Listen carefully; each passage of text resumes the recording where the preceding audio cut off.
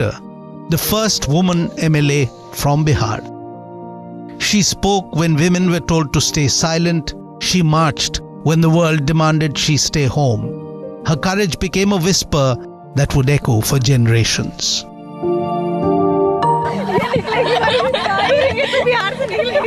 Decades later, that whisper has turned into a chorus.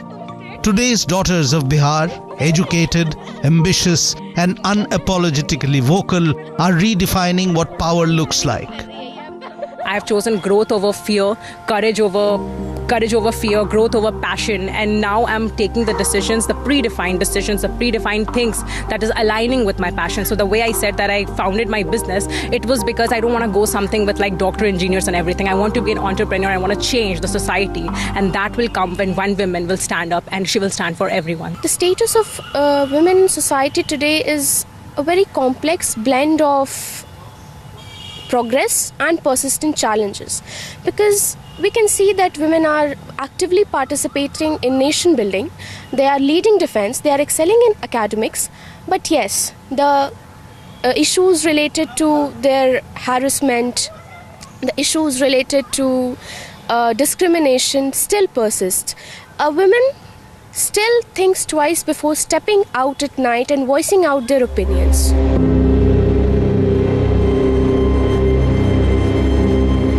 From the freedom struggle to startups, the arc of Bihar's women has bent steadily towards assertion.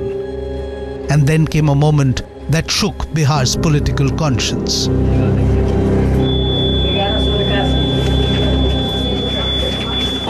From the confines of her kitchen to the corridors of power, Rabri Devi's ascent was a reminder that in Bihar, politics wears many faces. And given time, even the most unexpected can hold power.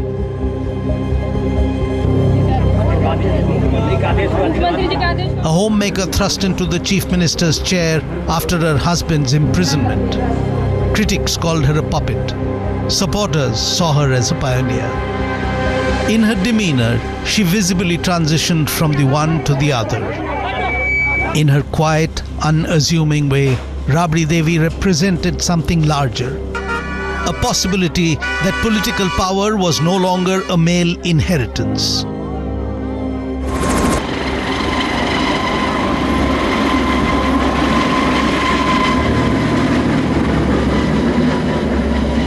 She became the face of every woman who had once been told, "The world is not yours."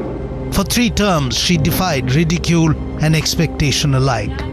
Her story became Bihar's mirror, complex, contested, courageous.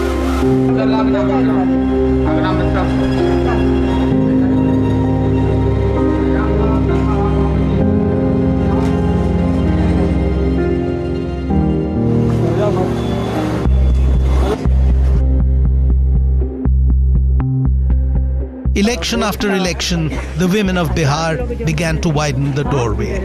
They came quietly, in ever-growing numbers, determinedly to vote. In 2010, 2015 and 2020, women recorded a higher voter turnout rate than men, a quiet revolution at the ballot box.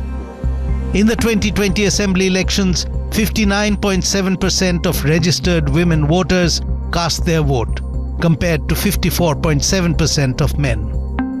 In the 2024 Lok Sabha elections too, women's turnout touched 59.45%, continuing the decade-long trend that has reshaped Bihar's electoral landscape.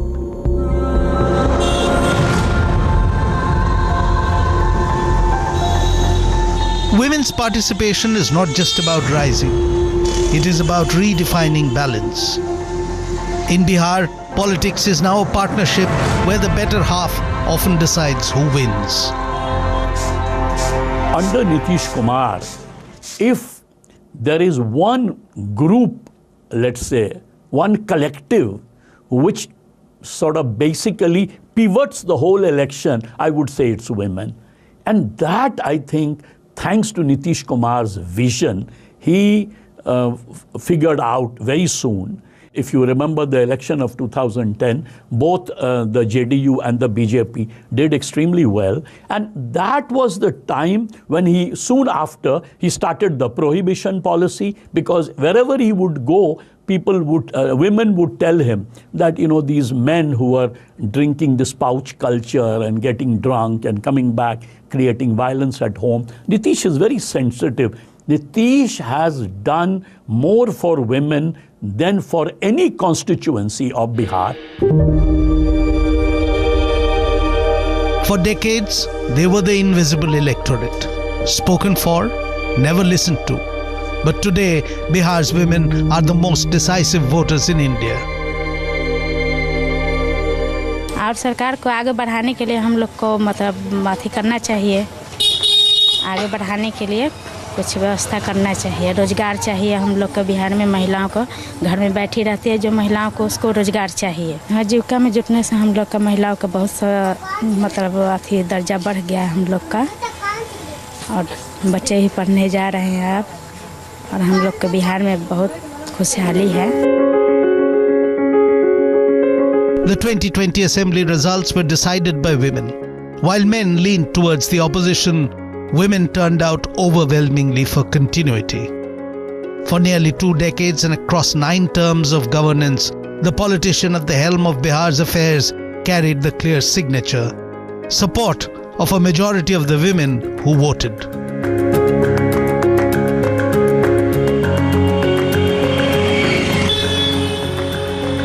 In 2006, a government scheme put thousands of schoolgirls on bicycles and into classrooms. What began as a welfare initiative soon became a quiet social revolution, celebrated as a model for targeted empowerment. With time came more change, reservations for women in local bodies, policies for education and safety, and programs that gave women a visible place in public life.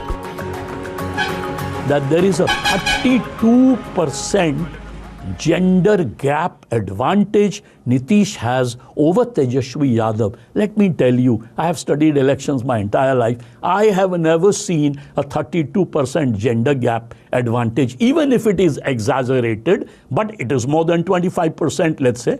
Right? And that after 20 years being in power, women love Nitish. I have talked to several women throughout my life, but especially during this election. And whenever I ask them, what has Nitish given you? This is the answer they tell me. And I'm talking about very poor women from Dalit communities, from MBCs. They point out, Swablambi bana diye. Nitish ji has made us economically independent.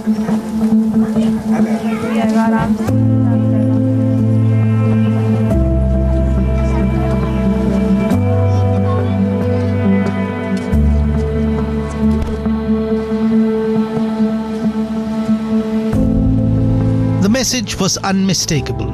In Bihar, women are not just voters, they are the pulse that keeps politics alive.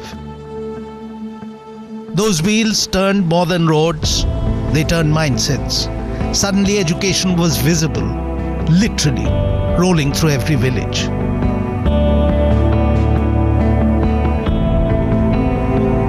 Cycle से अच्छा चल जाएगी, किसी को भी कुछ problem नहीं होगा, दूर जाना रहेगा तो साइकिल अपना लेगी या चली जाएगी। पैदल जाने में बहुत कठिनाई होता है। हम साइकिल का इस्तेमाल कोचिंग जाने में, स्कूल जाने में, अलग अलग चीज़ों में करते हैं।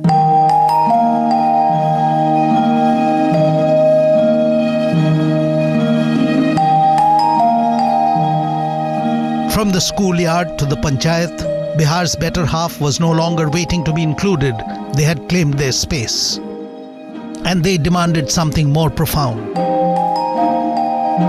Freedom from addiction, from fear, from violence. It began in whispers, and then it became an agitation that would shake the state.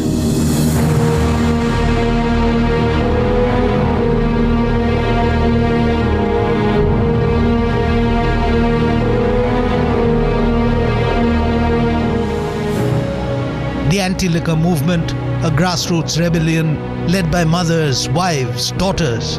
Their demand was simple: no more broken homes, no more drunken nights.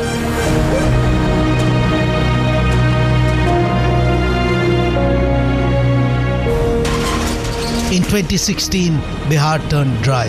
Prohibition was declared, framed as a moral victory for the women of Bihar. It was imperfect, it was controversial, but it was theirs. For once, policy had a woman's face, and her voice was law.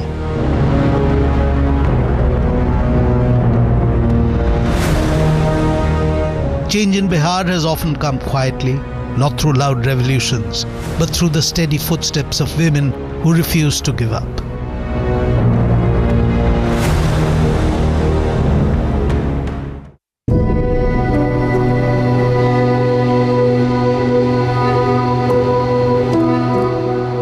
Among them stands one voice that shook the system, Nivedita Jha, journalist, activist, and inspiration behind the film Bhakshak. Her relentless pursuit of justice for the voiceless has made her both a chronicler and a crusader. पहले महिलाओं को लेकर इतना ज़्यादा focus नहीं था, क्योंकि जो बिहार की संरचना थी उसमें ज़्यादातर वोट पूरा परिवार जहाँ करता था वहाँ महिलाएं भी करती थी। लेकिन जब अब बिहार की संरचना बदली है, ख़ास करके गांव में, तो आप देखें कि बहुत बड़े स्तर पे बिहार में काम के लिए मज़दूर बाहर जाते हैं, पलायन करते हैं।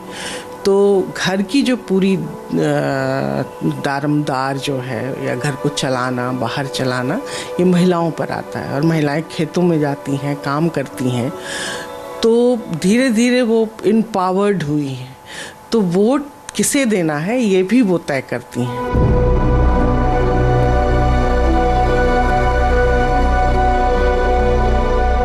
Her journey represents a new kind of Bihar, where women are not waiting for doors to open, they are building their own.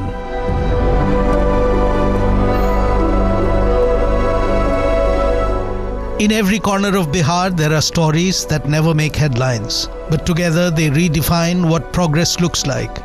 A girl on a bicycle in Begusarai, a teacher in Gopalganj who opens a library in her courtyard, a coder in Patna who builds her first app, a mother in Madhubani who teaches her daughters to vote. Each of them a verse in Bihar's unfinished poem of change.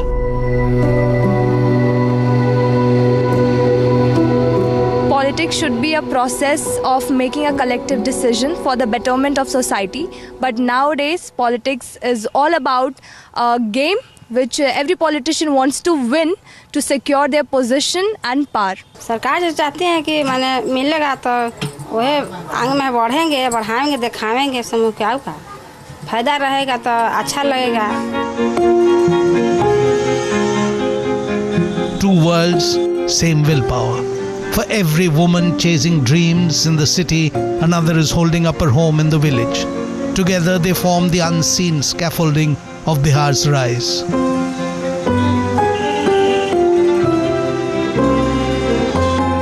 Decades earlier, another woman had shown what leadership from Bihar could look like.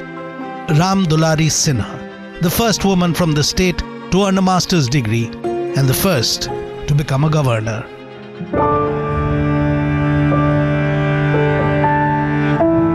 At a time when higher education for women was almost unthinkable, she became proof that intellect and integrity can carve space, even in stone. Her legacy is not just in the history books, it lives on in every girl who dares to imagine more.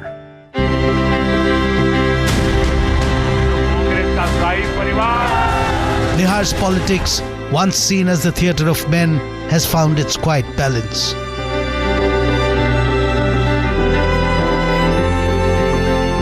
Every promise, every policy, every reform now echoes just one question: what will the women think? They have fought patriarchy, poverty, politics, and perception all at once.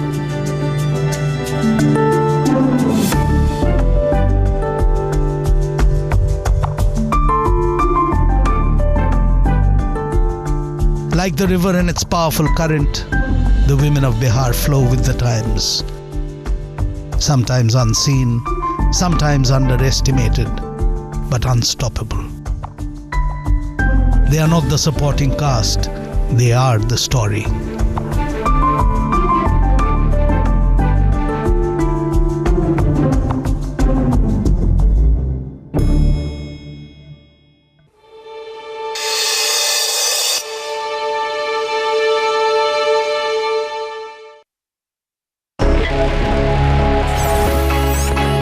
Long night?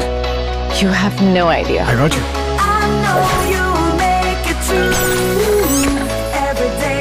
Motorola Edge 60 Pro. Hello, Moto. Under the leadership of Honorable Chief Minister Yogi Adityanath, Uttar Pradesh is today contributing to the nation's development story with new energy and a new vision, and will continue to do so. The nation has resolved that now it will neither stop nor tire, as Prime Minister Modi said at the NDTV World Summit. हम न रुकेंगे न हम थमेंगे। हम 140 करोड़ देशवासी मिलकर तेजी से आगे बढ़ेंगे।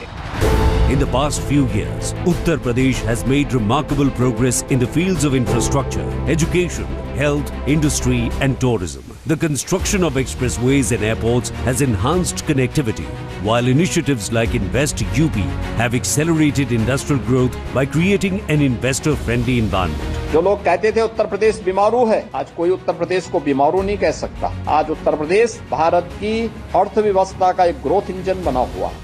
Excuse me, आपने भारत कनेक्ट का नाम सुना है? कोई जॉब वेबसाइट है? वैकेंसी है? जॉब्स नहीं, वो 700 से ज्यादा एप्स पे बिल पेमेंट्स पॉसिबल बनाते हैं। वाओ! आप हमें जानते नहीं पर मानते जरूर हैं। हम हैं Bharat connect. Good girl.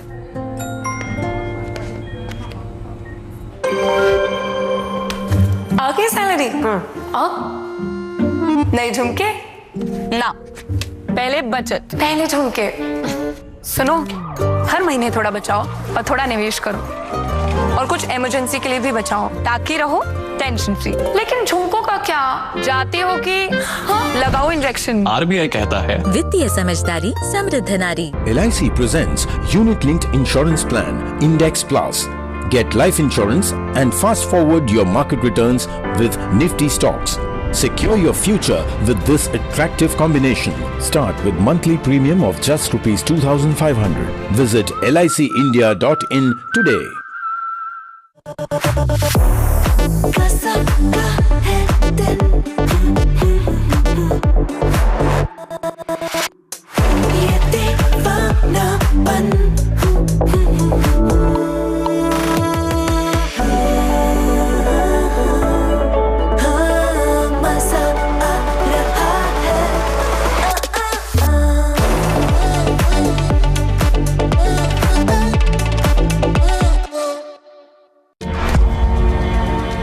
Khadi सिर्फ एक वस्त्र नहीं बल्कि भारत की आत्मनिर्भरता और सांस्कृतिक विरासत का प्रतीक है, और आज वैश्विक फैशन और सस्टेनेबल लाइफस्टाइल की नई परिभाषा बन चुकी है। वर्ष 2024-25 में वर्ष 2013-14 के मुकाबले 1,16,000 करोड़ रुपए के खादी ग्रामोद्योग प्रोडक्ट्स का उत्पादन, जो लगभग 350% की वृद्धि है। 1,70,000 करोड़ रुपए के खादी ग्रामोद्योग प्रोडक्ट्स की रिकॉर्ड बिक्री अर्थात 450% वृद्धि दर्ज हुई, और साथ ही पिछले 11 वर्षों में लगभग 2 करोड़ लोगों को KVIC ने रोजगार दिया। तो आइए भारत की आत्मनिर्भरता को बढ़ावा दें और खरीदें खादी और ग्रामोद्योग उत्पाद। विजिट करें नजदीकी खादी स्टोर। फ्रॉड मेरे साथ नहीं होगा, ऐसा मैं सोचती थी। फिर एक छोटी सी गलती की और पूरा बैंक अकाउंट खाली। मैडम, आपकी कंप्लेंट डिटेल्स। अपने पैसे सेफ रखिए। Daily payments Airtel payments bank से कीजिए ताकि मेन अकाउंट सुरक्षित रहे। हमें आपके पैसे नहीं, आपकी सेफ्टी चाहिए। एक तरफ विंटर स्पोर्ट्स का रोमांच, दूसरी तरफ 4 धाम यात्रा का आनंद। एक ओर बर्फ से ढके पहाड़ तो दूसरी ओर बाबा केदार और बद्रीनाथ, देवभूमि उत्तराखंड इस बार कुछ इसी अंदाज में पर्यटकों का स्वागत करेगी। केदारनाथ, बद्रीनाथ, यमुनोत्री और गंगोत्री धाम के कपाट बंद हो चुके हैं, फिर भी पर्यटक इनके दर्शन का सुख ले पाएंगे, उनकी पूजा अर्चना कर पाएंगे। ये उत्तराखंड सरकार का बहुत बहुत धन्यवाद करता हूँ कि आपने हमारी यात्रा में बहुत बहुत सहयोग किया। उत्तराखंड में पूरे साल पर्यटन को बढ़ावा देने के लिए मुख्यमंत्री पुष्कर सिंह धामी के नेतृत्व में प्रदेश सरकार शीतकालीन 4 धाम यात्रा करा रही है। यात्रा में देवताओं के शीतकालीन गद्दी स्थल जोड़े गए हैं। ऊखी मठ में भगवान केदारनाथ, ज्योतिर्मठ में बद्रीनाथ, मुखबा में माँ गंगा और खरसाली में माँ यमुना के दर्शन किए जा सकेंगे। शीतकाल में 4 धामों के कपाट बंद होने के बाद सभी लोगों के व्यवसाय पर गहरा प्रभाव पड़ता है, जिसे देखते हुए आदरणीय प्रधानमंत्री जी से मार्गदर्शन प्राप्त कर हमने इस वर्ष शीतकालीन यात्रा की ऐतिहासिक शुरुआत की है। शीतकालीन यात्रा में सरकार इन स्थानों को मिलाकर एक धार्मिक और पर्यटन सर्किट तैयार कर रही है। इसे एडवेंचर टूरिज्म से भी जोड़ा जाएगा ताकि सर्दियों में भी राज्य में पर्यटकों की संख्या बढ़े। पिछले 100 साल में जितने यात्री यहाँ आए हैं ना, आने वाले 10 साल में उससे भी ज्यादा आने वाले हैं।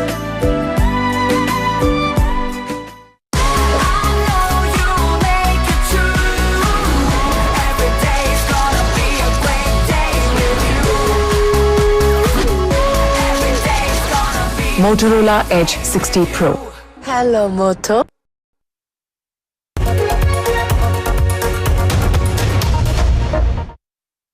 At the age of 34, Zoran Mamdani has broken many glass ceilings. He will be the 11th mayor of New York City after defeating former Governor Andrew Cuomo and Republican contestant Curtis Silva, and making history as the city's first Muslim mayor. And at 34, it's the youngest in more than a century. Natasha, how significant is this moment? The first time a progressive of South Asian and Ugandan heritage will lead America's largest city. Oh, it's hugely significant. This is the first Indian American, South Asian, Muslim mayor of New York City. And he's also one of the youngest mayors of New York City.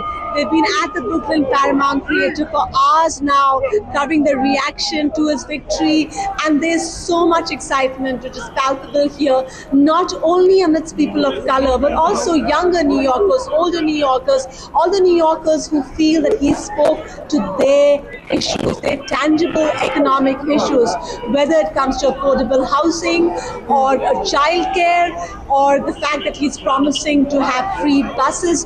All of this spoke to New Yorkers who struggle very often in a very expensive city. And his candidacy, which really came out of nowhere, it seemed to some New Yorkers about a year ago, it really took off the way he was on social media, his charm, his smile, and he was able to speak across the aisles to different groups, diverse groups in this city to make history as the first Indian American mayor of New York City.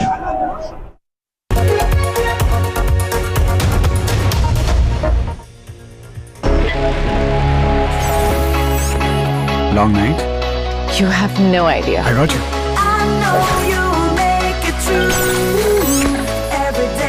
Motorola Edge 60 Pro. Hello, Moto. 2047 में कैसा होगा विकसित भारत का विकसित उत्तर प्रदेश? क्या आप चाहते हैं कि कृषि क्षेत्र में नवाचार और पशुधन की समृद्धि से बढ़े अन्नदाता की आमदनी, गांव-गांव तक पहुंचे चौड़ी सड़कें, हवाई यात्रा के लिए किसान की जेब में हो पैसे, विश्व स्तरीय शिक्षा और वर्ल्ड क्लास इलाज, बढ़े उद्योग, रोजगार, नौकरी और अपना व्यापार, रिन्यूएबल और ग्रीन एनर्जी हो यूपी में फुल, ताकि कभी न हो बत्ती गुल। डीप टेक, एआई और इलेक्ट्रॉनिक संसाधनों का बिछे जाल, सांस्कृतिक धरोहर का पुनर्जागरण और गौरव काल। क्या आप चाहते हैं ऐसा उत्तर प्रदेश? अगर हाँ, तो उठाइए मोबाइल, क्यूआर कोड को स्कैन करें और पोर्टल samarthuttarpradesh.up.gov.in पर लिखकर या बोलकर दर्ज कराएं सुझाव। आपके सुझाव से बनेगा विकसित यूपी का रोड मैप और मूल्यवान सुझाव देने वाले किए जाएंगे सम्मानित, क्योंकि आपकी राय विकसित यूपी बनाए। राइट हियर, राइट नाउ, कितना कुछ नया स्टार्ट हो रहा है।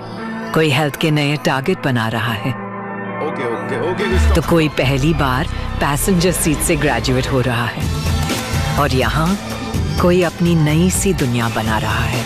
जनराली और सेंट्रल बैंक ऑफ इंडिया मिलकर बने हैं जनराली सेंट्रल इंश्योरेंस, और हम आपकी हर नई शुरुआत के साथ हैं to protect everything you love. Generali central insurance, आपका lifetime partner. Acidity, heartburn और गैस को खत्म करें कम से कम समय में, और पेट को रखें कूल लंबे समय तक। प्रोटैंस, eat happily, live happily. Fraud मेरे साथ नहीं होगा, ऐसा मैं सोचती थी। फिर एक छोटी सी गलती की और पूरा बैंक अकाउंट खाली। मैडम, आपकी कंप्लीट डिटेल्स। अपने पैसे सेफ रखिए। Daily payments Airtel payments bank से कीजिए, ताकि मेन अकाउंट सुरक्षित रहे। हमें आपके पैसे नहीं, आपकी सेफ्टी चाहिए। एक तरफ विंटर स्पोर्ट्स का रोमांच, दूसरी तरफ चार धाम यात्रा का आनंद। एक ओर बर्फ से ढके पहाड़ तो दूसरी ओर बाबा केदार और बद्रीनाथ। देवभूमि उत्तराखंड इस बार कुछ इसी अंदाज में पर्यटकों का स्वागत करेगी। केदारनाथ, बद्रीनाथ, यमुनोत्री और गंगोत्री धाम के कपाट बंद हो चुके हैं, फिर भी पर्यटक इनके दर्शन का सुख ले पाएंगे, उनकी पूजा अर्चना कर पाएंगे। ये उत्तराखंड सरकार का बहुत बहुत धन्यवाद करता हूँ कि आपने हमारी यात्रा में बहुत बहुत सहयोग किया।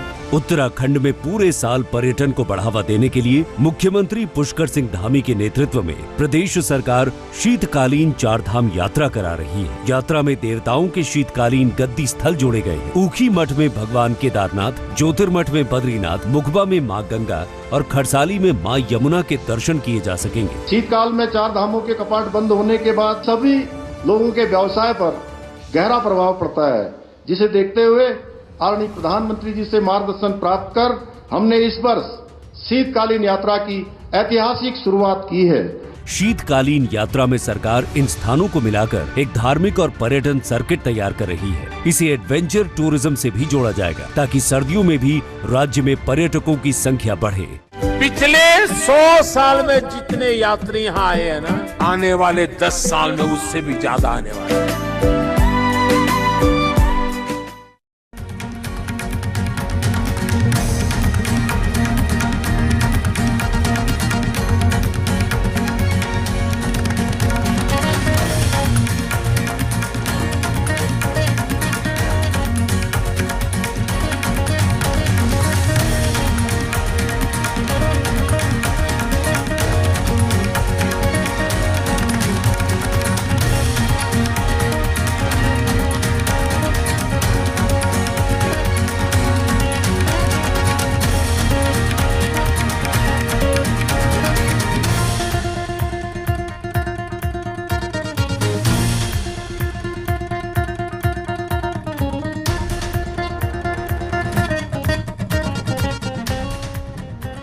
Moving globally, trust Agarwal Packers and Movers Limited. 9300 300 300.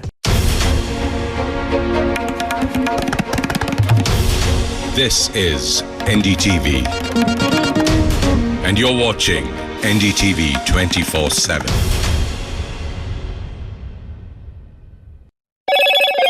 Hello, Moto.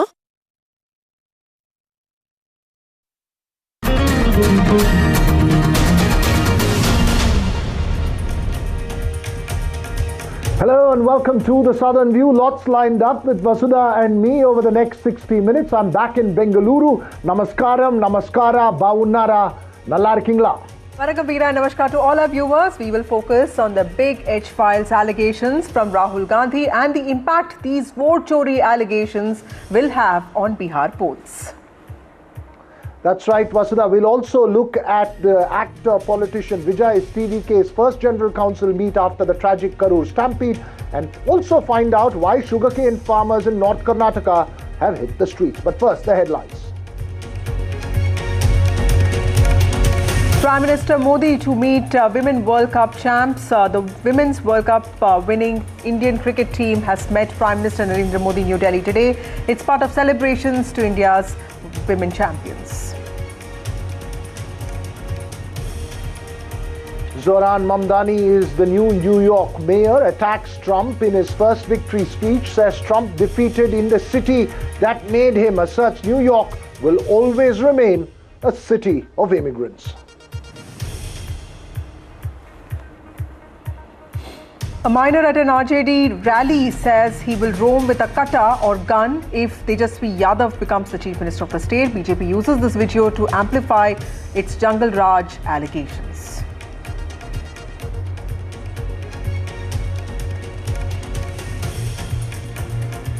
Well, first up this evening to Rahul Gandhi's H-Files, as it's being called. A year and more, Vasudha, after the 2024 Haryana election and a day before Bihar goes to vote in phase 1, leader of the opposition in the Lok Sabha, Rahul Gandhi, has made serious allegations against the Election Commission of collusion with the BJP and electoral fraud that robbed the Congress of victory in the Haryana Assembly elections of 2024. That's right, Veera. He claimed that chori or theft of over 25 lakh voters in Haryana, including 5.21 lakh duplicate votes, nearly a lakh invalid votes and over 90 lakh bulk voters. His claims included a single person had over 200 votes and even a Brazilian model voted 22 times in the state of Haryana. That's what he has claimed.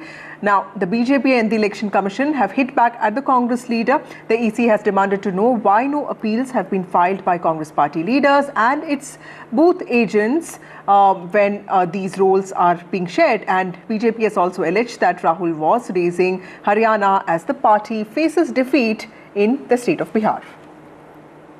That's right. These allegations will have a national resonance. Let's get you the political reactions before we head to our first panel this evening. She's a Brazilian model.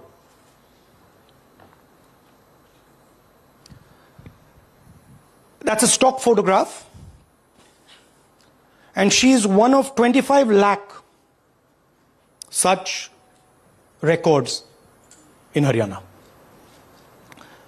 This is proof of a centralized operation. I'm going to show you, if you just scan that, that's her official page.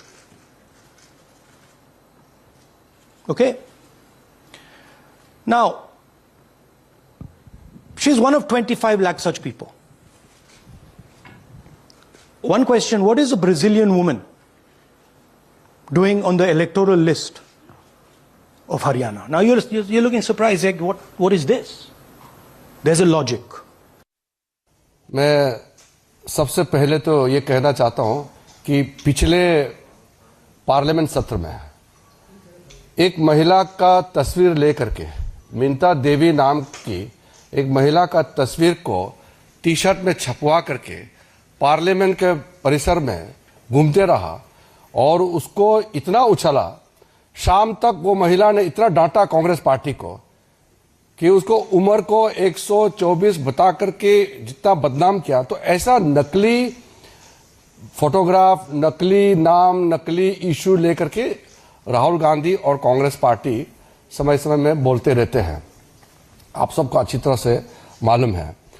आज उन्होंने बिहार में 2 दिन बाद polling होगा और उससे हट करके हरियाणा का कहानी सुना रहे थे।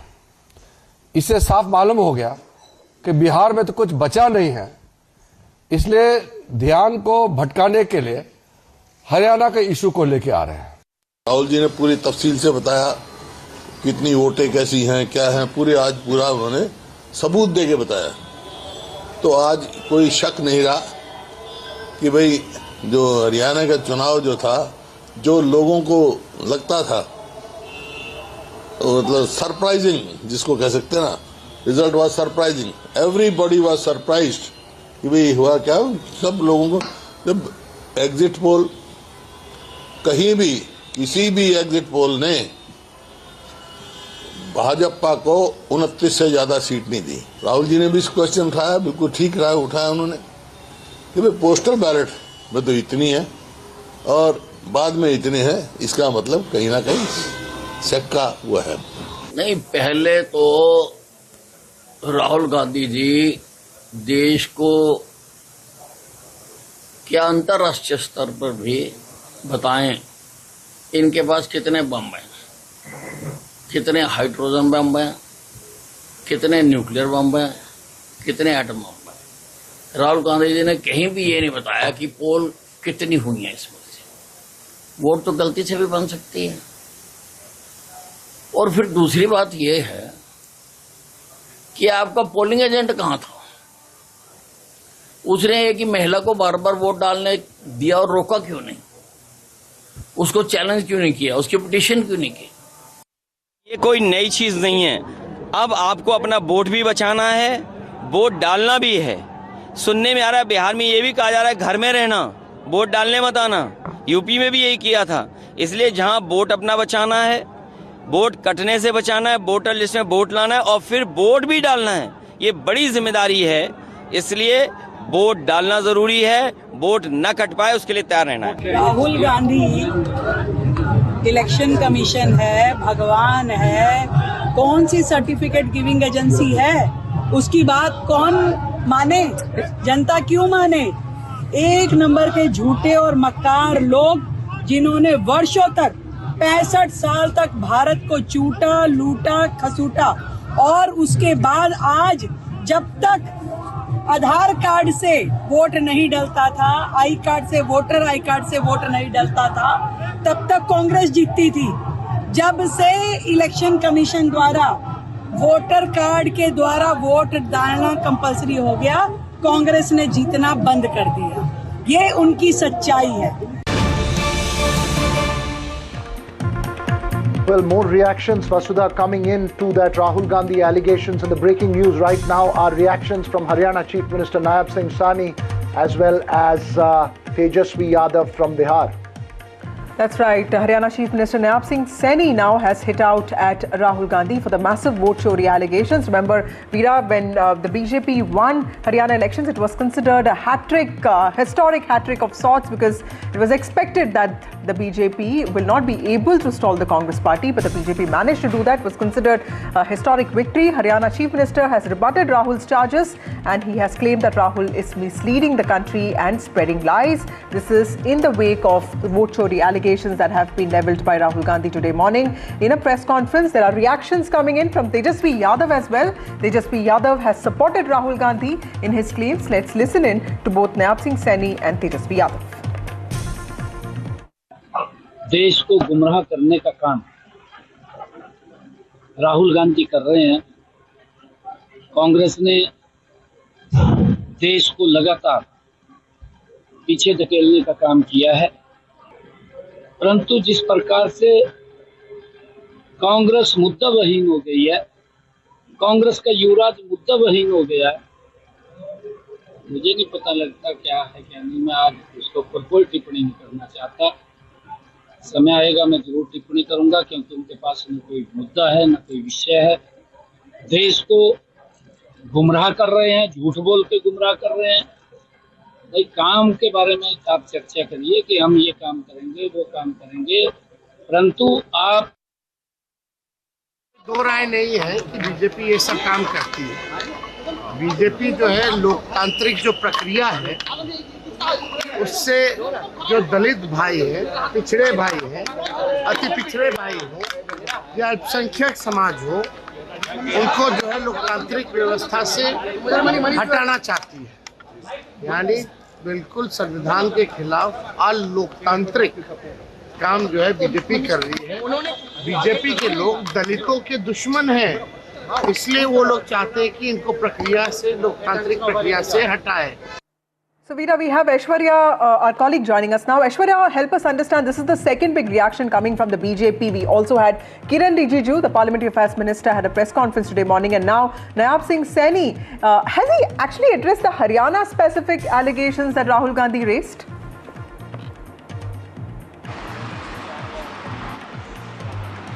Well, the response that came in from Haryana Chief Minister is that Rahul Gandhi is misleading the country. He has baseless claims that he has made. The Bharatiya Janata Party is clearly asking the Congress that when they have all the rights to knock the doors of the Election Commission, to knock the doors of the Supreme Court, why just a small presentation which is being made by someone else and Rahul Gandhi presents it?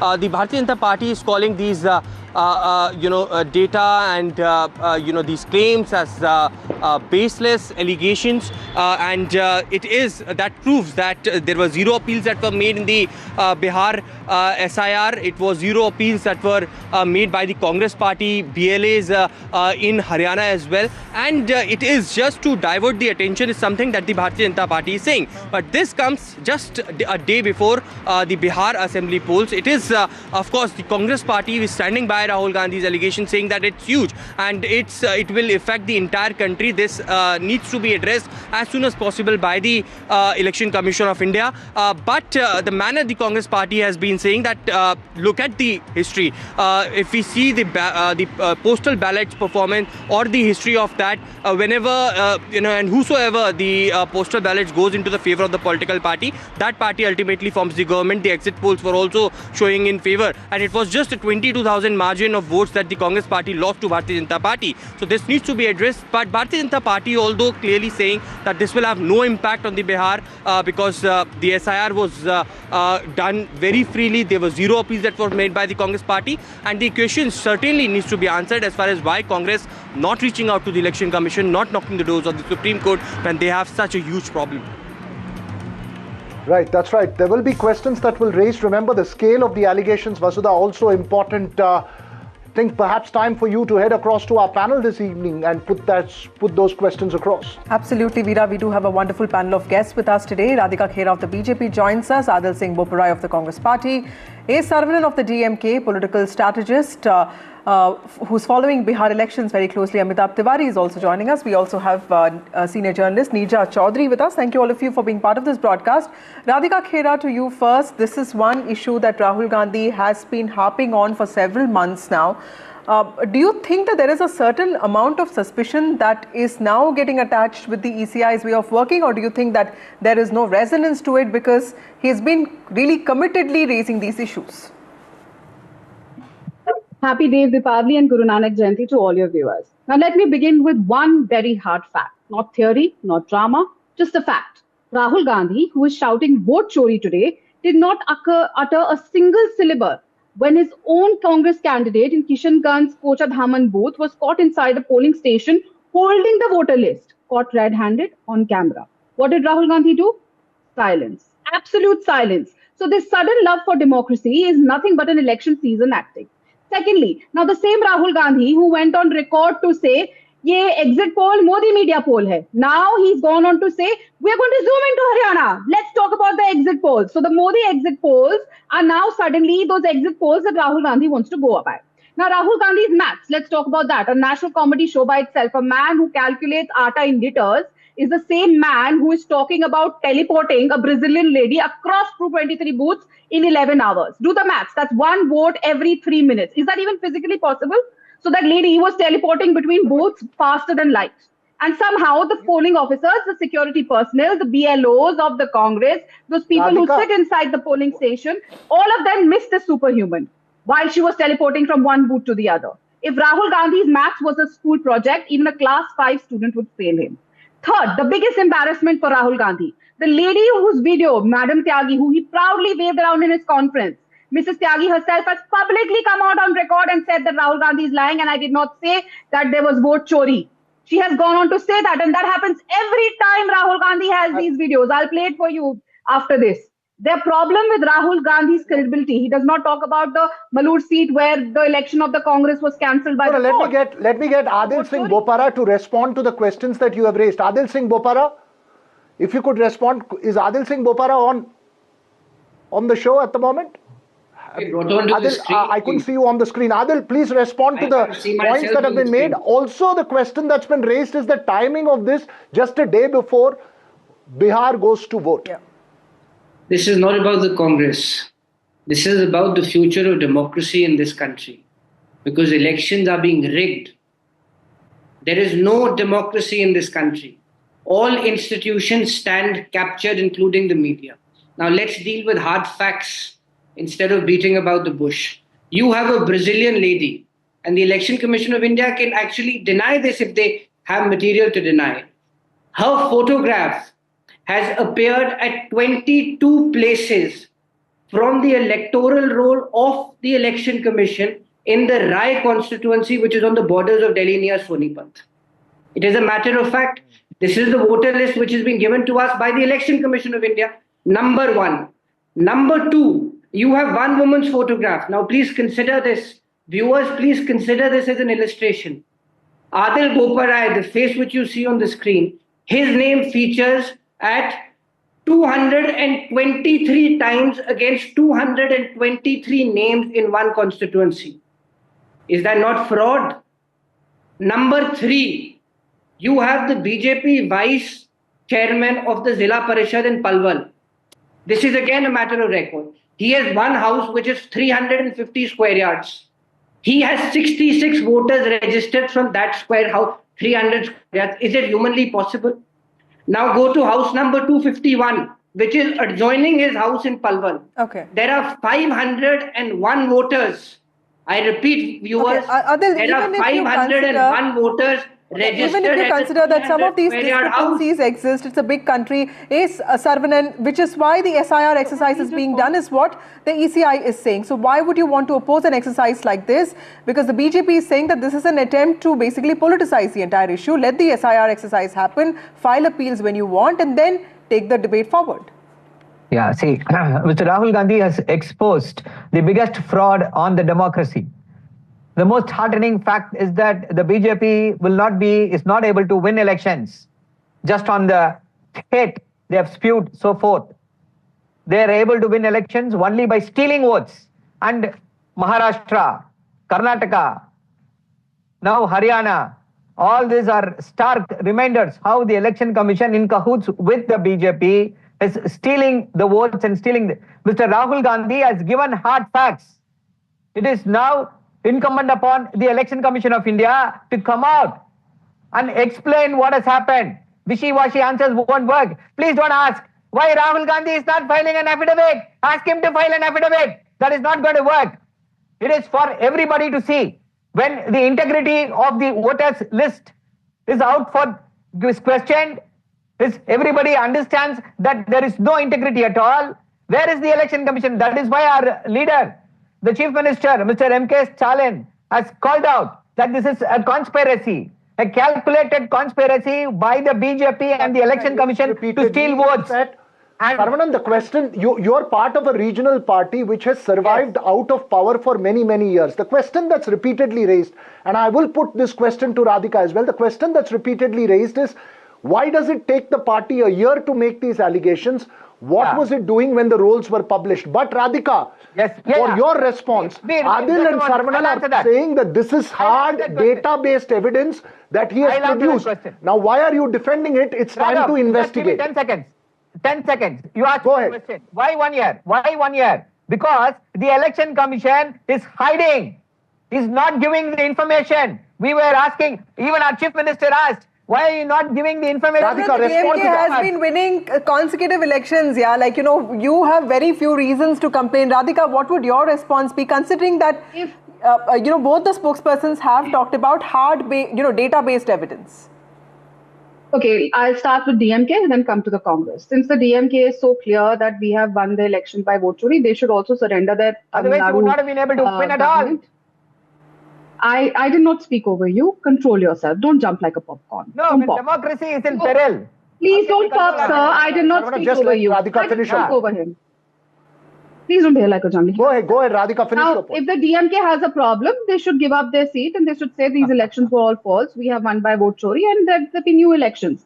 Now coming back to the Congress spokesperson, he was talking about so many names being in multiple voter lists. Here is Pawan Khera in 2 voter lists in Delhi. This is exactly why the SIR is very important. The SIR is also very important because since there is a Brazilian lady who was a voter in Haryana, there was also an Italian lady in 1980 who was not an Indian citizen who was a voter in the Delhi voter list from Safdarjung.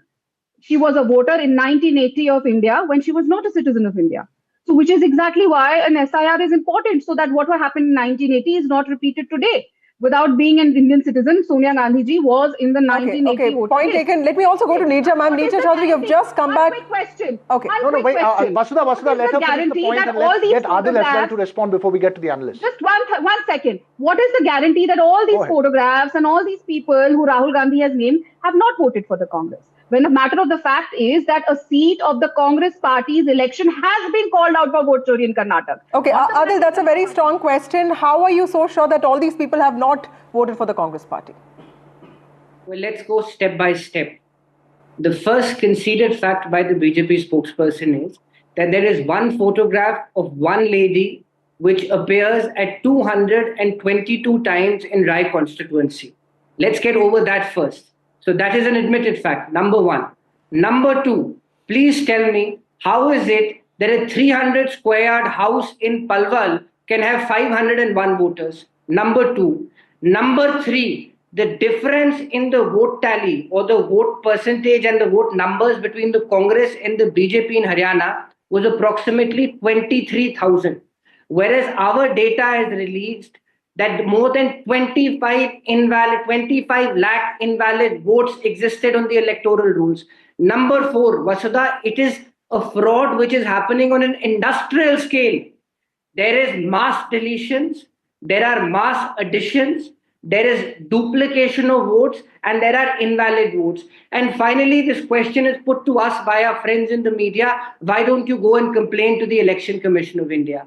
The Election Commission of India is a completely useless body which exists to confer benefit to the BJP. It is an extension of the BJP. Chaudhary, as someone who's witnessed Indian politics and observed it for so many years, how would you see these allegations? On the one hand, you're having allegations made a year after an election, a day before the next election. Yeah. How do we take these allegations and how do we work on these allegations or take them seriously and move forward on them? Absolutely. The whole credibility just of the come back process from Bihar. Did you see a resonance with the vote chori issue amongst people of Bihar? Are you asking me? SIR may not be an issue. Vote chori is an issue. But go ahead, Neerja, weigh in on this. No, I did not find people, when you had conversations with them, talk about vote chori. When I asked them about vote chori, what did they thought? Yes, they had doubts. They said, yeah, we have got doubts in our minds because of the last election, 2020. When Tejasvi Yadav almost made it and then in certain constituency didn't and at the last moment lost. So they just wondered what had happened. Now, I would say I have a very simple position on this.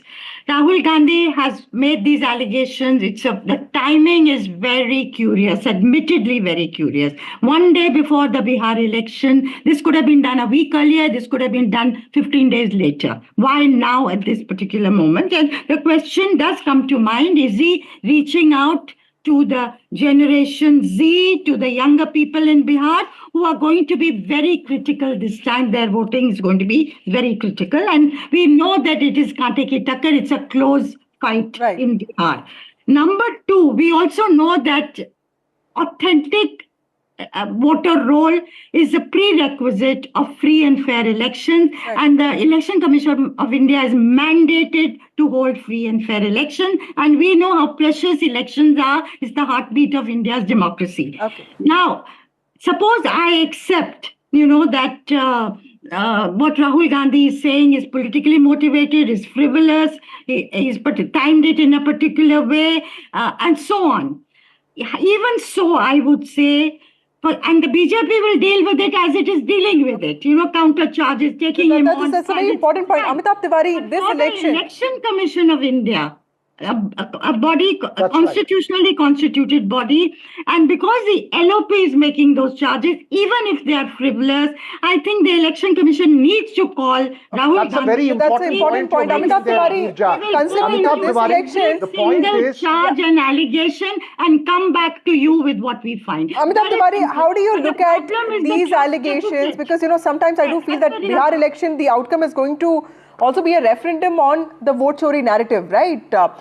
How do you see today's press conference impacting Bihar voting tomorrow?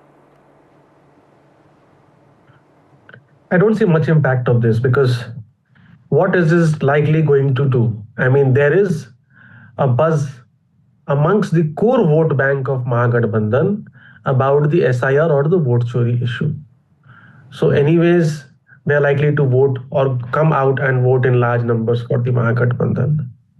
In fact, it could also play a double-edged sword role, correct? If the core supporters of the Mahagathbandhan feel that there is a vote chori going on and the Mahagathbandhan or the Congress or the RJD are not able to do anything about it, then it could also demotivate some people to go out and vote, correct? Because it's just one day before the elections. And what is the Congress party trying to achieve from this? What do they want the Election Commission to do? Or what do they want the Supreme Court to do? What do they want the current government to do? I think that's not clear. if do they want the current government just to resign because some allegations have been made. Allegations are serious, but they're not going to resign. Even earlier, the Election Commission of India has not responded because there has been a tutu meme about the affidavit part. So how do we go forward on this issue when both sides are playing hardball and nobody is ready to budge on this As issue? you make that So how point, do let we me just take get this a issue? final word in 10 seconds from Adil and Radhika as well. 10 seconds to you, Adil, first. Very briefly, Amitabh Tiwari Racing, what's the objective right now? Veera, this is not about Bihar. This is not about some other state election. This is about democracy in this country. Elections are being stolen. Elections are being rigged in this country. And there is no dearth of data. I have given you a very simple illustration. If Veera's photograph comes at 222 times in New Delhi constituency, is that not abdication of responsibility by the Election Commission of India? Is that not fraud? It's as simple Radhika, as 10 this. seconds. Final Whether this has It's an resonance or important not point is that, immaterial. Radhika, 10 Adil is seconds, raising. My response? Yes, Radhika. Yeah. So since Mr. Adil Boparai has so much data and nobody's taking any action, he's a lawyer and Congress has a battery of lawyers who've gone on to prove that Ramji exists nahi karte, they have opposed the Ram Mandir. Well, they should go to court as well here. And since he was saying such nice things about the Election Commission, let me remind him, maybe he wasn't born when K. Sundaram, Nagendra Singh, R.K. Trivedi, V.S. Ramdev, T.N. Session, M.S. Gill, N. Gopalaswamy and Naveen Chawla were election commissions and they were awarded with Padma Vibhushans, governorships and ministerial berths in the Congress party. So this is not the Congress Bharat where the election commission is compromised. This is the new Bharat where the election commission is not compromised, which is why you should support the SIR. If you are so much in Final 10 seconds, Saravanan. Very quick final comments and we need to close if this. the allegations are false, see, these allegations are false or baseless, then these are treasonous allegations, which are striking at the very root of democracy. Arrest Rahul Gandhi. Why are you not doing that? If these allegations are false. All right. You're throwing a challenge there. I think we'll have to leave this conversation here, but obviously concerning allegations that have been raised, Vasudha, and this will dominate the political discourse. Whether it impacts an election or not is an entirely different question. The question of the whole political discourse around it can be disturbing in many different ways and it needs a categorical answer. Vasudha. Absolutely, Veera. Moving on to other news and this time to Bihar. Even as Bihar gets ready to vote, there's a piece of breaking news. RJD Katta controversy has snowballed now. The RJD candidate in Samastipur has been booked, and this is the same candidate who had held a rally for Tejasvi Yadav. And it was during this rally that a child, a boy, a minor, made remarks that seemed to glorify gun culture. He said, if Tejasvi Yadav becomes the chief minister, all of us would have kattas and we would be roaming around with guns. That's what he said. A minor boy was seen on stage at an RJD campaign event and he was heard making statements about roaming with a katta. Veera, this happened in Samastipur. The BJP was quick to lash out at the RJD, saying that this is the RJD's education model and that it glorifies gun culture even when it comes to young people.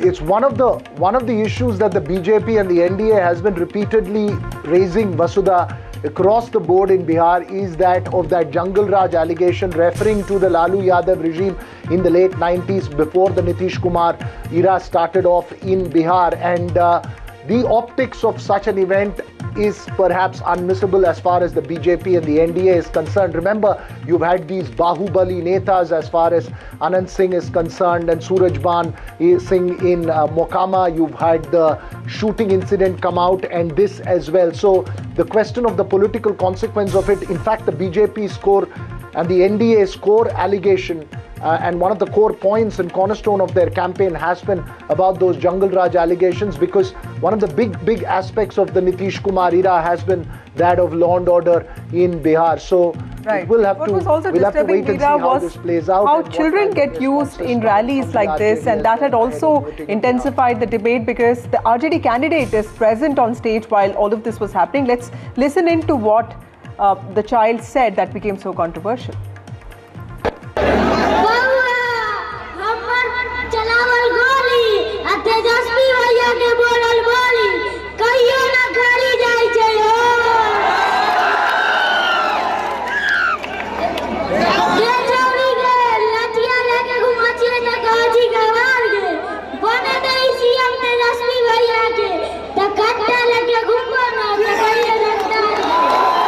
Well, NDTV's Gambi's Raman Rai now joins us live. Raman, tell us what's the latest you're hearing and give us a context to what really happened at the rally, who this boy was, and also what are the objections taken to or filed before the Election Commission on this case. Exactly. Well, it's a minor boy who actually appealed for making the Tejasvi Yadav government in Bihar, and the boy has said that we'll make Tejasvi Yadav government in Bihar and will room with the katta in our hand, and no one will be do anything. And after that, the BJP is also hit back on RJD and saying that this is the culture of the RJD, and the minor boy is already campaigning for the Tejasvi Yadav and saying the katta jive on the public and saying that bring Tejasvi Yadav governments will room in Bihar with the katta. And now the Election Commission and the cyber police station of Samastipur has filed an FIR against the RJD candidate from that particular seat. That is the seat where the Asia Yadav, the candidate of RJD, is contesting from that particular seat. And on her stage, that boy appealed for Tejasvi Yadav's government, and katta jai word was used from that boy at that event. And thereafter, the Right. So that's what has happened. The RJD candidate has now been booked. This happened in Samastipur, even as 121 constituencies, Veera, are all set to vote tomorrow as part of the first phase of elections. That's right. We'll keep a close watch of that voting there in Bihar. Vasudha, crucial election there. As you mentioned, 121 constituencies, obviously a charged campaign there coming to end for phase 1. But of course, you will be there in Bihar for phase 2 as well, tracking all the developments there in Bihar. That's right, Veera. But moving on to other stories, and this time from the south of India, to actor Vijay's TVK, which held its first General Council meeting after the tragic stampede that took place at the Actors Roadshow in Karur. Is the actor leaving the alliance door open while a combative TVK and its chief took on DMK and Chief Minister MK Stalin? Vijay seemed toned down in his offensive against the BJP and the AIDMK. That's right. It's interesting, Vasudha. Remember, the AIDMK has been taking on the DMK and in many ways defending Vijay as well. The BJP too has been going soft on the TVK after that tragedy. Remember, Vijay's initial offensive was against the BJP as much as it was against the DMK. Today, Vijay even accused MK Stalin of making remarks in the state legislature that was filled with bitterness against the TVK and claimed that the apex court order dismantling an SIT ordered by the High Court of Madras was proof that there was no faith in the state machinery. That's right. His party reiterated the conspiracy theory behind the stampede. It will be interesting to see how Vijay negotiates the alliance or negates the alliance question. Listen in to what he said, but let's first go into our colleague Sam, who joins us. Sam, tell us a little bit about what was the General Council meeting like. This is an important one, comes after the stampede, and what important takeaways can you tell us? Vasudha, Vijay was in a sense reiterating his earlier allegation that it was a conspiracy by the ruling DMK, both in the form of the resolution they adopted and during his speech, saying that the police had till the Karur conference delayed giving permission and they gave only narrow streets, which led to a stampede like this.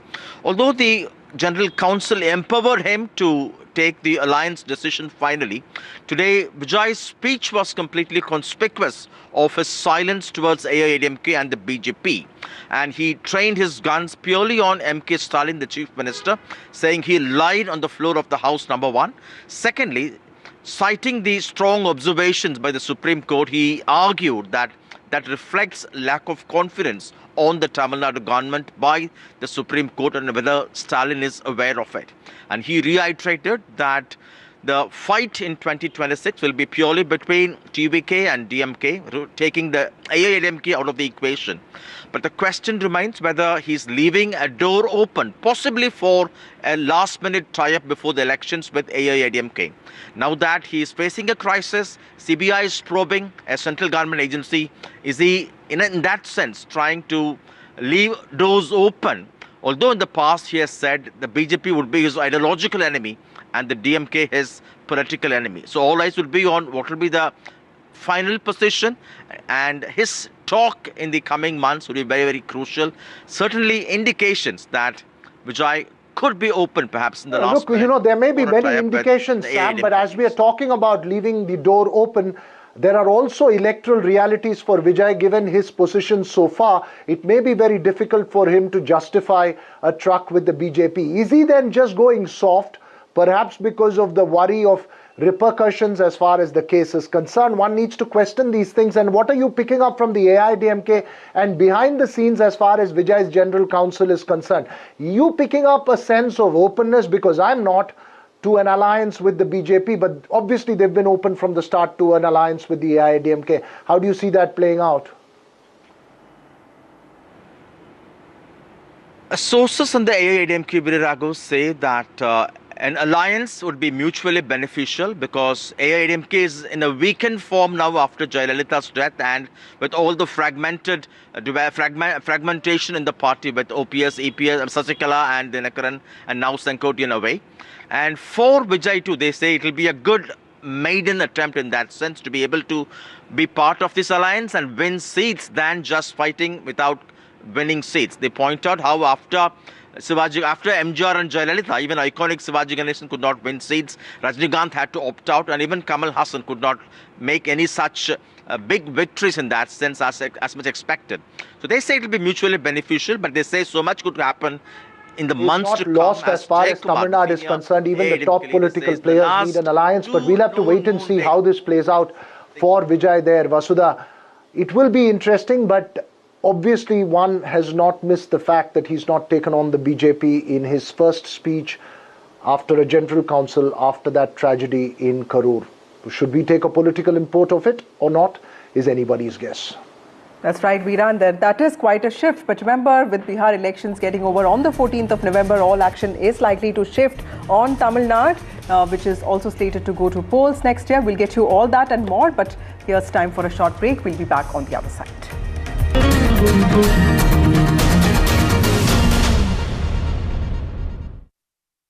Co-powered by Bloom Series fans from Usha. आपका parcel फिर से हमारे घर पे आया है। कुछ तो बात है इस दिल में।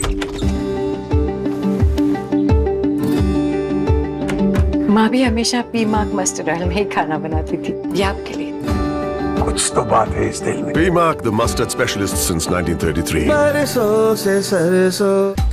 I killed my plants. Ah, bummer. Try putting them in the shower. On it. Am I supposed to be in the shower with them? Definitely not. The all-new Motorola Razr 60, dangerously cool. माँ भी हमेशा पीमाक mustard oil में ही खाना बनाती थी। कुछ तो बात है इस दिल में। Piemak, the mustard specialist since 1933. कभी ममता की दुलार, कभी बड़ों का प्यार, कभी खेल का मैदान,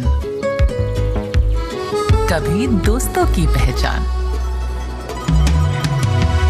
10 का सिक्का एक पर रूप अनेक, इसलिए 10 रुपए और बाकी दूसरे सिक्के चलन में बने रहेंगे। उन्हें बेझिझक स्वीकारें। RBI कहता है, जानकार बनिए, सतर्क रहिए।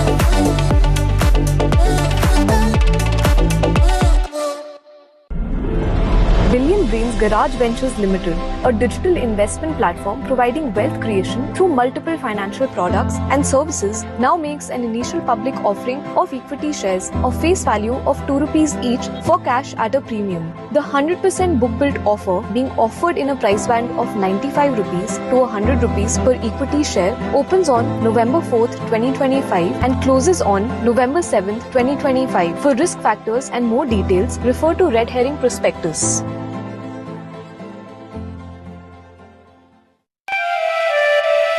एक तरफ विंटर स्पोर्ट्स का रोमांच, दूसरी तरफ चार धाम यात्रा का आनंद। एक ओर बर्फ से ढके पहाड़ तो दूसरी ओर बाबा केदार और बद्रीनाथ। देवभूमि उत्तराखंड इस बार कुछ इसी अंदाज में पर्यटकों का स्वागत करेगी।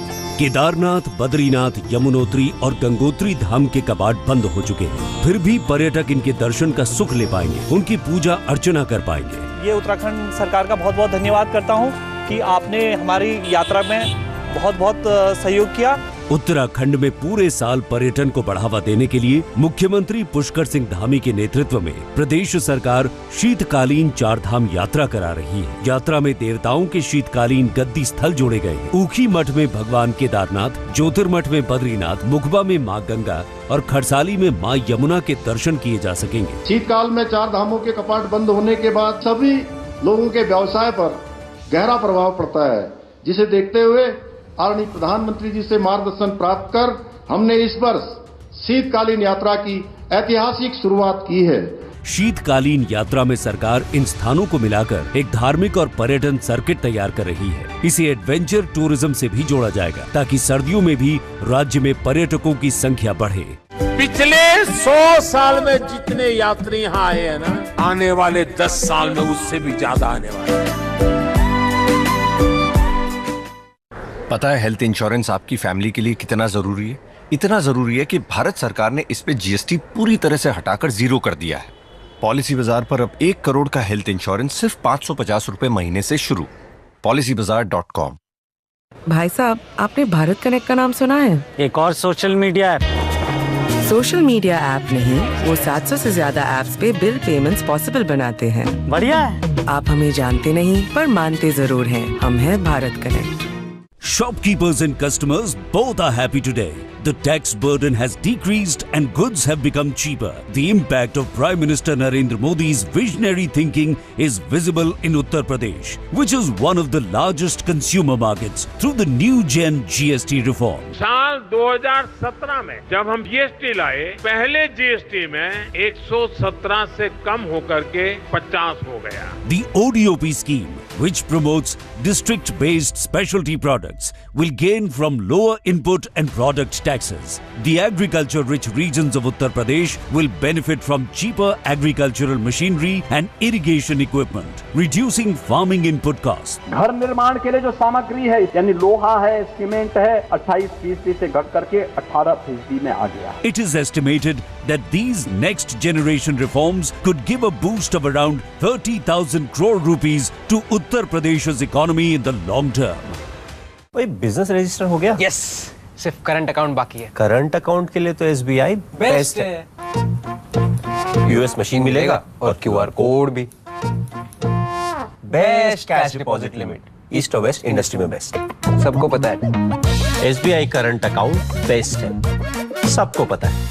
आई एम रिया, प्रॉपर मुंबईकर, but then something called me and I flew to Hyderabad and had hot biryani on board. Yum! I'm kind of Hyderabadi also. And one weekend with just a backpack, I took off to Phuket. Now I'm a little bit tired too. I'm from everywhere. That's made me feel something special. Guess I'm a little Air India Express too. Explore more, express more. Air India Express.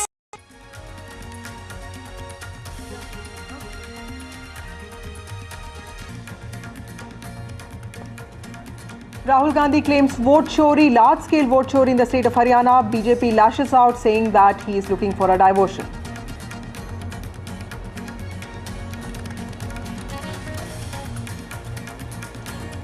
Tejasvi Yadav slams Minister Lallan Singh, says Bihar is not yours.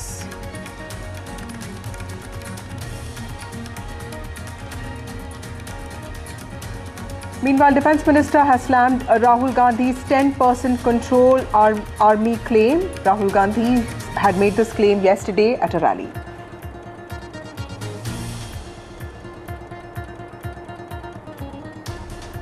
Prime Minister to meet Women World Cup champions very shortly at his residence.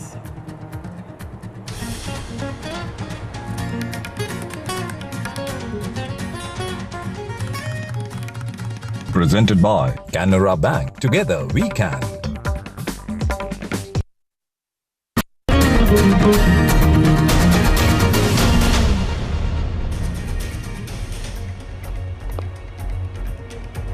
Welcome back to the Southern View. Over the last week, sugarcane farmers in North Karnataka have launched an intense protest which have disrupted Vasudha life in several towns and has also disrupted operations in sugar factories across the districts like Belgavi, Bagalkot, Haveri and many more. They demand that the state government ensure that sugar factories buy cane at prices equal to that in neighbouring Maharashtra, which is 3,500 rupees per tonne as against the 3,200 that's being offered now. That's right, Veera. BJP State Unit Chief B.Y. Vijayendra has joined the farmers' agitation, and the State Cabinet Minister H.K. Patil has been asked to hold talks with the farmers. Now, it's a politically tricky issue for Siddaramaiah government, with every sugar factory being owned by MLAs or MPs from both the Congress party and the BJP. Now, the protesters are also demanding that Karnataka government ensures that factories pay farmers within 15 days. Let's listen into some reactions.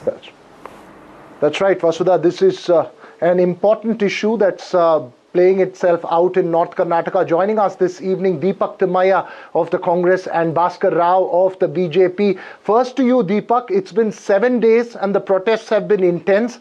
Given that many of the MLAs and ministers have huge interests in sugar factories, has the state government failed to address the farmers' concerns?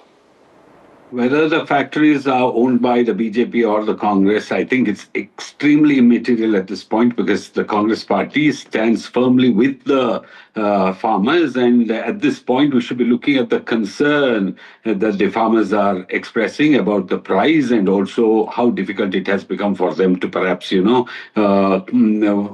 things on par with things in the other state. And you know that most importantly, there are 3 states that grow sugarcane, like UP, Maharashtra and Karnataka contributes about maybe around 15%. And the thing is that at this point, I don't think it is the situation for politicking or, mudslinging, but it's most important for us to see that how this problem can be sorted out. And any kind of, mudslinging or, blame game is not going to solve the problem of the farmers in any situation concerning the farmers. So I'm sure the BJP would also agree that it's a time to sit together and find a solution to this. And if at all we were to see that, how things have been during the BJP government, how it is now during the Congress government, I'm sure any government would not try to jeopardize the interests of the farmers. And in this case, it is understandable, but at the same time, the government also has to think about price. So, Bhaskar Rao, that's an important point. Let's not politicize the issue of farmers, because in Maharashtra, I still remember the visuals that came in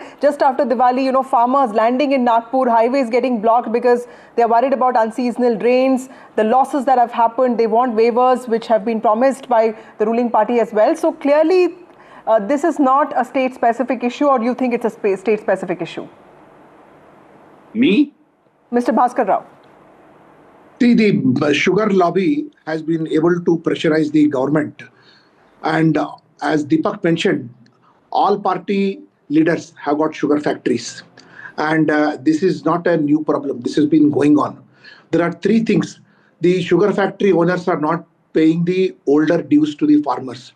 So the poor farmers who have borrowed money, they are desperate to get their money. And the sugar farmers, sugar factories are denying it, number 1. Number 2, they make the sugarcane growers stand in for days together, as a result of which the sugar content and the water content gets evaporated. So these are all harassment. And most important third thing is that there is a lot of 25 to 30% mismatch as regards the weighing is concerned. In fact, Mr. Siddaramaiah, in his 2024 budget, said that APMC is going to put a weigh bridge in front of these 50 plus sugar factories, which is not yet done. So these are doable things, Deepak, which the Honorable CM can do it. We are not there to do politics.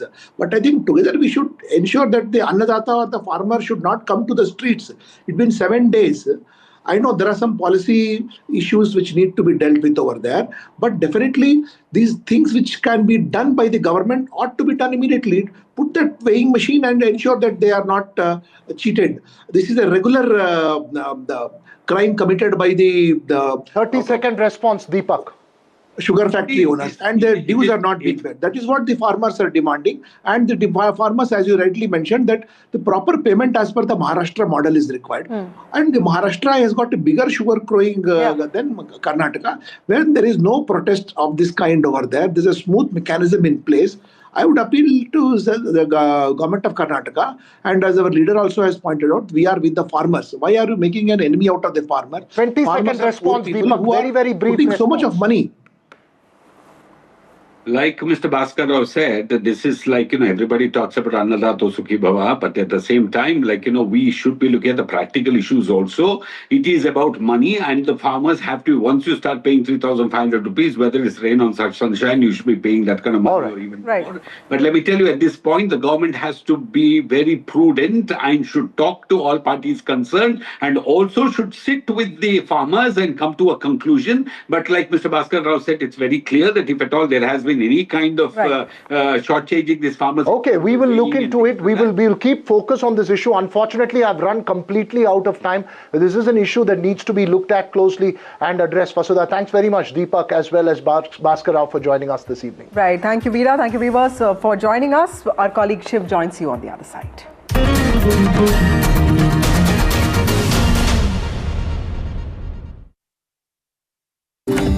माँ भी हमेशा पीमाक mustard oil में ही खाना बनाती थी। कुछ तो बात है इस दिल में। P-Mark, the mustard specialist since 1933. बरसों से सरसों।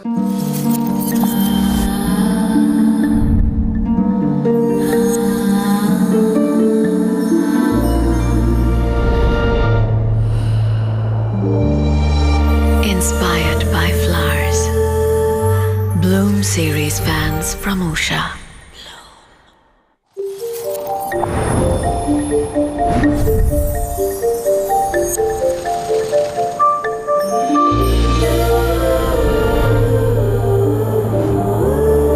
Inspired by flowers, Bloom series fans from Usha.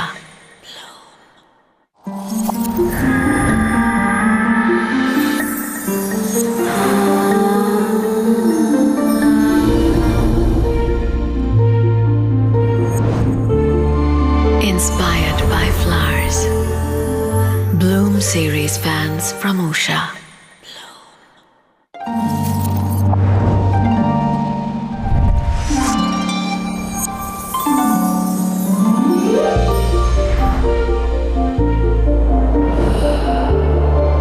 Inspired by flowers, Bloom series fans from Usha.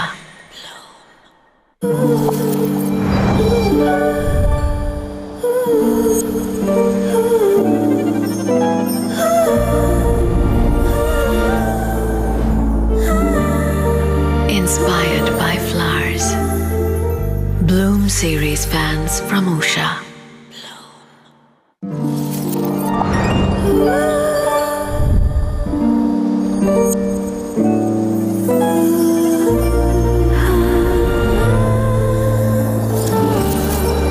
Inspired by flowers, Bloom series fans from Usha.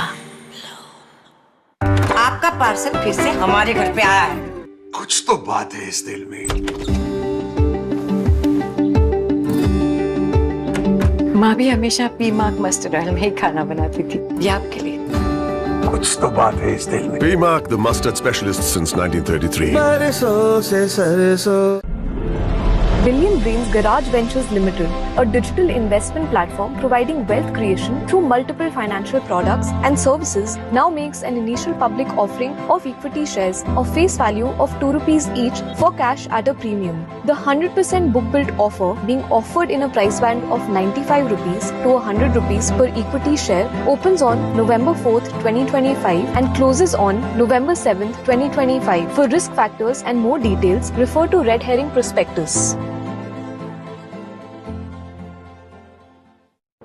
Bharat सरकार ने सभी देशवासियों के हित में टर्म लाइफ इंश्योरेंस से जीएसटी पूरी तरह से हटाकर जीरो कर दिया है। इससे टर्म लाइफ इंश्योरेंस काफी सस्ता हो गया है। पॉलिसी बाजार पर अब 1 करोड़ का टर्म लाइफ इंश्योरेंस सिर्फ 400 रुपए महीने से शुरू। बिजली का बिल, किराना, स्कूल फीस सब हो गया। बन गया बजट? हाँ, 5,000 बच गए। तो नई साड़ी ले ले ना, पिछले महीने तो ली थी। एक और नहीं, पहले बजट बनाओ, फिर छोटी छोटी बचत को बैंक में सेव करो और पैसों को बढ़ते देखो। बढ़ी गई। जाओ भाई। आरबीआई कहता है वित्तीय समझदारी समृद्ध नारी।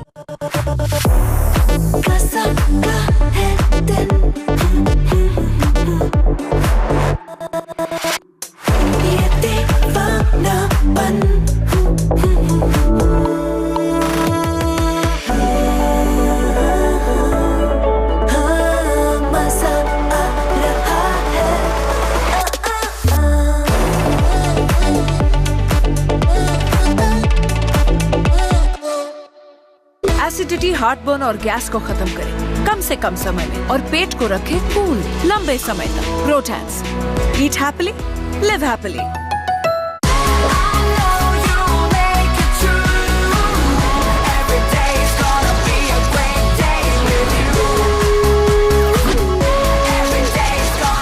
Motorola Edge 60 Pro. Hello, Moto. I'm Riya, proper Mumbaikar. But then something called me, and I flew to Hyderabad and had hot biryani on board. Yum! I'm kind of Hyderabadi also. And one weekend with just a backpack, I took off to Phuket. Now I'm a little bit tired too. I'm from everywhere. That's made me feel something special. Guess I'm a little Air India Express too. Explore more, express more. Air India Express.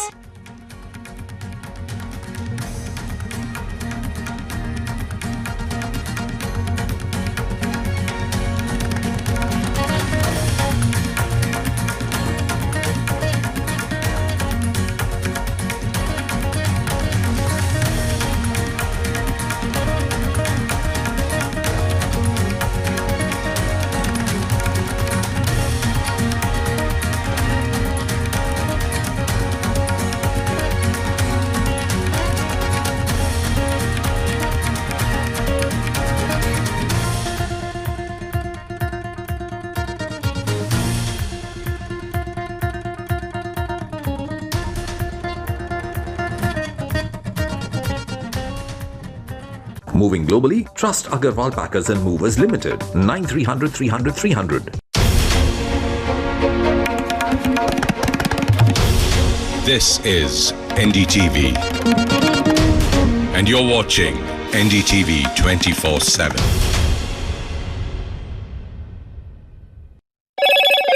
Hello, Moto.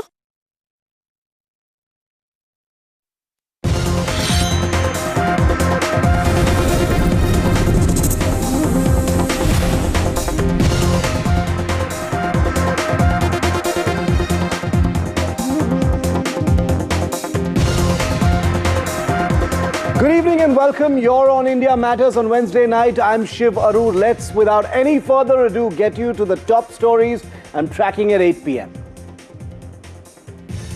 Rahul Gandhi has dropped an H-bomb, the hydrogen bomb, on the eve of polling in Bihar. The Haryana vote chori allegations by Rahul Gandhi. Our next headline is the Katta politics that has exploded even bigger. It's become really shocking in poll-bound Bihar, where a minor, a little child, as you can see, was admiring Katta culture from a rally stage of the RJD. Tejasvi Yadav's RJD. I'll be debating that on my show tonight. Karnataka Game of Thrones, meanwhile, continues. A musical chairs jibe has been dropped in the form of this AI video by the opposition BJP. Is there going to be a change of guard after the Bihar election in Karnataka? We don't know yet, but there seems to be something in the air. Meanwhile, 7 dead in a US cargo aircraft crash in Kentucky. All of it captured on video. It's the latest aviation disaster. Investigations are currently on. Well, a suitable boy, Mayor Zohran Mamdani, the son of Indian origin filmmaker Meera Nair, is the new mayor of New York City. His speech has broken the internet. This city belongs to you. Thank you.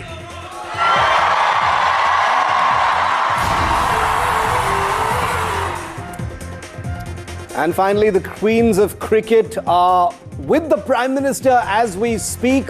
And we're hoping that images of that amazing awaited meeting with the Prime Minister will be available very, very shortly. We'll break them for you right here on India Matters as soon as they come in.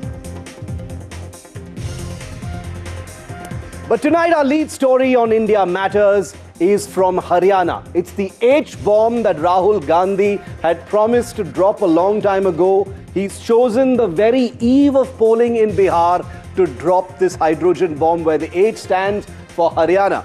How good is it? Are these grave allegations? Do they really stick? We'll debate that here on India Matters in just a moment. My second debate tonight on India Matters is on Katta culture, which has reached a peak in Bihar. A truly shocking video has come to the fore from an RJD rally, and I'm going to show that to you in my second debate. And finally, a story that caught my eye today that nobody else seems to have reported, which is on Mukhtar Ansari, the dreaded Don who was dead last year. The illegal lands that he grabbed from the poor in Uttar Pradesh have been returned to them in a very interesting way by Chief Minister Yogi Adityanath. I will be telling you all of that in just a bit. But let's go straight to our top story tonight, because hours before Bihar goes to the polls, Rahul Gandhi has dropped what he calls an H-bomb. He was hoping it would send out a thermonuclear shockwave like a hydrogen bomb, but I'm not sure if it was really that. Well, you can decide in a moment, because Rahul's big reveal was about the Haryana election, a contest last year in which his party, arrogant and seduced by the prospect of an easy victory, was trounced in one of the biggest upsets in recent election history. Now, over a year later, Rahul Gandhi claims that election was also stolen from him via, you guessed it, vote chori. In a familiar claim that has now become a Rahul Gandhi staple, the H-bomb is that the voter list was riddled with errors and manipulated, he says. The Election Commission and even independent watchers have cried themselves hoarse even today, reminding Rahul Gandhi that every party, including the Congress, has booth-level agents precisely there to detect such irregularities like the ones being pointed out by Rahul Gandhi today. If there was fraud, where were the complaints at the time? An error in a voter list doesn't equal a stolen election. No proof, none that's ever held up at a Rahul press conference, including today's, has shown those errors translating into bogus votes. Parties are represented at every booth in this election process. They sign off after polling. Also, just as a matter of argument, why does Rahul Gandhi restrict his allegations to H-bombs and atom bombs and PowerPoint presentations at press conferences rather than go to court and sign affidavits or trigger any of the other litany of steps available to him to seriously escalate this beyond the court of sold-out media, social media armies, or WhatsApp forwards? There are institutions that can literally take Rahul Gandhi's allegations and investigate them. To be fair, where Rahul Gandhi has a totally valid point, in my view, is about using technology better to ensure that there are no duplicates and Brazilian models in voter lists. But even here, he contradicts himself. The Election Commission, as you know, is already deploying tools like SIR to clean up duplicates, a process ironically being fought tooth and nail by the Congress-led India alliance. So they're talking about these duplicates, but they're fighting against the process to actually tackle that situation. Or is it that Rahul Gandhi is just hoping that, like with the Rafale scam and any number of other allegations he has made over the years, the mere suggestion of wrongdoing will be enough to set the mood and trigger voter action? If Rahul Gandhi, leader of the opposition, remember, genuinely believes his allegations are watertight, why not put your money where your mouth is? Big picture is 2 crore total voters, vote chori of 25 lakhs, possibly more, but confirmed by us of 25 lakhs. That means 1 in 8 voters in Haryana are fake. आज उन्होंने बिहार में 2 दिन बाद polling होगा और उससे हट करके हरियाणा का कहानी सुना रहे थे। इससे साफ मालूम हो गया कि बिहार में तो कुछ बचा नहीं है। ओपिनियन पोल्स भी कह रहे थे कांग्रेस स्वीप करेगी, एग्जिट पोल्स भी कह रहे थे, हमारा डेटा कह रहा था, हमारी पार्टी कह रही थी, बीजेपी के लोग भी हमें बता रहे थे कि देखिए आप इस बार हरियाणा में सरकार बना रहे हो। एक प्लान जिससे कांग्रेस की जो विक्ट्री थी, लैंडस्लाइड जो विक्ट्री होनी थी, वो लॉस में, हार में बदली जाए। कांग्रेस के जो वहां के प्रदेश अध्यक्ष, उनका नाम है राव नरेंद्र सिंह। उन्होंने कहा कि वहां तालमेल ही नहीं है ग्रास रूट में कांग्रेस पार्टी का, कैसे जीत सकते हैं? जब उनके नेता, कांग्रेस के नेता ही कह रहे हैं कि वो अपने वजह से हारे हैं, और यहां राहुल गांधी कह रहे हैं वोट चोरी हो गया। Who is this lady? How old is she? Which state does she come from? What's her name? She votes 22 times in Haryana. She's a Brazilian model.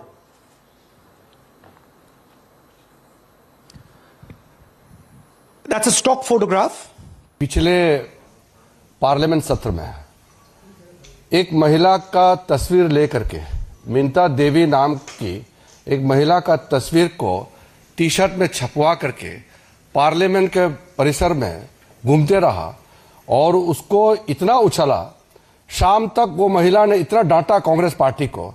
Institutional framework इनके हाथ में, हमारे हाथ में नहीं है।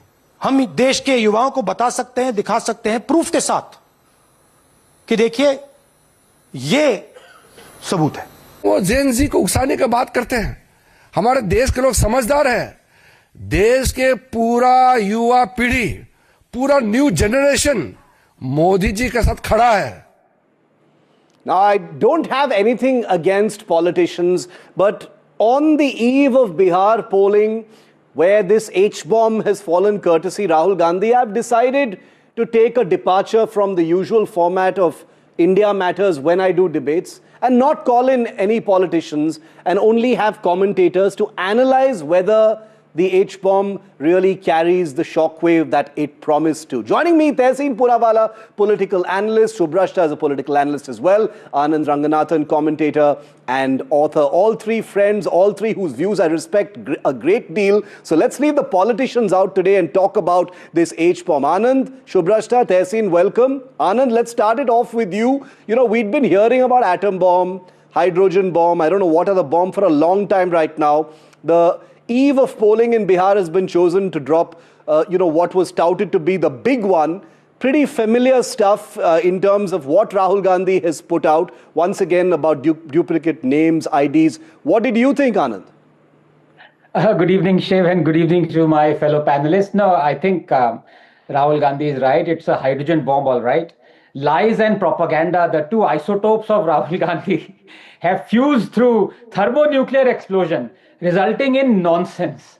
Look, I have no issues if Rahul criticizes Modi, labels BJP as corrupt, but when he attacks the election commission, he is eroding the democratic system in which I and a billion others participated, and that is intolerable for me.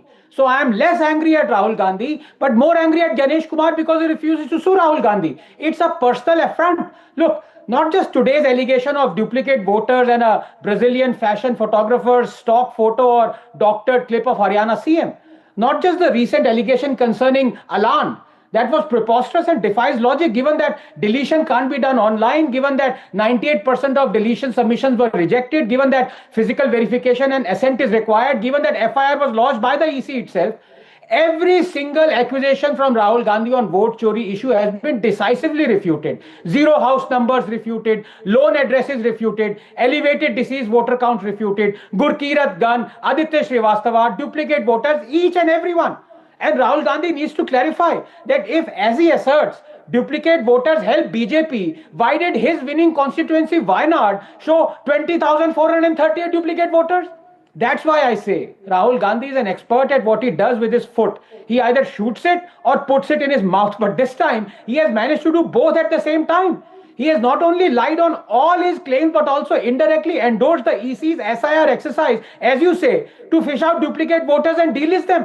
As I have been arguing repeatedly, Shiv, 1 year after the 2024 Karnataka elections, Rahul Gandhi alleged there were 11,965 duplicate voters in the Mahadevpura assembly segment of the seat that the BJP won. Well, 1 year after the 2024 Bihar elections, the SIR has just unearthed 7 lakh duplicates from many seats that the Congress and its allies won. Does that mean 2024 election results of Bihar should be held invalid because of 7 lakh duplicate voters? And by the way, 2 years after Congress and its allies won Maharashtra, 4 lakh duplicates were deleted. Should we hold this Congress and allies victories invalid? It is routine to unearth duplicate voters months or years after an election because of migration, demographic shift, floating population. It may not mean they existed at the time of voting. The EC routinely deletes duplicates. In fact, in 2022, it deleted 10 million duplicates pan-India. Did anyone say anything? Yes. Duplicates exist. Yes, errors and discrepancies exist in voter cards, addresses, the functioning of EC. But to claim these discrepancies are deliberately carried out so as to favor the BJP is what is preposterous.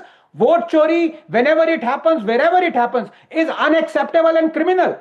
But to allege it is based on discrepancies that happen in constituencies won by every party is ridiculous, because the fact is, while Rahul Gandhi highlighted duplicates in the Bangalore seat and other seats that BJP won, why didn't he highlight Wayanad and Raebareli seats that he and his sister won? Wayanad was found to have 20,438 duplicate voters. Raebareli had 19,510 duplicates, just 30 seconds. Besides, having huge excess and voter cast discrepancies. So does that mean Rahul and Priyanka won by unfair means? Should they relinquish their seats? I repeat, India is right now angry not with Rahul because we have become so used to his lies that it is water off a duck's back. India is angry at Mr. Ganesh Kumar, the CEC, who refuses to exhibit spine and sue the pants of Rahul Gandhi for all the abuse he's subjecting Indians to by insinuating that a constitutional body overseeing elections in our country is compromised and corrupt. I wonder, you know, Anand, I take your point. I wonder what else the Election Commission can honestly do. You know, maybe at one level they feel that their hands are tied. They don't want to oxygenate this any further. But Tehseen, Anand is right when he says, today, there was some source-based information from the Election Commission which was very odd because there were specific charges, grave charges that were leveled by Rahul Gandhi of a similar nature to his past press conferences as well. Do you think there was anything additional to what Rahul Gandhi said, Tehseen? You can respond to what Anand said as well. Good evening, Shiv. Thank you so much for having me on the show. Good evening to all the NDTV viewers and my 2 fellow panelists. Look, I'm very disappointed with the Honorable Election Commissioner and the Honorable Election Commission of India. 2 reasons. The Honorable Leader of Opposition has made some very serious and grave charges. The answer to that can't be source-based. It has to be an institutional answer and mechanism. Now, all that the Election Commission has done is ask the Leader of Opposition to file an affidavit. You alluded to that in your opening remarks. But the sections under which they've asked the Leader of Opposition to file an affidavit itself are wrong sections. I don't want to get into too much details, but that is the fact. And the fact of the matter is, other leaders of oppositions like Akhilesh Yadav, under those sections, at the time when those sections were relevant, did file an affidavit and the Election Commission did not answer. Now, 2. The Election Commission is not refuting that this is not their list. They accept that this is their list. So why is a Brazilian model there? On a lighter note, we thought the BJP won because of a Gujarat or an Uttar Pradesh model. They are winning because of a Brazilian model. But here's the question. The technology exists. The technology to see duplication of votes exists, names exist. Why isn't that technology being used? Anand alluded to somebody called an Aditya Srivastava in Karnataka. Yes, Aditya is a curious case. I studied this case.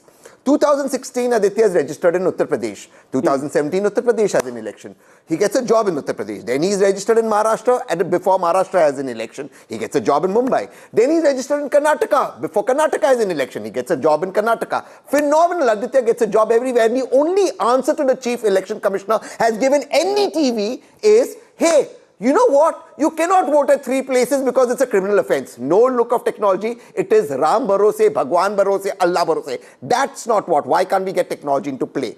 Third thing, why isn't the Congress party or other parties detecting these frauds earlier? They cannot because you do not give us a voter readable list. The most honorable Chief Election Commissioner lied in a press conference saying there's a Supreme Court judgment. The Supreme Court judgment of 2018 he quotes of Kamal Nath's case does not say you cannot have a voter readable list. He again lied about that. And something about Mahilao ki privacy chale jati hai. Okay. You are saying somebody is not voted 30 times. Let's believe you. Give us the video footage. Now you say we will not give you the video footage. One last thing that I want to say. These house numbers 0. I'm not even getting into Mr. Narendra's house number 0. Forget that argument. The Aadhaar is proof of residence. I'm not saying it's proof of citizenship. I'm not saying it's proof of identity. It's proof of residence. Now, tell me an Aadhaar which has house number 0. No Aadhaar has house number 0. But yet, you wanted the same Aadhaar, which is proof of residence, does not have house number 0, to be linked to an epic card. Anand wants to which has house respond to number you. 0. Why so how does house number 0 come in an epic card, but no Aadhaar, which is proof of residence, have a 0 number? Show me an Aadhaar with house number 0. Okay, specific points made. Anand, you want to rebut, then I'll bring in Shubrashta. No, Kapil Sibbal's Aadhaar card might have 0 in it, but you know, one of the reasons why I admire my good friend Tehseen. Road. Come on. Look, one of the reasons why I really admire Tehseen is that we play this lovely game called yes and no answering, because that exposes if a person is hypocrite or not. Simple questions to be answered by yes and no. And here are 2 questions that I am answering my good friend Tehseen. Yesterday he asked me a yes and no question, and even before he could finish it, I answered it, and he admired that. That's why I admire Tehseen. 2. One question. Did Mr. Pawan Khera vote twice because he had 2 epic cards in one election? Number 1, yes and no. And number 2, when you talk of grave charges are being made, similar grave charges were made in Rafale, in Pegasus, and in Justice Loya's case. All of them went to the Supreme Court.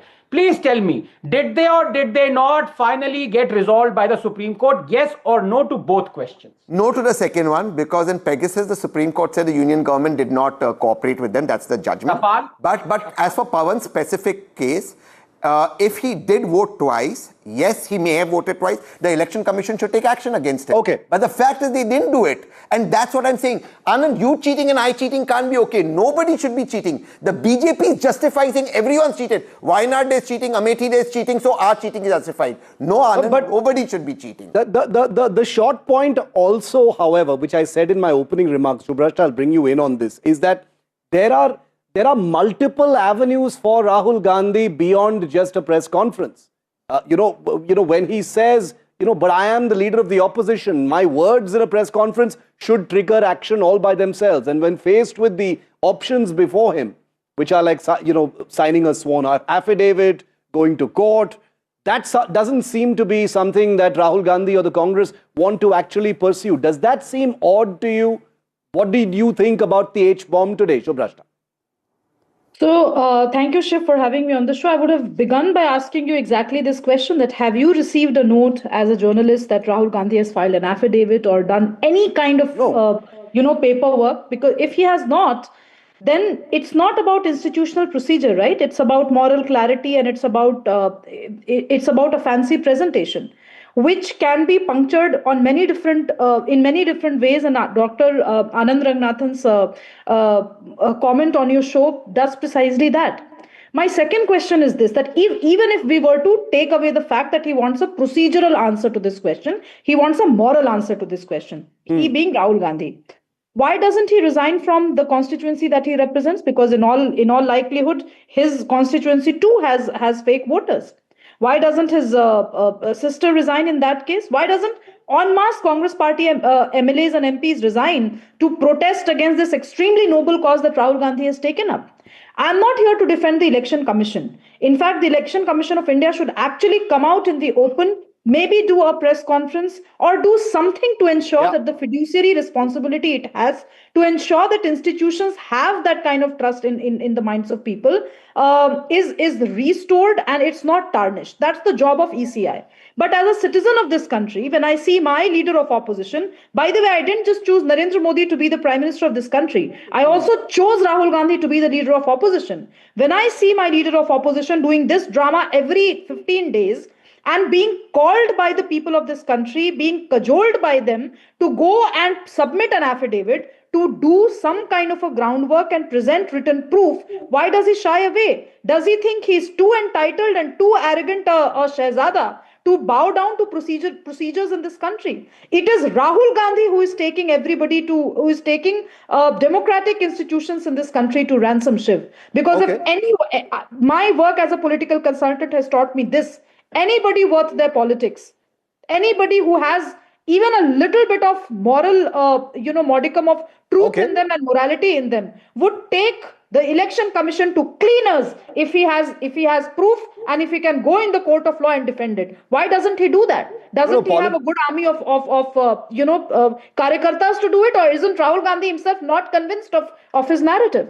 No, that is precisely the kind of implication it has if you're not wanting to put your money where your mouth is, even procedurally. The moral argument is, of course, there, and I think we can all agree that the least that the Election Commission should be doing is at least holding a comprehensive press conference. Anand, of course, has a stronger view on what they should do, but go ahead, Anand. You had something to add to that?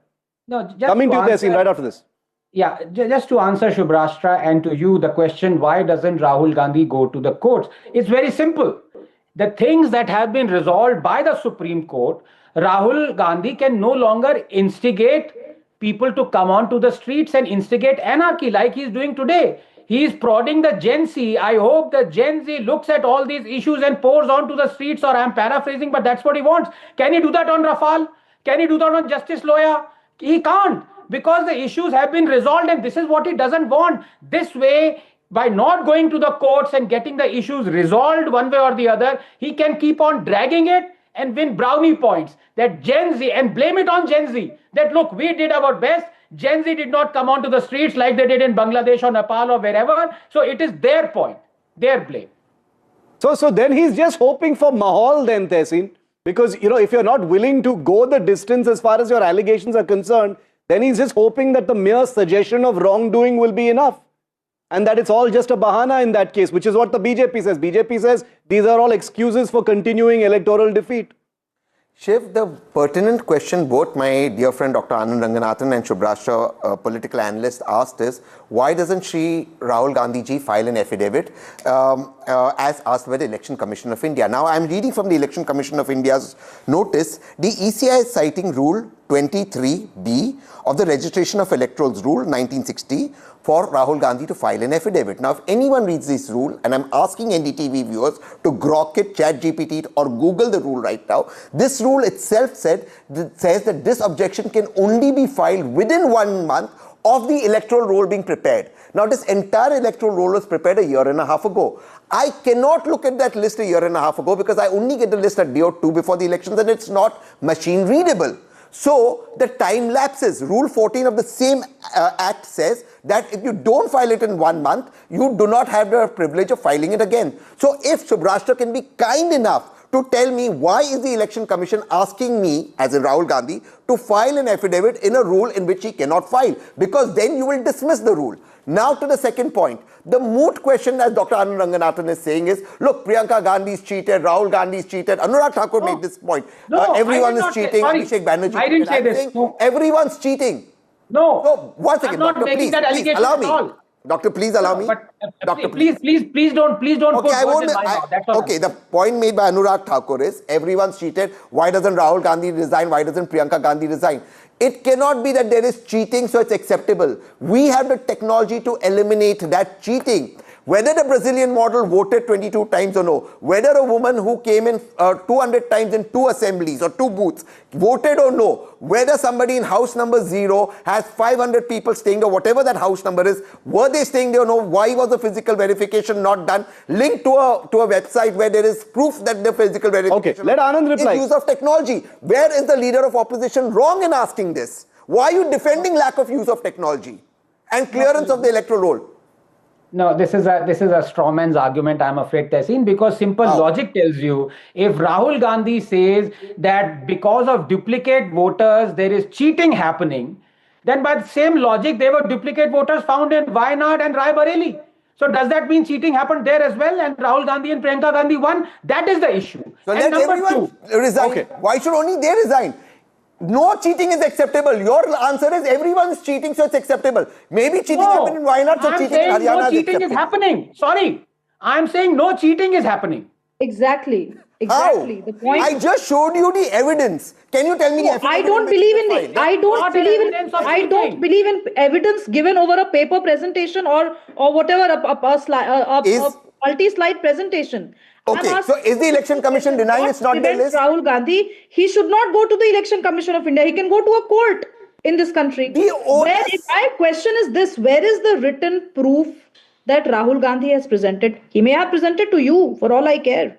So Get us the truth. again, my question is Final that point. not the list of the election You are a lawyer. Is the election commission You are a lawyer. list? You are a lawyer. You know very well that if you allege something, you did not go to that organization first up. You can go to the court and say the EC is corrupt. Please look into it.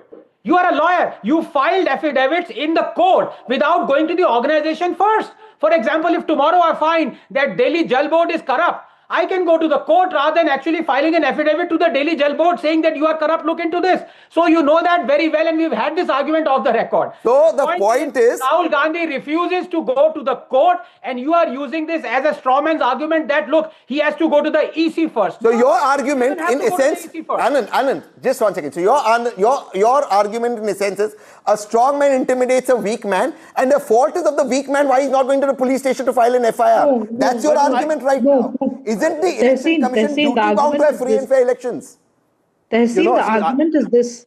Some of us believe that the system works. Some of us believe that the system doesn't work. My humble request is those who believe that the system doesn't work should get out of the system and then comment for all I care. Go to Columbia University and go to universities all abroad and talk about it. I don't care. So your argument, Subrashta, is because I can't make the dish in a restaurant, I'm not allowed to cook. Complain about the wrong dish. You have to agree to some kind of procedures and some kind of systems that are there in place. And if you don't, then you come across as a hypocrite. And you also come across as entitled. And you also come across as arrogant. What is entitlement? What 10 seconds. I have 10 seconds left. Anand, last word. Yes. So let us take the example of Rafale. Now, Rafale. Let's talk on the issue at hand. No, 1 second. I'm giving you an analogy. Let's talk about this. Guys, quickly. I'm almost out of time. Yeah. Anand. How interesting is this? Rahul Gandhi did not approach the CVC to talk about corruption in Rafale. Approaching was done to the Supreme Court. Out here, what I mean to say is, and you know this very well, you did not approach the EC to file an affidavit. Go to the Supreme Court. Let the Supreme Court look on the EC whether it's corrupt or not. So because there are errors that the leader of opposition has found out, he's at fault that the election commission is not taking action. Amazing. That's your argument. I'm going to leave it. I'm going to leave it there. But I will just, I'm a very well-behaved anchor, as you can see, and when I have three wonderful, well-spoken debaters, I'm happy to take the back seat and not constantly interrupt you and intervene and let you have your say. That was very enjoyable. Thanks to the three of you for joining me. I will only have the last small word by saying that if you don't go through the procedure, if you don't go to court or sign the affidavit, however malified you may think it is to bury you in paperwork or procedure, it feels like you're not confident in the allegations you're making. You don't want it to go beyond the theater of just a PowerPoint presentation. That's what the citizen might think if they actually look at it. Else it just remains smoke and mirrors. We'll leave it there for the moment. Anand, Subrashta, Tehseen, so glad you could join me tonight on India Matters, debate number 1.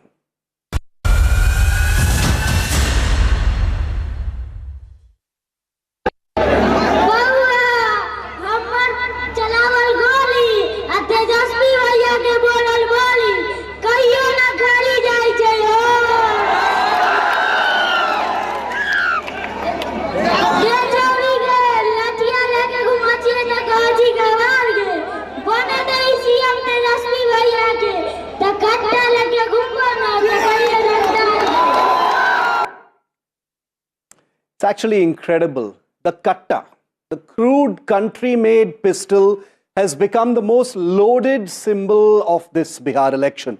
It started when Prime Minister Modi invoked the katta to paint Tejasvi Yadav's RJD as a throwback to the Jungle Raj years, a party of criminals and chaos. But instead of rejecting the tag, the RJD has done something extraordinary, as you just saw. They've embraced it. At an RJD rally today, a young child on stage was made to announce that if Tejasvi wins, everyone will be able to roam around with their kattas, their country-made pistols. It was disturbing, defiant, as if the RJD is saying, yes, we own the image of fear and Jungle Raj. But here's the question.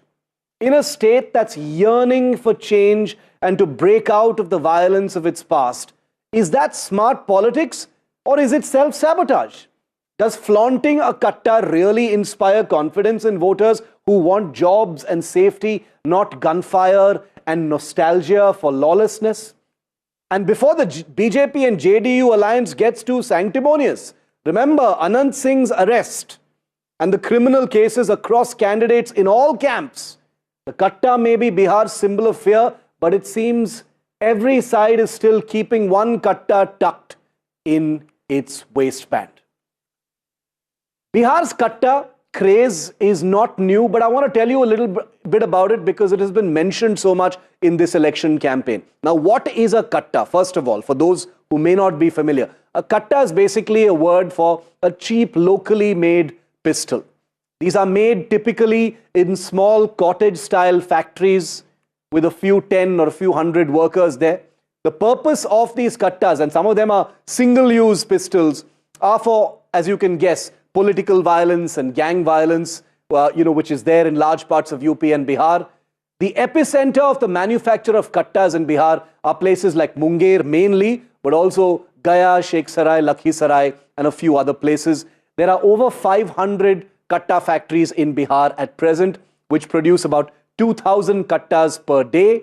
The price of some of these weapons, according to open source information, is between 300 and 1,500 for single shot. Slightly more advanced replicas can go for 9,000 to 25,000 rupees. Kattas are a real problem and a part of the political culture in many of these areas. Joining me live now, Nikhil Anand, National General Secretary of the BJP, is a spokesperson of the party. Professor Subodh Kumar Mehta, National Spokesperson of the RJD. Professor Mehta, coming to you first. A child at a rally saying if Tejasvi wins, we will be able to roam around with kattas. Is that really the message that the RJD wants to send out when the BJP, when Modi are attacking you and reminding the electorate about Jungle Raj under RJD, sir? Is katta important to RJD? Look, you have to look into a larger context. Prime Minister, when he goes abroad, he says that Dunya yudh se nahi, buddh se chalegi. And when he comes back to Bihar, he talks about katta. And the small child must have heard Prime Minister Narendra Modi talking about katta, and he must be thinking that katta is something good. And even the Chinese made pistols, the small child plays nowadays. So it is the responsibility of the Prime Minister to say a word which is very, very relevant and substantive.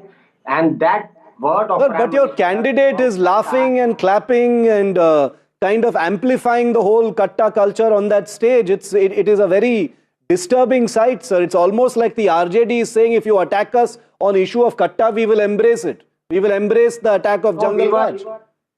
We were laughing at the Prime Minister that what he is teaching to the young child of Bihar.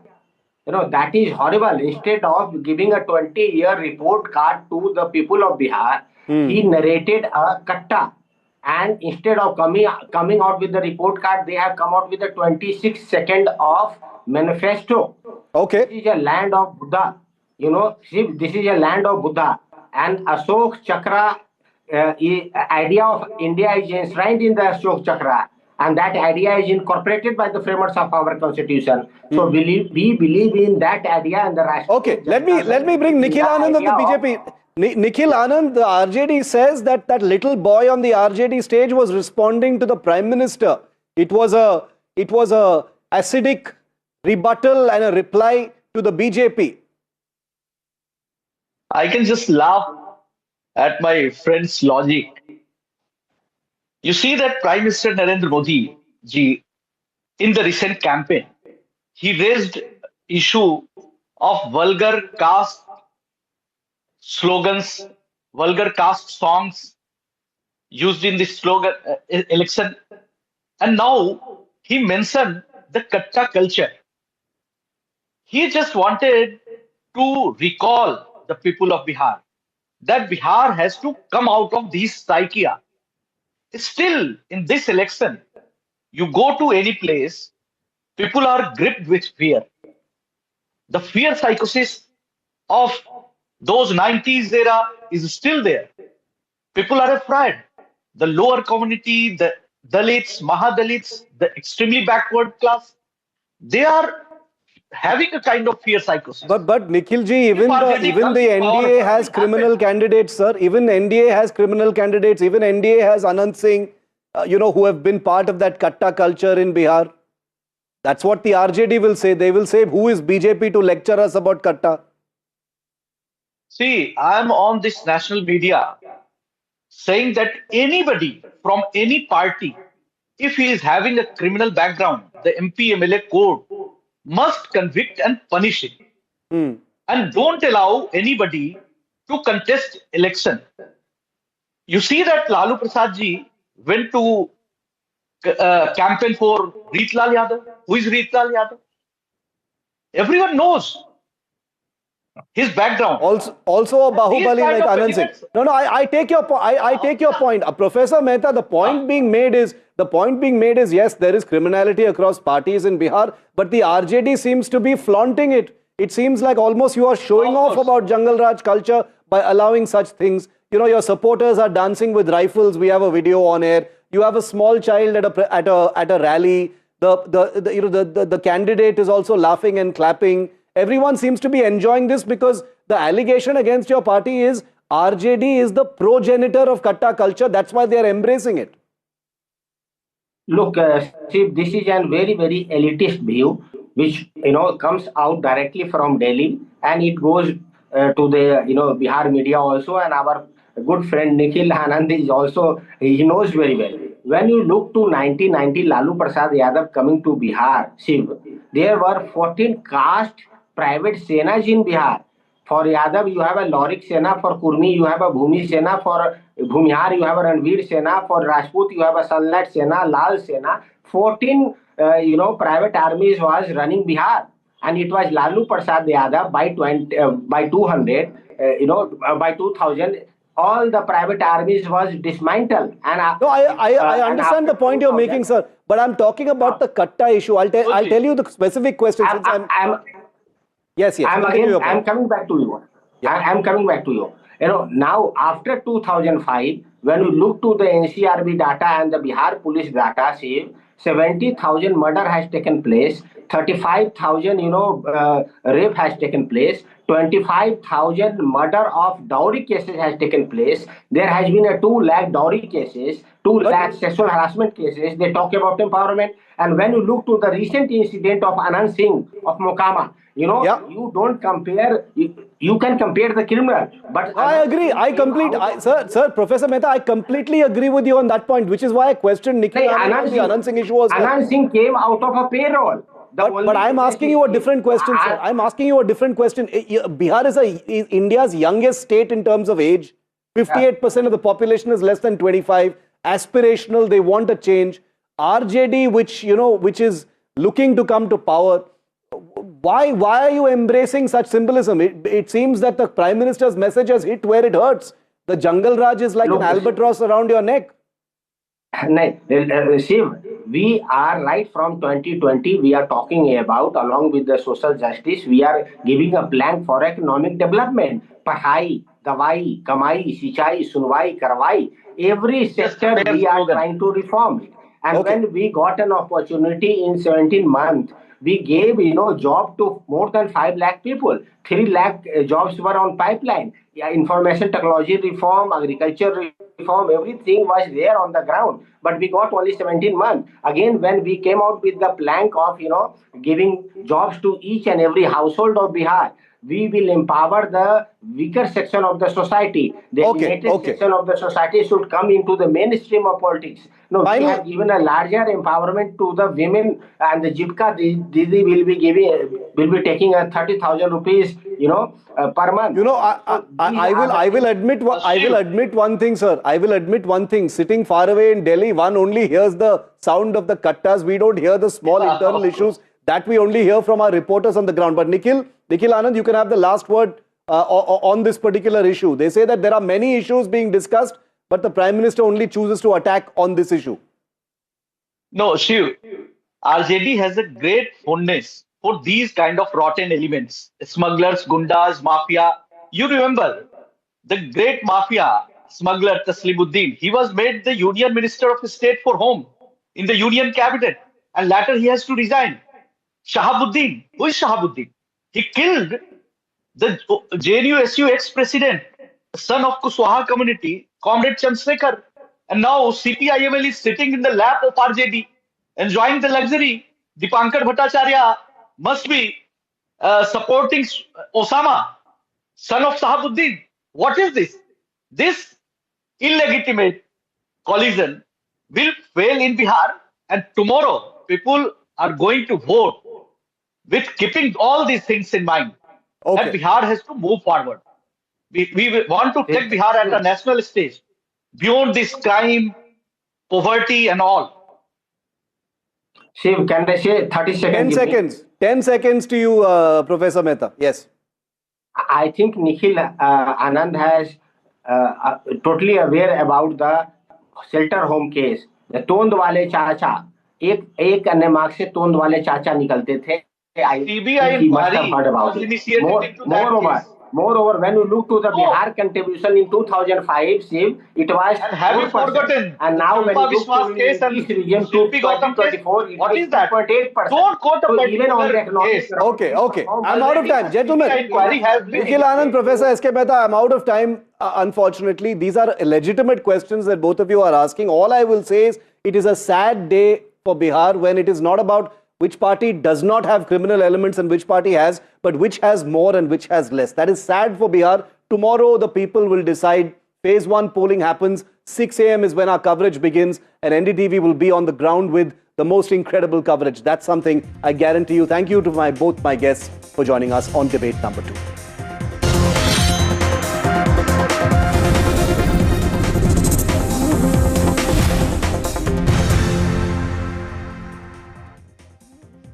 Today in the upscale Dalibag area of UP's capital, Lucknow, Chief Minister Yogi Adityanath handed over flats to economically weaker sections. Seems routine, but these flats are built on land seized from notorious mafia don Mukhtar Ansari. You remember him. Now, Yogi Adityanath used this moment today to declare mafia land will become homes for the poor. He said this wasn't just a housing handout, but a statement that land grabbed by criminal mafias won't lie unused. It will instead shelter the needy. And this is, he said, going to become a formula across Uttar Pradesh. Mukhtar Ansari was a gangster turned MP with dozens of criminal cases lodged against him. He received VIP protection from multiple parties and remained a life of freedom for the longest time. He had charges including murder, extortion, and of course, land grabbing against him. His political patrons permitted flagrant occupation of land that wasn't his own. Investigations shows that he and his family illegally occupied valuable properties in some of the most expensive places, including this particular one that we have on our screen in Lucknow. His family too used the machinery of land registration, forged documents, and political protection to sustain a life of luxury, while too many around him lived insecure lives, squeezed by the same Mukhtar Ansari mafia nets that he ran. Now the state is converting that ill-gotten land into flats for those who were on the other side of his network, poor families hopeful of some stability. It's a compelling imagery. The spoils of crime reinvested into social good, but there are hard questions. With checks and balances, transparent institutional integrity, clear audits, legal safeguards, fair selection processes, then yes, definitely this is how confiscated mafia land can be redistributed in some ways to the needy. If not, then it risks becoming a political showpiece more than justice delivered. So the message today is twofold. The mafia, like Mukhtar Ansari, loses its loot, the poor gain a home. But is the process strong enough, fair enough, sustainable enough for this to become a model? I certainly hope so. Very quick break here on India Matters. On the other side, Zohran Mamdani makes history from immigrant roots to New York City's new mayor. He's the son of Meera Nair, as you know, and his speech of victory has broken the internet. I'll tell you a bit more about that after this break.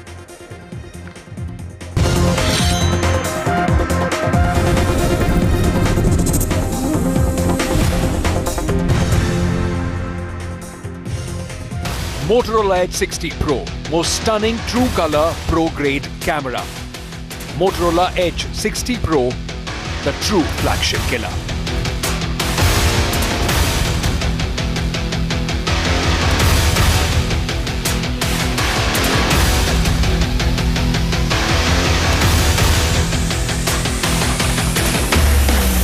Co-presented by Motorola Edge 60 Pro. Grab Motorola Edge 60 Pro today. Co-powered by Finesta, India's #1 windows and doors brand. And Protan Santacid Gel. Eat happily, live happily. Long night? You have no idea. I got you.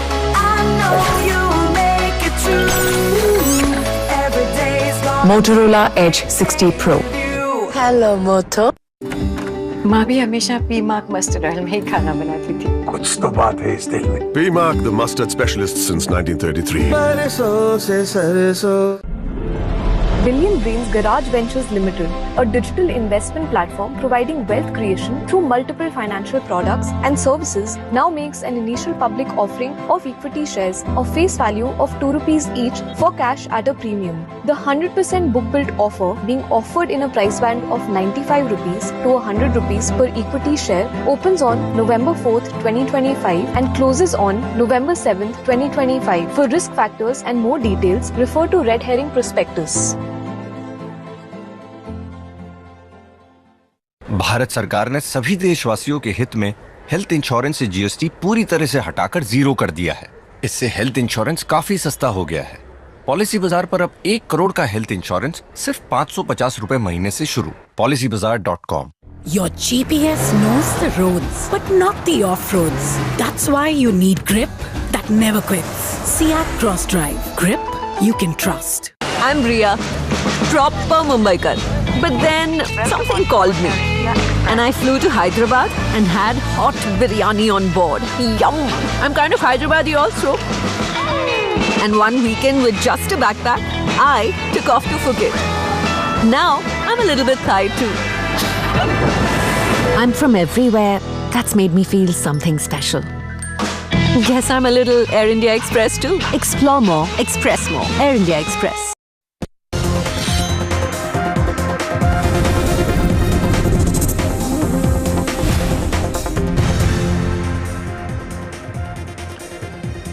So much drama, defiance, and even a little bit of dhoom machale. The victory of Zohran Mamdani becoming the youngest and first Muslim mayor of New York City, Indian origin, son of Meera Nair, is a pivotal moment in American politics. A suitable boy for New York, some are saying. The other side of the Trump coin, others are saying they can't live without each other. Some more are actually saying. Well, he's pointing at the camera and saying, turn up the volume. An incredibly polarizing figure, but one who's being welcomed in a very big way in some surprising manner. Take a look at Zohran Mamdani, the new mayor of New York City. Working people are being pushed out of the city they built. A mayor could change this, and that's why I'm running. What started off as a dream has turned into reality. As Zohran Mamdani is all set to be sworn in as New York City's first Muslim mayor of Indian and African origin. The 34-year-old, who outgunned New York veteran Andrew Cuomo, will also be the youngest in over a century to lead America's biggest city. Mamdani didn't mince any words in his victory speech, reserving a special message for one of his biggest critics, US President Donald Trump. So Donald Trump, since I know you're watching, I have 4 words for you. Turn the volume up. We can do all of that and so much more. A year ago, Zohran Mamdani was a political unknown. Born and raised in Kampala, Uganda, he moved to New York City with his family when he was 7. The son of acclaimed filmmaker Meera Nair and a Columbia University professor, he attended the Bronx High School of Science, where he co-founded the school's first cricket team.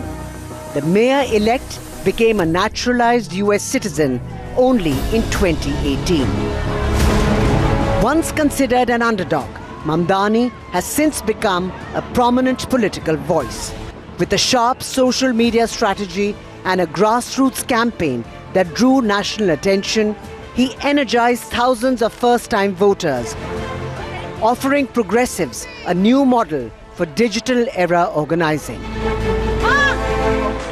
Mamdani's victory underlined a great night for Democrats as they swept the first mayor elections of Trump's second term, with gubernatorial wins in Virginia and New Jersey. Though Mamdani's campaign made him a global sensation, real challenges await. He has made ambitious promises of free childcare, fast buses, and a rent freeze to make New York one of the most expensive cities in the world affordable. With Trump at his heels, Mamdani faces a make-or-break moment. It's deliver or be drowned out. Billionaires like Trump. With Vishal Vivek, Bureau Report, NDTV World.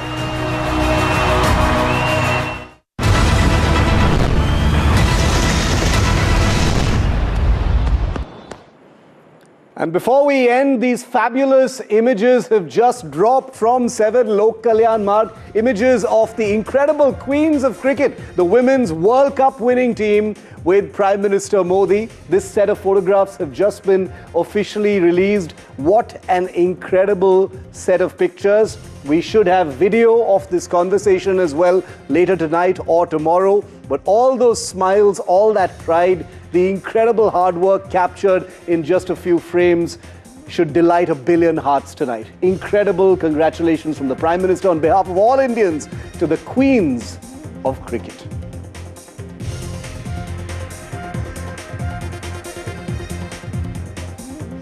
And that's it on India Matters. Thanks for watching. But coming up next, we've got a fabulous show from Bihar, NDTV's Chai Stop, where all of our reporters on the ground, our editors, collected on top of an open-top bus on the banks of the Ganga to talk about Bihar. It's Chunav Pe Charcha like you've never seen it. That's coming up next.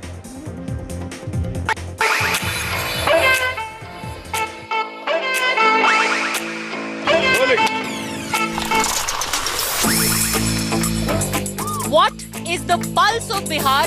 Chai Stop will tell you. Bihar में भी vote चोरी हो रही है। क्या लोग vote चोरी की बात कर रहे हैं? नहीं, जो एक वोट अधिकार यात्रा की शुरुआत की थी राहुल गांधी ने, उसके बाद वो मुद्दा उतना सुनाई दिया नहीं।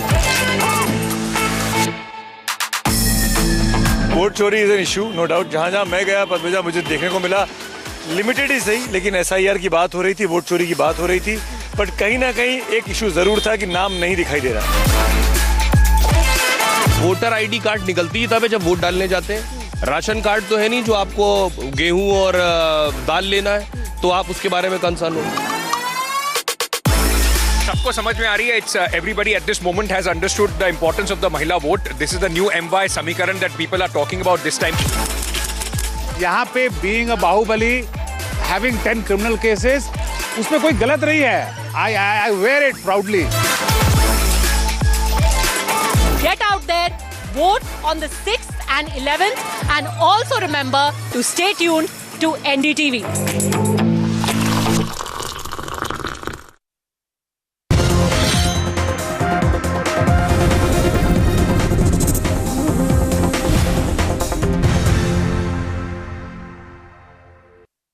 Motorola Edge 60 Pro, most stunning true color pro grade camera. Motorola Edge 60 Pro, the true flagship killer.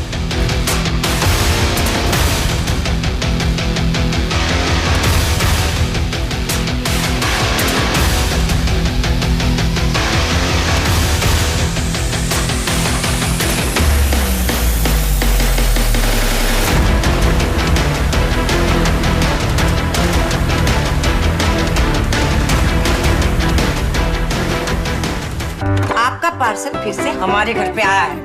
कुछ तो बात है इस दिल में। माँ भी हमेशा पी मार्क मस्टर्ड ऑयल में ही खाना बनाती थी। ये आपके लिए। कुछ तो बात है इस दिल में. P-Mark, the mustard specialist since 1933. बरसों से सरसों.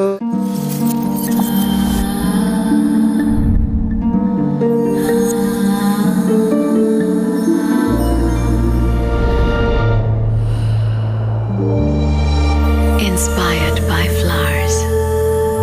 Bloom series fans from Usha.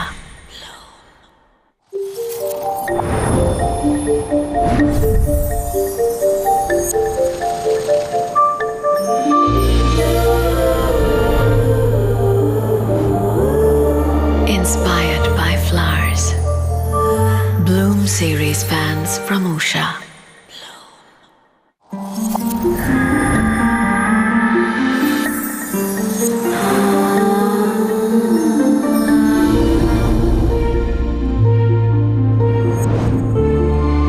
Inspired by flowers. Bloom series fans from Usha.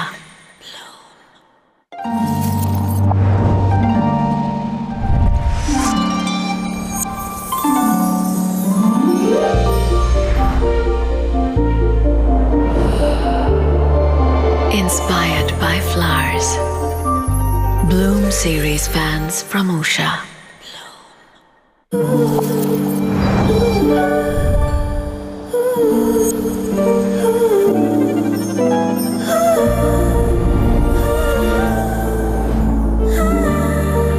Inspired by flowers.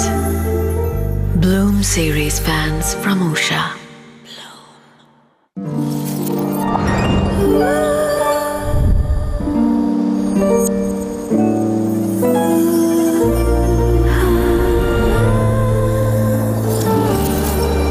Inspired by flowers. Bloom series fans from Usha. Your GPS knows the roads, but not the off-roads. That's why you need grip that never quits. Seat Cross Drive. Grip you can trust. I killed my plants. Ah, bummer. Try putting them in the shower. On it. Am I supposed to be in the shower with them? Definitely not. The all-new Motorola Razr 60. Dangerously cool. Your GPS knows the roads, but not the off-roads. That's why you need grip that never quits. Seat Cross Drive. Grip you can trust. Billion Brains Garage Ventures Limited, a digital investment platform providing wealth creation through multiple financial products and services, now makes an initial public offering of equity shares of face value of 2 rupees each for cash at a premium. The 100% book-built offer being offered in a price band of 95 rupees to 100 rupees per equity share opens on November 4th, 2025 and closes on November 7th, 2025. For risk factors and more details, refer to Red Herring Prospectus.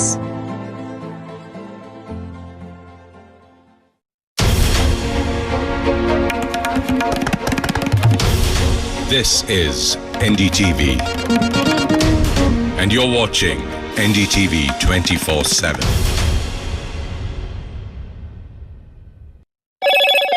Hello, Moto.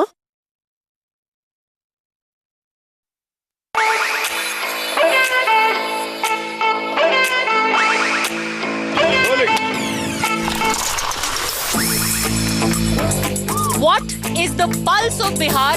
Chai Stop will tell you.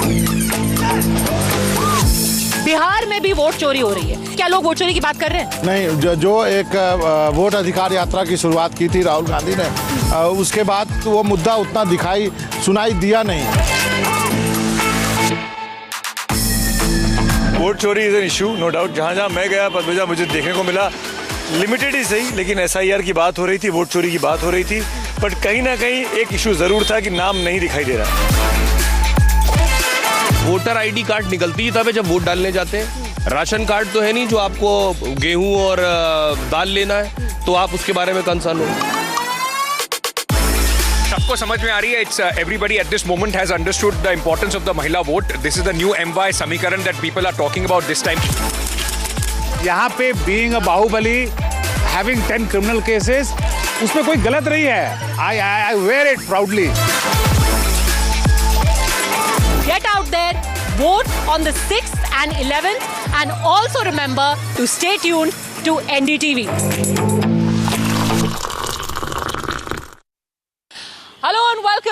watching NDTV 24/7, and when it's elections, there is only one place to be, on NDTV. And we're right now in Patna with people who've traveled the length and breadth of the state.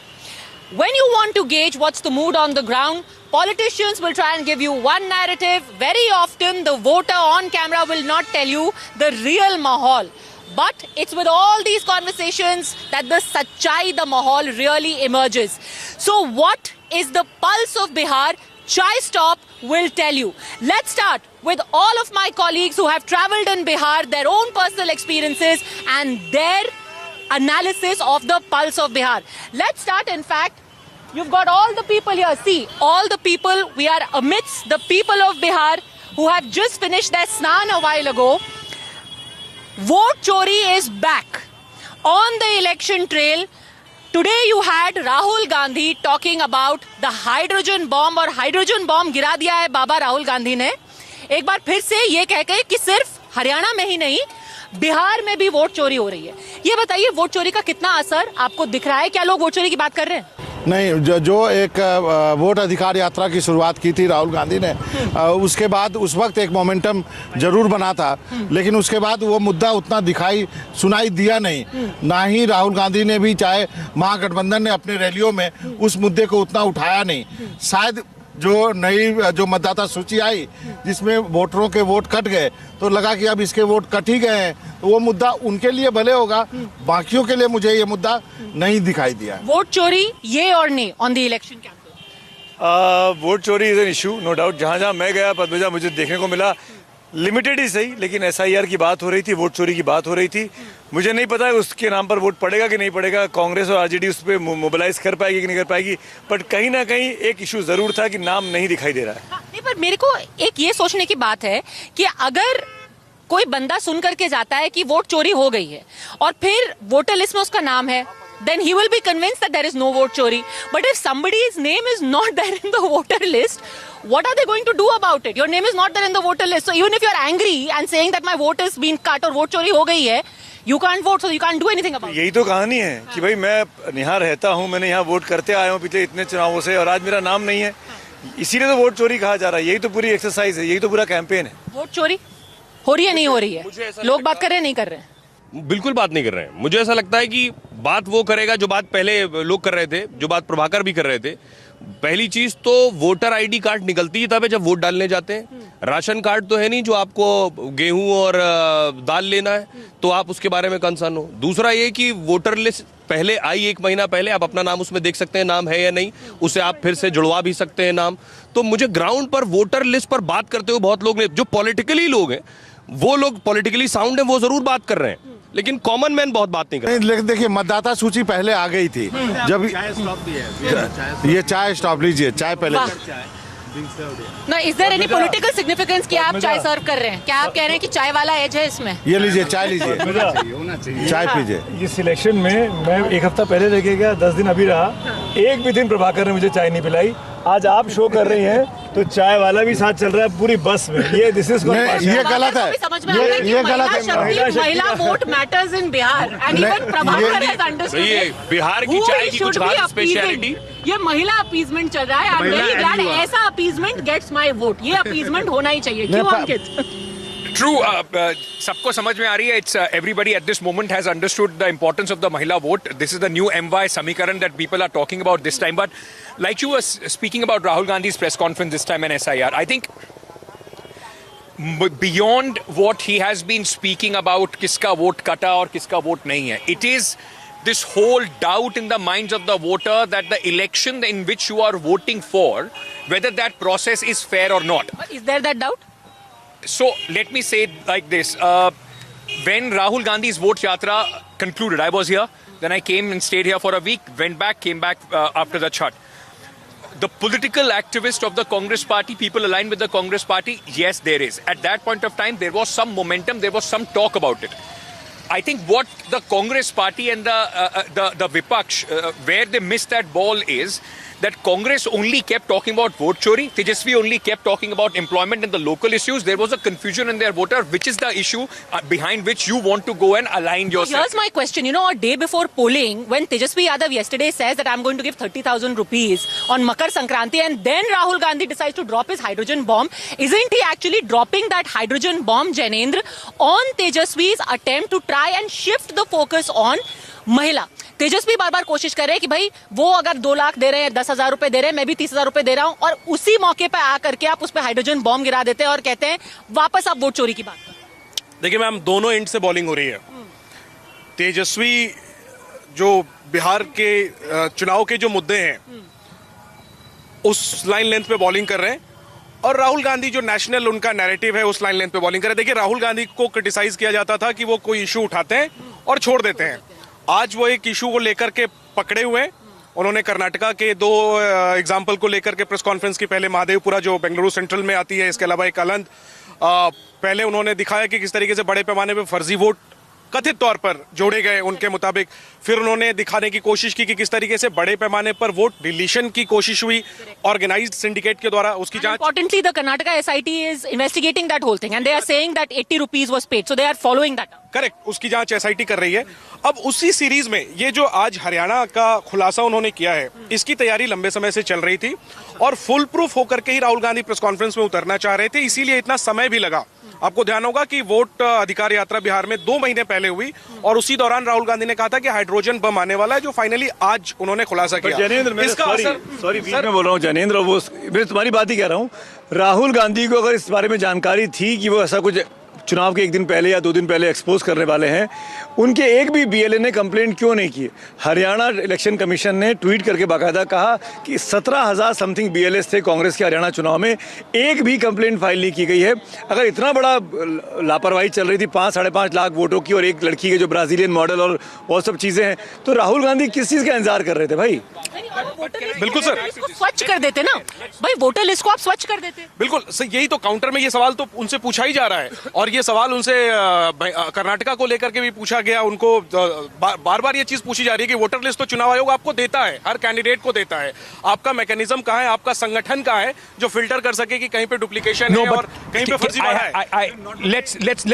लेकिन sir हम बिहार से deviate हो रहे हैं। No, but I just want to make a very quick point on this. Let's be fair to one thing. Saying that people did not, or the BLA or the BLOs did not come out and they did not complain at that point of time, it also tells you that at the time when the voter list is given 1 month before, I don't think any BLO, BLA has that capacity to go through all the names in their booths or anywhere else, or that's not their priority. What Rahul Gandhi has done today is slightly different from what the allegations were earlier. This time there is just not about the voter deletion or voter addition. This is also about how one face, like he used that Brazilian model, has been used in 10 different booths 22 times. How is there commonality? Because there will be one BLO for one booth. How is one BLO supposed to know what is happening in the other booth? That is where possibly they have taken this time for the research. Specific question about Bihar. Okay, this example of this Brazilian model, 22 different places, 10 booths, etc. This was about Haryana. In Bihar, he got those 3 people on stage, Rahul Gandhi, and he said कि हमारा नाम cut गया, हमारा नाम cut गया। आपने appeal क्यों नहीं की है भाई? अगर आपको पता है, अगर आपके पार्टी को लोगों को पता है कि इन 3 लोगों का वोट कटा हुआ है, then ideally you should have immediately taken them and got their names added. In fact, not a single appeal has been given. Ample time given. In fact, taken them to the Supreme Court. The Supreme Court kept asking Mr. Yogendra Yadav and the petitioners, sir, why don't you bring somebody who has not been included? When they took those people who were supposedly dead, the Supreme Court is on record observing that we don't have time for all these dramatics. We are going to focus on the merits of the case. I think simple question is, I believe, if you've identified 3 people whose names have been struck off the list, why are you bringing them to a press conference? Take them to the election commission, get their names added, get them to vote. I'll tell you why possibly this has happened. Number one, like Janendra was saying, throughout this campaign in the first phase, what are the key points that you have heard? You have not heard about the SIR or the vote chori. You have heard about Katta, Jangal Raj, Anand Singh. You've heard about Mokama. You've heard about Mahila. These are the things that people have spoken about. But hold on. What Rahul Gandhi is trying to do for a section of possibly educated youth who, because the whole fight this time is the Mahila and the youth. His message is that listen, be careful, otherwise this election is going to be stolen. I think that's what the narrative, as far as the narrative is concerned, is going. अगर कांग्रेस ने 17 से बढ़ाकर 20, 22, 25 सीटें जीत ली, तो भी राहुल गांधी का narrative यही रहेगा क्या? ये मतलब आज अब कल पोलिंग होने वाली है, आपने मसाला इकट्ठा करके रखा, और जो आप पोलिंग के एक दिन पहले एक्सपोज करना चाहते हैं, अगर रिजल्ट उल्टे आ गए तो क्या माना जाए कि कांग्रेस पार्टी ने अपने फेवर में पोलिंग करा ली? ब्राजीलियन मॉडल वहां जाके कांग्रेस के लिए पोल कर रही है। और रादर ये माना जाए कि राहुल गांधी के बोलने के बाद पीपल जितने सजग थे कि वो जाके वोट कर पाए, वोट चोरी नहीं हो पाई। This is the perception that this political parties will play. मैं अपनी एक घटना बताता हूं। मुझे याद है, मेरे पुराने डायरी में लिखा होगा, दरभंगा में बहादुरपुर एक जगह है, उस कंस्टिट्यूंसी में एक गया था, रिजर्व कंस्टिट्यूंसी है। वहाँ पे मैंने दो तीन लोगों से मिला है। एक बूढ़ी महिला थी जिसको कि सरकार पेंशन देती है, सारे सुविधा मिलती है। वो अपना वोटर आई कार्ड और आधार कार्ड लेके खड़ी है और उसका नाम मृत में है। एक इलेक्ट्रीशियन है जो गांव भर का बिजली ठीक करता है, वो 40 साल का है, उसका नाम मृत में है। एक कोई दलित है, पासवान है, उसका नाम कटा हुआ। तो 3-4 केसेस मुझे ऐसे मिले थे जिन व्यक्ति से मैं मिला, महिला से मिला, और उसका नाम उसको मृत घोषित किया गया। उन्होंने कंप्लेंट क्यों नहीं? वो गरीब आदमी है, कंप्लेंट कहाँ करेंगे? पर आपके तो बीएलए है ना, ऐसा है, हर पार्टी के तो बीएलए है। ऐसा है, ये हर स्टेट में ऐसा होता है। Padmaja, I believe, see you are dealing with such a huge amount of data कि ऐसी डिस्क्रिपेंसीज आएंगी, वो चाहे बिहार हो, कहीं हो, हरियाणा हो, ये हो। मेरा इस पे मानना है, the broader point I want to make is कि ये this is a non emotive issue for people. If you actually cut their, strike off their name from the ration card, they are emotional about it because they get 5 kgs of rice every month and that comes into the house. लेकिन प्रभाकर, डर यही है कि आज आपने मतदाता सूची से काटा है, कल आप उसको सारे बेनिफिट से उसको आप वो कर दोगे। Strike off my name from the voter list, I don't care, I will not go and vote. A. B, they had hyped this issue before election, and once the campaign started, nobody was talking about it. But can I add, what stops the BJP from saying that आप तो हार रहे हो, ground prepare कर लिया? I mean, while you speak about they are saying that only. While you speak about Haryana, I understand what you're saying. No, I understand what you're saying about Haryana. But even before the first vote is polled, you are going out and saying मैं बिहार के बाद भी यही press conference करूंगा। So you already are saying चुनाव तो चोरी हो गया। It's like an exit poll. It's like an exit poll. I'm sorry, but that's what you're saying. Padmaja, मैं आपको एक दिलचस्प बात बताऊं। कांग्रेस के वर्करों को किन सीटों पे वोट चोरी का डर है? जिन सीटों पे फ्रेंडली फाइट हो रही है। कांग्रेस का जो वर्कर है वो नजर गड़ाए हुए है बेगूसराय की बछवाड़ा सीट पर, जहां से कि बिहार यूथ कांग्रेस के प्रेसिडेंट, स्टेट प्रेसिडेंट जो है गरीबदास, वो चुनाव लड़ रहे हैं। और उनके सामने सीपीआई का कैंडिडेट है जिसको सपोर्ट का ऐलान किया है सीपीआई एमएल ने, आईपी गुप्ता ने। तो यहाँ जो अलायंस के अंदर फ्रेंडली फाइट वाली सीटें हैं 1 दर्जन। एक आपने दरभंगा की गौड़ाबोरम सीट का नाम में जो खेल हुआ वो आपने देखा होगा कि वो सीट हिस्ट्री में दर्ज हो गई है। कुछ घंटे पहले मुकेश सैनी जो डिप्टी सीएम कैंडिडेट हैं, उनके सगे भाई वो चुनाव लड़ रहे हैं। और वो सिर्फ सगे भाई नहीं है, वीआईपी पार्टी के राष्ट्रीय अध्यक्ष भी संतोष सैनी है, मुकेश सैनी राष्ट्रीय अध्यक्ष नहीं है। वो मैदान छोड़ के बैठ जाते हैं, हथियार डाल देते हैं, और आरजेडी का बागी उम्मीदवार जिसको पार्टी से निकाल दिया गया था, जिसके खिलाफ तेजस्वी ने कैंपेन किया, अब वो ऑफिशियल कैंडिडेट है। असली जो वोट चोरी है और असली जो सरदर्द है, राहुल गांधी पटना से 1000 किलोमीटर दूर दिल्ली में बैठ के प्रेस कॉन्फ्रेंस कर रहे हैं। वो अपने हिसाब से एक इशू उठा रहे हैं और उसके जरिए कहीं ना कहीं आखिरी समय में अपने वोटरों को साधने की कोशिश कर रहे हैं, अलर्ट करने की कोशिश कर रहे हैं। वो अपनी जगह ठीक है, लेकिन जो रियल इशू है कांग्रेस के सामने, वो जो वोट चोरी हो रही है फ्रेंडली फाइट वाली सीटों पर, ये सबसे बड़ा दर्द है कांग्रेस के वर्कर का आज की तारीख में पटना में। Fabulous point that you have raised, क्योंकि यहीं से जो सवाल है, जो lot of people I think are missing the point. But before I go to this, this whole issue of Muslim vote, people sometimes restrict it only to the fight between the AIMIM and the Congress and the RJD. But is this a very definite signal that came from Gaura Boram that something is happening which is making the RJD Congress uncomfortable? Look at where we are right now. JP Gangapath. Prabhakar, when was this made? And I have to say, I first came to Bihar in 2009. And I was shocked. I have to say, honestly, I was shocked. I grew up in Lucknow. When we came to Delhi, we were told, "Arey, you've come from Bimaru state." So I used to think Lucknow, UP is backward. When I came to Bihar, I was genuinely shocked because even in comparison to Uttar Pradesh, purely in terms of infrastructure, Bihar even in 2009, you would agree, was lagging. Patna अभी भी लखनऊ से बहुत पीछे है. Yeah, अभी भी है, but this is still a huge improvement. When this particular stretch was made, for the first time I saw people celebrating a road, and people used to come here with family taking selfies and all. तो I just ये कुछ वैसा ही जैसे अपने यहाँ DND बना था. It's almost like Delhi's DND कब बना था और ये कब बना है, ये सोचने वाली बात. But now I realize. इस सड़क को, इन जगहों को मैंने रील्स में देखा है, आज पहली बार आंखों से देख रहा हूँ. But now I realize Sabarmati river front जो है उसकी याद आई और मुझे अच्छा लगा कि चलिए मेरे स्टेट में साबरमती रिवर फ्रंट की टक्कर का तो नहीं, उसकी जैसा. You know, this marine drive was made what, last year? Yeah, last 2 years year ago. it was 2 years. Yeah. We even in Lucknow got a Gomti river front, which Akhilesh Yadav made in his time in 2012. I think he got it made 2012. I mean, that was 13 years ago. Even Uttar Pradesh had a Gomti river front. You have this entire river front being developed. The amusement parks coming here, the food stalls coming here. So they have a huge plan of 1,000 crore rupees. They have already allotted for this. So they are on this. And you know, Padmaja, ये कोई एहसान नहीं करती है सरकारें. ये हमारा अधिकार है. हम पहले कर लेते ना, फिर पहले कर लेती सरकार. मैं इसलिए कह रहा हूँ पद्मजा कि सोशल मीडिया का इतना ज्यादा पेनिट्रेशन नहीं था. लोगों को पता नहीं चलता था कि पटना के मुकामा में क्या हो रहा है. आज घटना घटती है, 1 सेकंड के बाद पद्मजा लाइव कर रही होती हैं कि वहाँ घटना घट गई. तो ये जो पब्लिक के अंदर अवेयरनेस आई, सिस्टम के अंदर एजुकेशन को लेकर जो सेंसिटिविटी आई, इन लोगों ने, इन चीज़ों ने पब्लिक को डिमांडिंग बना दिया कि भाई ये 10,000 रुपये मेरे हैं, आपने अनाउंसमेंट किया ना, मुझे देंगे, अब मेरा अधिकार हो गया. ये मैं आपसे क्या गला पकड़ के आपसे पूछूंगा मेरे को 10,000 क्यों नहीं मिले.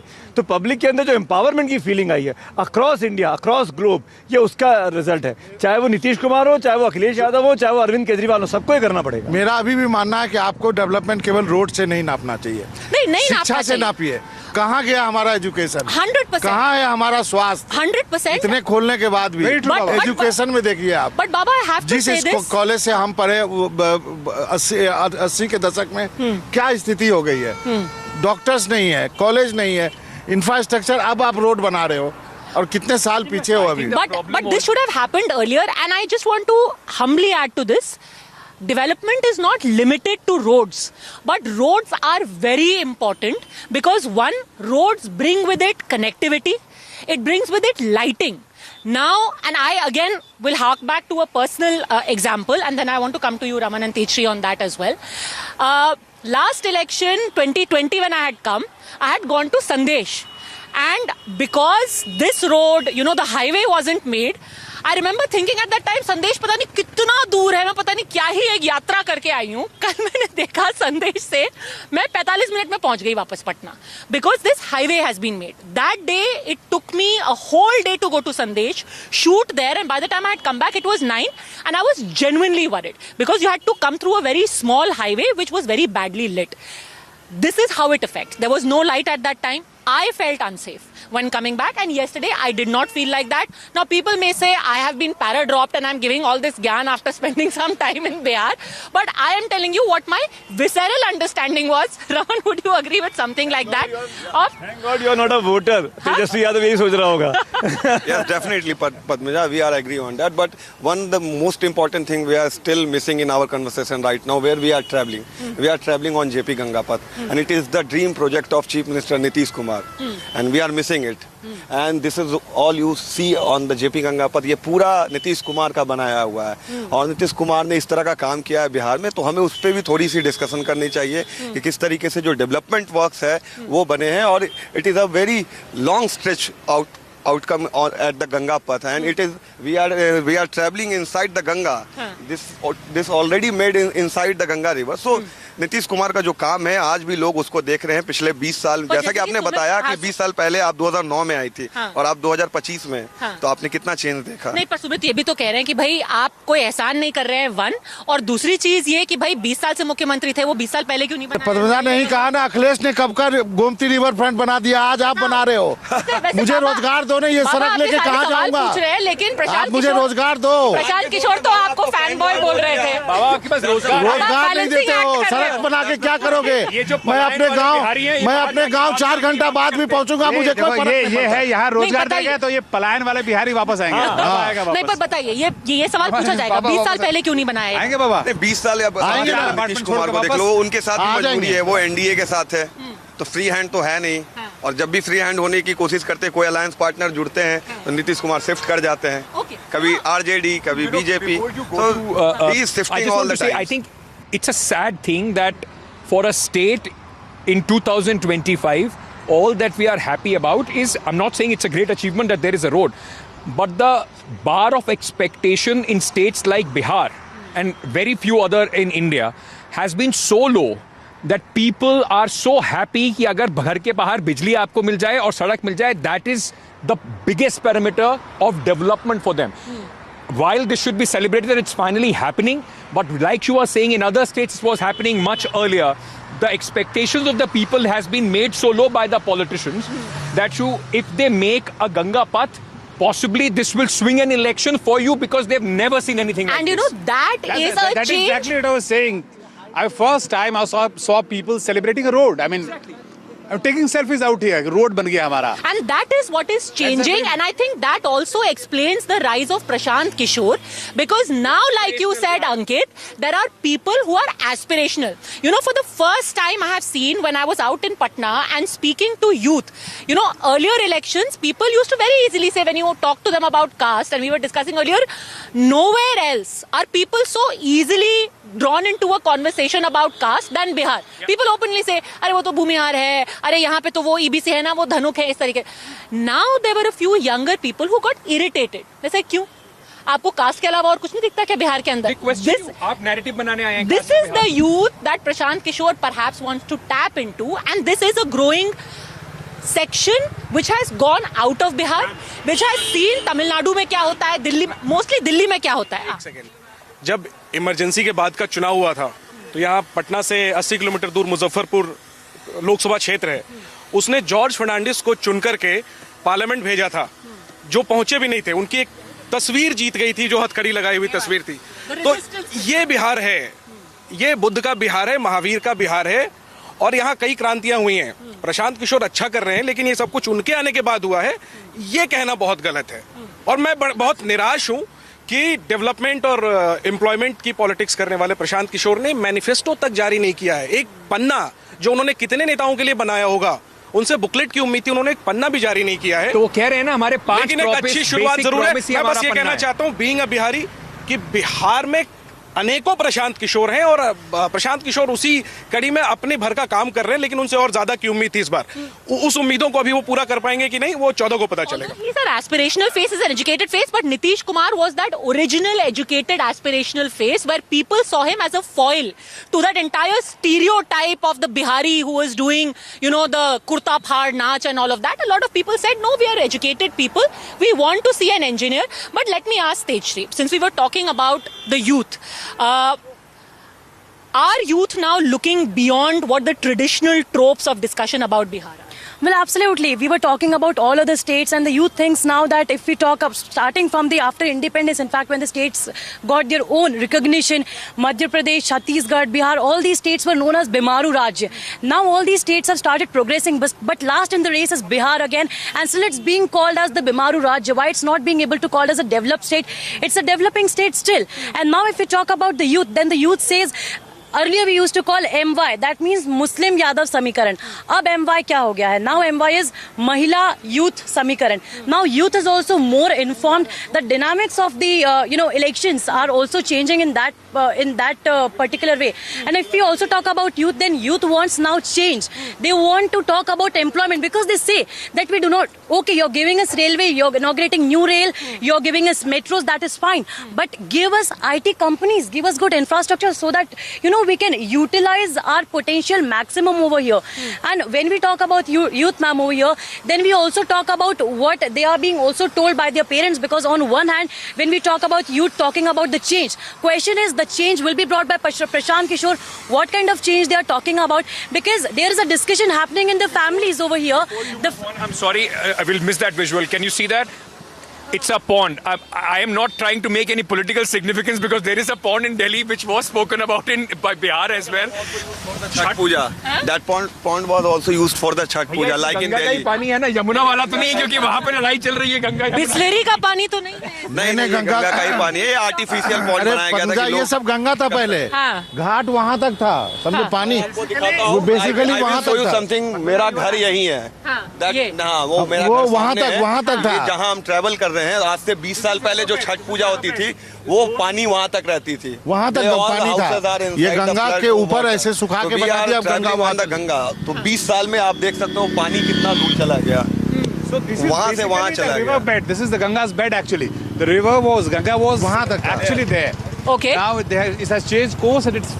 You know, but if we talk about Chhat Puja, then in Chhat Puja we see that youth, especially those who are not in Bihar but they are from Bihar, they travel back to their state over here for Chhat Puja, and still the concept of joint family exists over here in the state of Bihar, unlike in other states. So they discuss to the families and the families say to them that तुम लोगों ने जंगल राज नहीं देखा है कि उस वक्त महिलाएं कितनी असुरक्षित होती थी. So you are unaware of that fact. So, you know, you possibly have all this talk about different caste and samikaran, but youth could be a caste or a different voting block of its own. The important thing that we had mentioned earlier, you know, ये मुस्लिम vote का क्या हो रहा है, ये बड़े traditional tropes होते हैं, बट बिहार में इसका कुछ अलग ही खेल चल रहा है.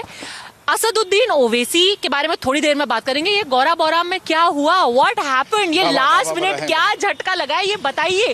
Now let me give the background, a little bit of background to the viewers. What happened, this was a seat where you had the symbol given to a Muslim candidate by the RJD initially. Then in seat sharing, this went to VIP in the Mahagathbandhan seat sharing. Santosh Sahni, who Raman was just saying, he is the national president. He and the brother of Mukesh Sahni, he was fielded from there yesterday morning. Tejasvi Yadav issued a video and said, आप अफवाहों पे कोई विश्वास मत कीजिए, यहाँ पर आप VIP के symbol को वोट दीजिए. He went to campaign for him, and then in the evening, Mukesh Sahni did a press conference and said कि देखिए संतोष साहनी वापस ले रहे हैं, हमारी बात हो गई है. आप जो है अफजल अली जो कि आरजेडी का सिंबल जिनको मिला हुआ था, और अफजल अली ने वापस लेने से मना कर दिया. उन्होंने जब विड्रॉल की डेट थी, उन्होंने कहा मैं तो लड़ूंगा. तो this was a seat where Tejashwi was campaigning against his own symbol, but now Santosh Sahani has withdrawn. उसको सिंबल देने का भी एक बड़ा कमाल का स्टोरी है. The symbol was given by Lalu Prasad Yadav. There were those 7 symbols that Lalu Prasad Yadav gave one night before himself. He was among those. He was invited to. He was that chosen. And Tejasvi came back when he got to know. Apparently, he was very angry, and he asked, even if these people are to be given symbols, they have to take it from me. So all these symbols have to be returned. But he didn't return. He was the only one who did not return the symbol. So actually it was not a friendly fight; it was a technical fight. So that guy actually refused to return the symbol. So his symbol and his name would figure in the electoral roll. So it would be there on the EVM. So now you will have a Lalten symbol over there. So it became a technical fight. That was the reason why actually Tejasvi went and to campaign against his own symbol, party symbol. जो technical हो सकता था उसको purely political बनाया किसने? असदुद्दीन ओवैसी ने. Now he went to Seemanchal and he said देखिए 2% वाले मुकेश सहनी को इन्होंने डिप्टी सीएम घोषित कर दिया, लेकिन 18% वाले मुसलमान दरी बिछाते रह गए. और तो और देखिए तेजस्वी यादव खुद एक मुस्लिम जो उनके सिंबल पे कंटेस्ट कर रहा है उसके खिलाफ प्रचार कर रहे हैं. Is this the after effect of the mischief Baba that Asaduddin Owaisi? थोड़ा डर होगा. देखिए असदुद्दीन ओवैसी और तेजस्वी के बीच में जो ये चल रहा है, ये मैं डे 1 से इसका विटनेस हूँ. और मुझे लगता था, मैंने कहा भी भाई कि हो जाना चाहिए, लेकिन उन लोगों ने किया नहीं. पूर्वांचल में होल्ड है हो जाना चाहिए. Baba was trying to get the lions, क्योंकि मेरे इंटरव्यू में ओवैसी ने कहा he was trying to get the lions. नहीं, मेरे इंटरव्यू में ओवैसी ने कहा था. He was the EC observer. He was like ये टेक्निकल होना नहीं चाहिए. आप ऐसे बदनाम मत कीजिए. मेरे इंटरव्यू में कहा, हाँ इंटरव्यू के थ्रू बात हो रही थी. उसने कहा कि हम तो ढोल बजाने गए हैं, हम तो 4-5 सीट मांग रहे हैं, तो अभी हमको चिट्ठी भी लिखे. तो मैंने तेजस्वी को पूछा कि भाई साहब उन्होंने कहा है कि चिट्ठी लिखा है, उन्होंने तो बोला कोई फ़ोन नहीं आया. तो मैंने फिर ओवैसी को मैंने पूछा कोई फ़ोन कर लेते.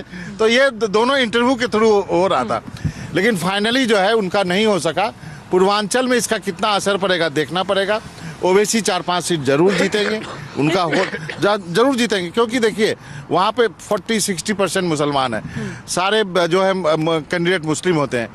ये भी है कि पिछली बार जैसे लोकसभा में हुआ एनडीए का हिंदू कैंडिडेट जीता वहाँ पे, तो यहाँ भी जीत सकता है, क्योंकि सीमांचल में majority seats by the way are won by the NDA.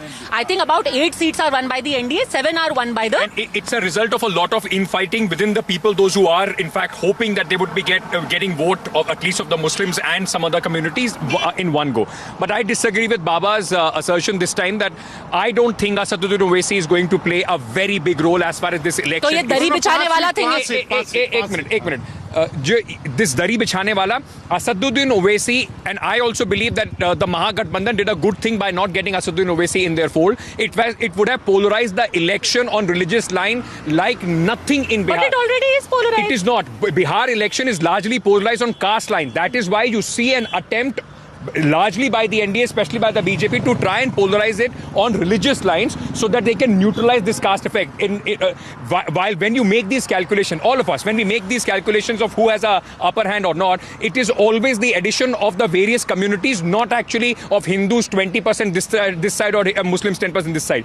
This is what Bihar has done. It's unlike Uttar Pradesh. Very true. Ankit, this became a very valid point. I mean, if Owaisi would have been on the Mahagathbandhan side, it would have become Hindu Muslim. It would just completely not Simanchal, other areas would have also been polarized. Yadavs would have been kind of peeved about it, and they would. I mean, even they would have been divided on this. So, लेकिन मुझे लगता है कि ओवैसी का craze मुस्लिम youth में बहुत ज्यादा है।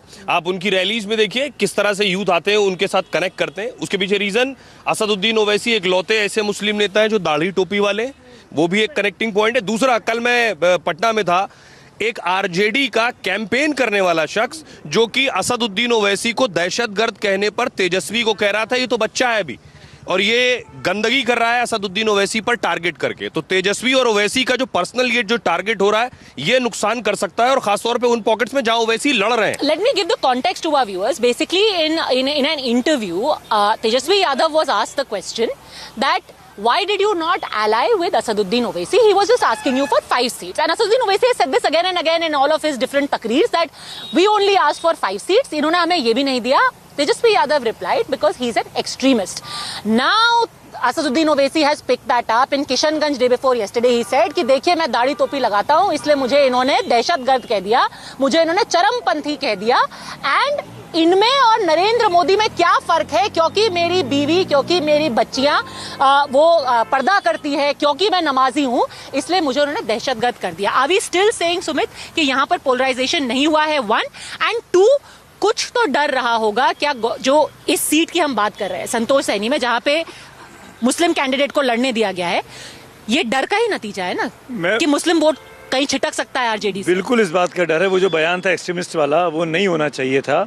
ये चीज़ों को पोलराइज करेगा, और पोलराइज उस एंगल पे करेगा पद्मजा जिसमें आरजेडी को नुकसान हो सकता है, जिसमें ओवैसी साहब जो अब की लड़ाई में नहीं दिख रहे थे वो लड़ाई में लौट सकते हैं, खासकर सेकंड फेज में। हम अभी फर्स्ट फेज के लिए बात कर रहे हैं। फर्स्ट फेज में कि सेकंड फेज में एमआईएम ठीक ठाक है, जैसे बाबा बोल रहे हैं, कई सीटों पर उनका इम्पैक्ट है। अगर वहाँ पर ये चीज़ें आगे बढ़ी अगले 1 हफ्ते के दौरान, तो वहाँ पर काफ़ी ज़्यादा दिक्कतें आरजेडी को हो सकती हैं। हो सकता है कि आपस की लड़ाई में कांग्रेस के मुस्लिम कैंडिडेट को वहाँ फ़ायदा हो जाए। कांग्रेस ने वहाँ कैंडिडेट्स दिए हुए हैं, कांग्रेस की वो मजबूत जगह है। मुझे नहीं पता कि क्या होगा, लेकिन इस चीज़ का, इस बयान की आवश्यकता नहीं थी, पहली चीज़। और दूसरी चीज़, ये जो मुकेश साहनी वाला खेल है, ये जो उसके भाई को उसने विड्रॉ किया, ये दूसरी कहानी है। मैं इसको अलग थ्योरी देखता हूँ। ये कहीं ना कहीं जिस तरीके से तेजस्वी का वीडियो आना, कैंपेन करना, और एन मौके पे मुकेश साहनी का अपने भाई को विड्रॉ कर लेना, अब तो ईवीएम में दोनों के नाम आएंगे, नाव भी आएगा, लालटेन भी आएगी, जो भी उसका सिंबल है अफजल अली का as an independent, I think इसी पे है ना, आरजेडी के सिंबल पे है ना, आरजेडी के सिंबल पे। तो लालटेन भी होगी, नाव भी होगी। वोटर को एक दिन के अंदर आप कैसे कम्युनिकेट करेंगे कि ये हमारा आदमी नहीं है, ये हमारा आदमी है? करेक्ट, तुमसे सवाल पूछा गया तो उन्होंने कहा था ये सोशल मीडिया का जमाना है, लोगों को पता चल जाता है। ये बीजेपी का भी जमाना है। नहीं, hold on a second, are you saying Mukesh Saini ने खेल किया है? मैं ये कह रहा हूँ कि मुकेश सैनी के बारे में बताइए, हमारे पास टाइम है, बताइए बाबा क्या किस्सा है? सुमित बहुत बड़ा स्टेटमेंट दे रहे हैं। मुकेश सैनी पिछली बार बीच प्रेस कॉन्फ्रेंस से छोड़ के चले गए थे और बीजेपी में शामिल हुए, गठबंधन में शामिल हो गए थे। अभी भी चुनाव खत्म होने के बाद मुकेश सैनी और उनकी सेना के जितने भी लोग जीत आएंगे, वो किस तरफ रहेंगे मैं गारंटी दे सकता हूँ। अगर आप लिखवा के ले लें, राहुल गांधी से, तेजस्वी से कि नहीं वो एमजीबी के साथ ही रहेंगे, मैं मान जाऊं आपको। चलिए ऐसे ही होती है वो story and guess who is the real VIP? Mukesh Sahani is the VIP. Padmaja, this also reflects in the way the whole announcement of Mukesh Sahni was done. Mukesh, the Congress was not keen. Congress was not keen even on Tejasvi being declared as the chief minister, but they were not keen on Mukesh Sahni and giving him the amount of seat that initially was proposed for Mukesh Sahni. And that is because they don't trust him. There is a trust deficit there. Then why did they agree to make that? What is the option? Where are you getting the? Just give me a second. Where are you getting the additional vote? You have a 32% traditional vote of the RJD. Then you add Congress. You add left to it. You come to somewhere about 37-38% vote. Where is the additional vote in the Mahagathbandhan coming from? That is where Mukesh Sahni and IP Gupta becomes important. मैं बताता हूँ, उसकी घटना बता। सुनिए sir, मैं एक चीज ऐड करना चाहता हूँ कि ये हम लोग को बेवजह मुकेश सहनी बेचारे को नहीं टारगेट करना चाहिए। इस राज्य की सियासत में हर नेता, हर पार्टी पलटूरा में पलटते केवल नीतीश कुमार ही नहीं है, उनके साथ तेजस्वी भी पलटते हैं, मुकेश सहनी के गुरु है, बीजेपी भी पलटती है। तो सब लोग नीतीश कुमार को फॉलो कर रहे हैं। मैं आपको गौड़ा बोरम की इनसाइड स्टोरी बताता हूँ। देखिए, समस्तीपुर, दरभंगा, मुजफ्फरपुर, मधुबनी, झंझारपुर, ये सारे जो जिले हैं ये सब सटे हुए हैं और सब में मुस्लिम आबादी साइजेबल है। लेकिन सीट एडजस्टमेंट में केवल एक मुस्लिम कैंडिडेट को इन जिलों में इंडिया अलायंस टिकट दे पाई थी। समस्तीपुर में एक दे पाई थी, मुजफ्फरपुर में एक दे पाई थी, दरभंगा में भी एक दे पाई थी। जाले सीट आपको नहीं भूलना चाहिए, वहां पर एक मुस्लिम को टिकट दे करके बाद में आखिरी वक्त में कांग्रेस ने आरजेडी के नेता को वापस ला करके टिकट दिया। वहां के मुस्लिमों में ये एक रोष था और जाले सीट कट गई मुस्लिम से। गौड़ा बोरम सीट जहां पर कि अफजल अली तैयारी कर रहे थे, आखिरी वक्त में वो सीट वीआईपी को चली गई। तो वहां के मुस्लिमों में एक आक्रोश था। एमआईएम उन तमाम सीटों पे लड़ भी रही है। जाले में कांग्रेस का एक बागी उम्मीदवार मशकूर खड़ा है।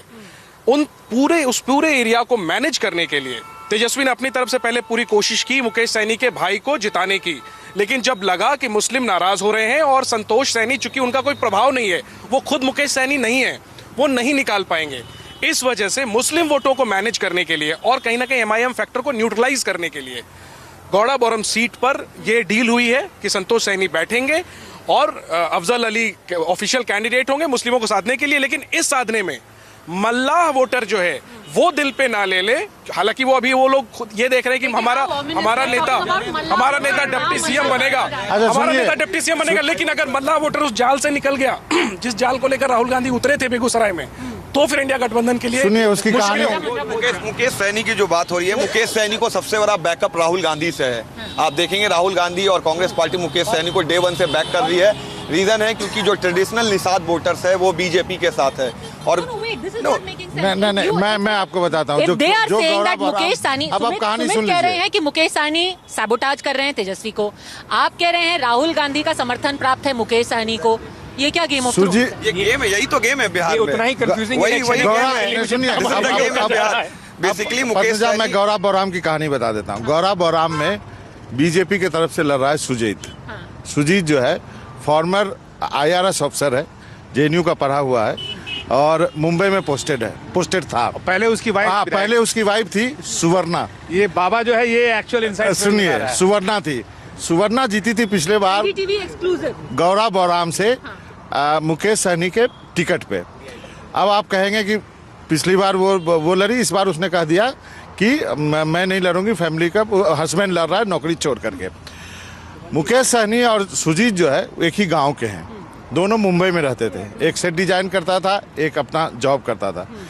मुकेश, कहा जाता है, ये मैं वेरीफाई नहीं कर रहा हूँ, कहा जाता है कि सुजीत ने मुकेश सहनी की बहुत मदद की पार्टी बनाने में। समझ गए? समझे, एक अफसर है, एक वो बिजनेसमैन है, दोनों एक ही गांव के हैं, एक ही जिले के हैं। तो अब देखिए कि पिछले बार मुकेश सहनी एनडीए के साथ थे, बीजेपी के साथ थे, तो उनकी वाइफ लड़ी, गौड़ा बोराम से जीत भी गई। अब जब मुकेश सहनी नॉमिनेशन करने गए थे उस दिन मेरी बात हुई थी, मुझे कहा कि मैं नॉमिनेशन करने जा रहा हूँ अपना। वहाँ जाने के बाद मालूम चला कि भाई का नॉमिनेशन करा दिया। मुझे मालूम था सुजीत लड़ रहा है, ये कैसे लड़ेगा, समझे, भाई का करा दिया। अब ये हालत हो गई कि बीजेपी का क्या खेल है मैं उसमें नहीं जाना चाहता, अब केवल इतना इंडिकेट कर देता हूँ कि अब उनका कैंडिडेट भी बैठ गया।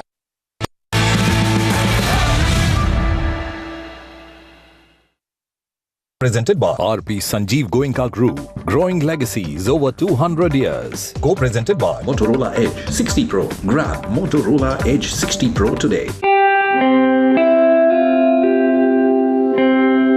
RP Sanjeev Goenka Group, growing legacies over 200 years. माँ भी हमेशा पीमाक मस्टर्ड ऑयल में ही खाना बनाती थी। कुछ तो बात है इस दिल में। P-Mark, the mustard specialist since 1933. सरसों से सरसों। Billion Brains Garage Ventures Limited, a digital investment platform providing wealth creation through multiple financial products and services, now makes an initial public offering of equity shares of face value of ₹2 each for cash at a premium. The 100% book-built offer being offered in a price band of ₹95 to ₹100 per equity share opens on November 4th, 2025 and closes on November 7th, 2025. For risk factors and more details, refer to Red Herring Prospectus.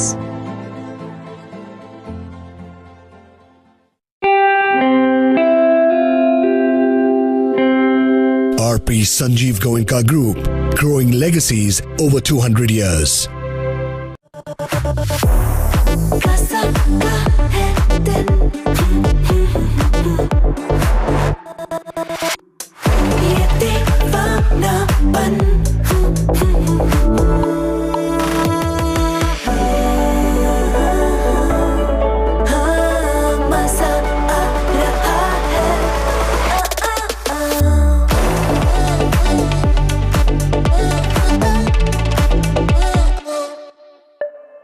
Fraud मेरे साथ नहीं होगा, ऐसा मैं सोचती थी। फिर एक छोटी सी गलती की और पूरा बैंक अकाउंट खाली। मैडम, आपकी कंप्लीट डिटेल्स। अपने पैसे सेफ रखिए। Daily payments Airtel payments bank से कीजिए ताकि मेन अकाउंट सुरक्षित रहे। हमें आपके पैसे नहीं, आपकी सेफ्टी चाहिए।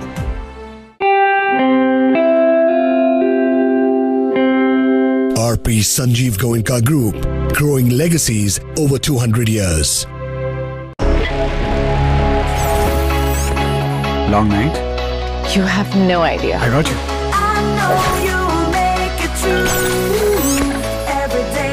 Motorola Edge 60 Pro.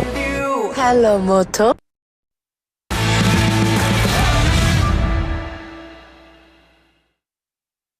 To focus on one more seat, and this whole Muslim vote and Gaura Boram तो लोगों को सुन के ऐसा लगेगा पूरे देश भर में चर्चा हो रही है गौरा बोराम की। अब दोस्ती तुड़वा दी आपने मेरी। मतलब पटना लोगों को याद नहीं रहेगा, गौरा बोराम जरूर याद रखिएगा। लेकिन another seat which has made far more disproportionate news this time around is Raghunathpur.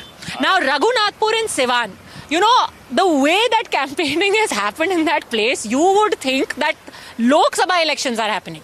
Yogi Adityanath went there. Yesterday Himanta Biswa Sarma went there, Ikra Hasan went there, Akhilesh Yadav went there. And why is that? Because a young man named Osama Shahab. And his name is not that important. I mean, his name has become very newsworthy now, but his father is Shahabuddin. And again, he's one of those people who was personally given the symbol by Lalu Prasad. Now, what is happening in Siwan? And is this also the kind of things, what all has been said? Yogi Adityanath goes there. He says कि देखिए मैं यहाँ पे आया और मुझे पता चला नाम क्या है? ओसामा. अब नाम जैसा वैसा ही कर्म. Himanta Biswa Sarma went there yesterday and said कि पूरे दुनिया भर के ओसामा को खत्म कर देना चाहिए। और मैंने यहाँ पे मदरसे बंद करने की जब बात की तो पीपल सेड, तो लोगों ने मैंने उन लोगों से पूछा कि मदरसों से क्या मिलता है? मुल्ले बनते हैं, मौलाना बनते हैं। हमारा काम मौलाना बनाना है या फिर डॉक्टर इंजीनियर बनाना है। Now this kind of rhetoric, Prabhakar, what does one make of it? And that too so much focus on Siwan. See, I mean, you have to go into the history actually to understand why it is happening so. Shahabuddin, at one point of time when he was alive and politically active, was the most important factor in the entire region. So don't talk about Siwan only. Siwan, Gopalganj, Chhapra, all the adjoining districts. He was the most important factor. He was Bahubali, goes without saying. Now, I have my serious doubts whether his son is a worthy political heir of him, because sadly, He doesn't speak from the dais. He doesn't interact with media. Not one interview have I seen. He doesn't give public interviews. I mean, he's completely And he's mute. what, 24, 25 years old? He's on a mute mode doing the campaign. I don't know how he does it, but he's on a mute mode. His wife, Hina Sahab, actually tried to take the political hair. She contested Lok Sabha twice. Lost by thin margin. Now his son is in the fray. And Shahabuddin not only, I mean, is the galvanizing factor for all the RJD voters or the supporters out there, but also a very important Muslim figure. So before, very important Muslim figure. But what kind of message are you sending to Muslims by saying that your vote is being galvanized through Shahabuddin's name? But it's the same message. Shahabuddin's name? But it's the same message that the What BJP makes is you trying think to that say. a Muslim voter in Bihar will vote on Shahabuddin? What makes you think that the Bhumihar should vote on Anand Singh or Suraj Man? I mean, it's the same. They should. So They should. Very valid it is point. exactly the same messaging. And I must say, while we are in media, we are reporting this. This is an absolutely shameful statement. Or on Ritlal Yadav's name. Ritlal Yadav or any other don that we can think, because look at the data. The list is long. The list is long. Very long. Very long list for every across political parties. party. List is long across parties. JDU has What I want to say is that for a Himanta Biswa Sarma or a Yogi Adityanath to come there and use somebody's name and say all Osamas should be killed, it's an absolutely shameful statement to make. Whatever Shahabuddin did or did not, whatever Shahabuddin did or did not, law had to take its own course. Has his son been indicted in any case? No, he's not. Just because he's a Muslim, you come and say that all Osamas should be killed, or you come out and say जैसा नाम है वैसा ही काम करेगा. It's an absolute shameful statement. लेकिन जो बात अंकित ने शुरू में कही कि बिहार में कास्ट पर वोट पड़ता है, ठीक है, पोलराइजेशन नहीं होता है. सिवान उसकी बैटरी बनाई जा सकती थी पावर प्ले के लिए, बीजेपी के लिए, क्योंकि अमित शाह भी वहां गए, उन्होंने कहा 100 शहाबुद्दीन आ जाए, योगी भी गए, हेमंता भी गए. लेकिन मुझे लगता है बहुत ज्यादा लोग यहाँ सिवान की बात करते नहीं. जो बात कह रहे हैं ओसामा साहब के नाम से, हो सकता है उस एरिया में थोड़ा फर्क पड़े, लेकिन पूरे बिहार में उससे कोई फर्क नहीं पड़ने वाला. ना शहाबुद्दीन के नाम एरिया में तो पड़ी जाएगा ना, सीमांचल में तो असर होगा ना. लेकिन मुझे लगता है वो मुस्लिम वोट को यूनाइट करेगा, ना कि हिंदू मुस्लिम पोलराइज करेगा. ये मिथ है कि वहाँ पर केवल मुसलमान शहाबुद्दीन के लिए है. आधा हिंदू भी है वहाँ पे. शहाबुद्दीन लोकल रॉबिन हुड है वो वहाँ का. बट एक और चीज मैं इंपॉर्टेंट टच करना चाहती हूँ इसमें. एक इंटरेस्टिंग और one more anecdote, by the way, it is entirely coincidence, but like everyone has been saying, look, BJP is fighting this election. Yogi Adityanath came to Siwan, spoke about कि कुछ लोग जो हैं जाकर के गैंगस्टर्स की मजार पर, गैंगस्टर्स की ग्रेव पर फतिहा पढ़ते हैं. Today, before the first phase of polling happens, there is land which was taken away from Mukhtar Ansari, which he had been grabbed, LDA land, Lucknow Development Authority land. About 78 flats have been made for poor people on that land. 72 flats. Today, the keys for that, or the Samarpan Samaro of that entire flat, which is built on Mukhtar Ansari's land, is being done today. Now, is this a coincidence? उन्हीं की grave पे फतिहा पढ़ने गए थे. अब वो coincidence है कि योगी आदित्यनाथ यूपी से बिहार के लिए कोई मैसेज दे रहे हैं. We all leave that to your imagination. But a final point I want to ask, क्या महागठबंधन में सच में is there infighting in the Mahagathbandhan? Because this has been emphasised again and again, Sumit. And how much is that going to affect? Before Sumit starts answering, I'll just kind of be your unpaid tourist guide. This is the new PMCH building, the Patna Medical College Hospital building, which is coming up. Thank you so much. We love unpaid facilities. Yes, please tell us more about it. Free.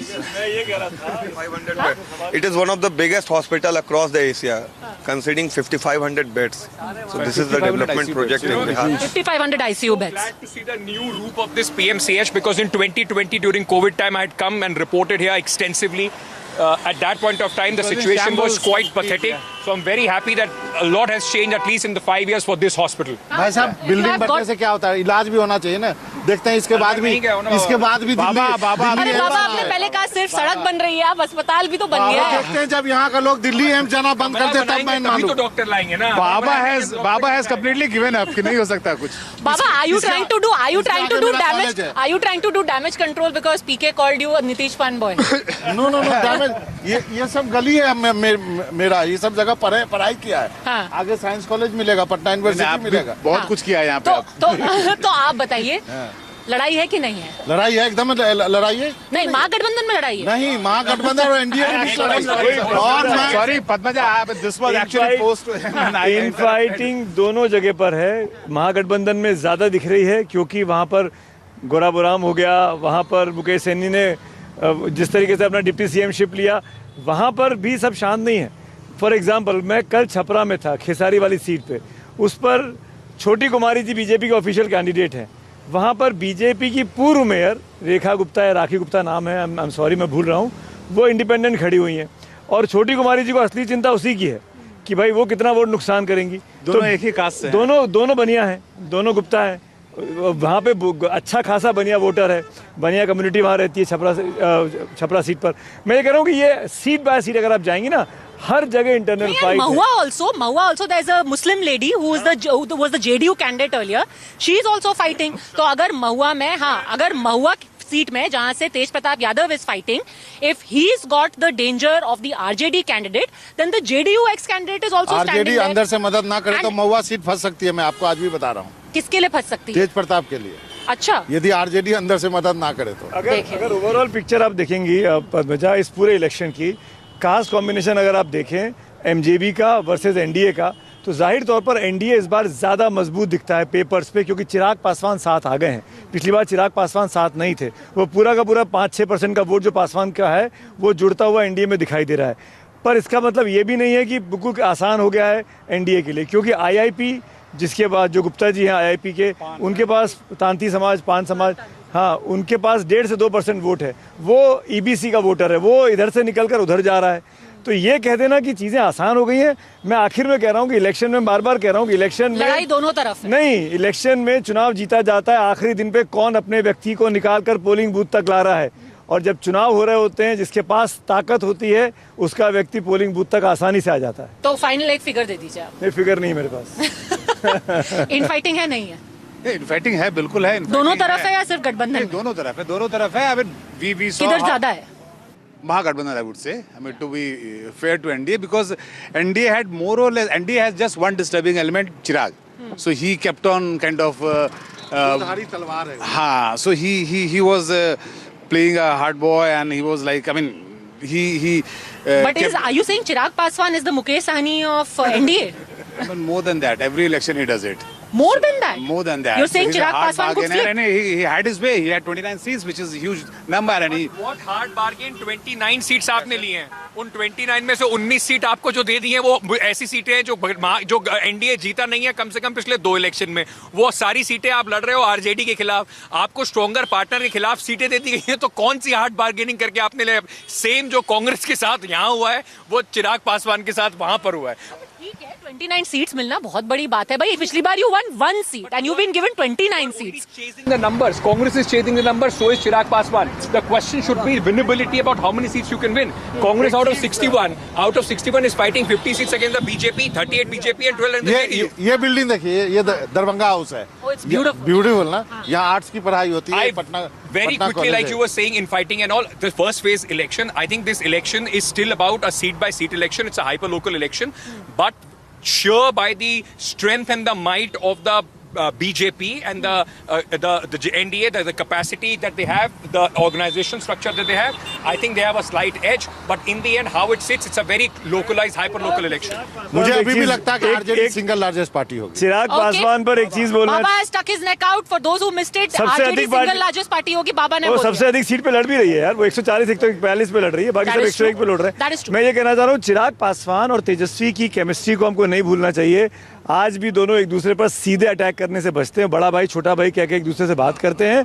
और चिराग पासवान को भी 5 साल के बाद बिहार में चुनाव लड़ना है। उनकी पार्टी सिर्फ बिहार की है, वो अपने आप को सीएम के तौर पर देखते हैं। वैसे तो तेजस्वी नीतीश कुमार पे भी डायरेक्ट अटैक करने से बचते हैं। वो भी है, नीतीश कुमार से बार बार कहा जा रहा है कि रिमोट उनके हाथ में नहीं, चाचा बोल रहे हैं। ओके, तो 14 तारीख के बाद बहुत कुछ होगा। Okay, so you know, if you thought that you had Bihar figured out when you listened to people who are sitting there in Delhi, you just got an example of how there are wheels within wheels, and then there are some more wheels within those wheels.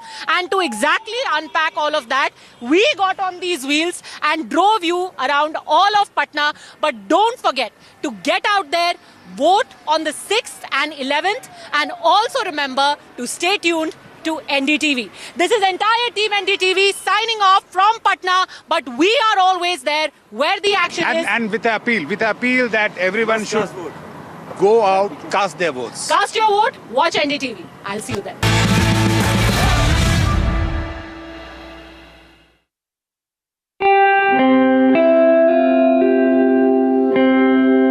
RP Sanjeev Goenka Group, growing legacies over 200 years.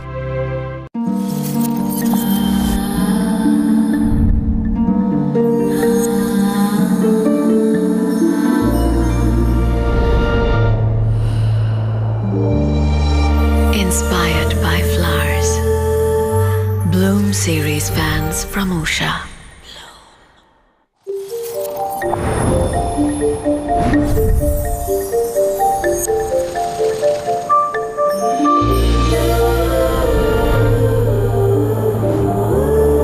Inspired by flowers.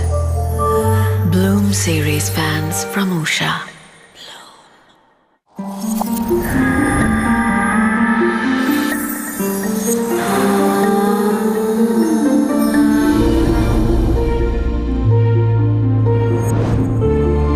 Inspired by flowers. Bloom series fans from Usha.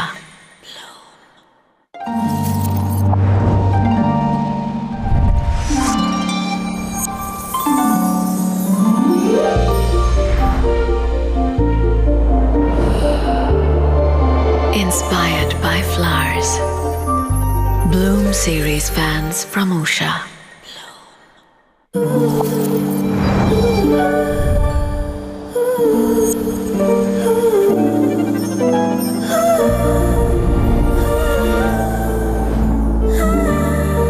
Inspired by flowers. Bloom series fans from Usha.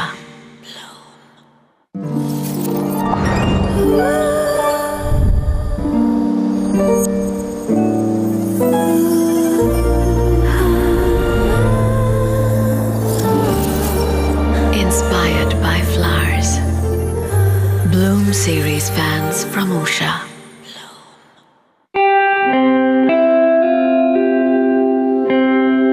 RP Sanjeev Goenka Group, growing legacies over 200 years.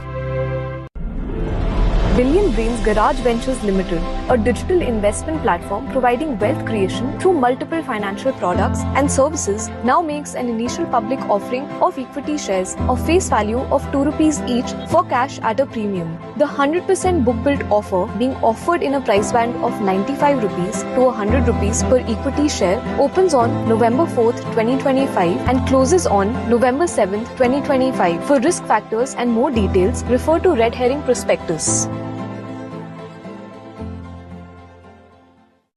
आपका parcel फिर से हमारे घर पे आया है। कुछ तो बात है इस दिल में। माँ भी हमेशा पीमाक मस्टर्ड ऑयल में ही खाना बनाती थी, ये आपके लिए। कुछ तो बात है इस दिल में। Bihar, the mustard specialist since 1933. सरसों से सरसों। RP Sanjeev Goenka Group, growing legacies over 200 years.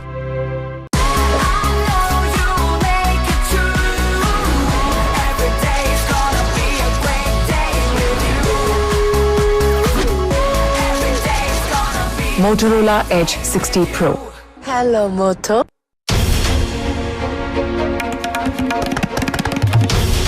This is NDTV. And you're watching NDTV 24/7.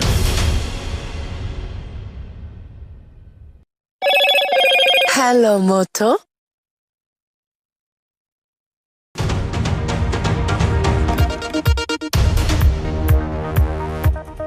Good evening. Welcome to Left, Right and Centre. I'm Vishnu Shom. On the program this evening, New York City just detonated the myth that bold ideas can't win.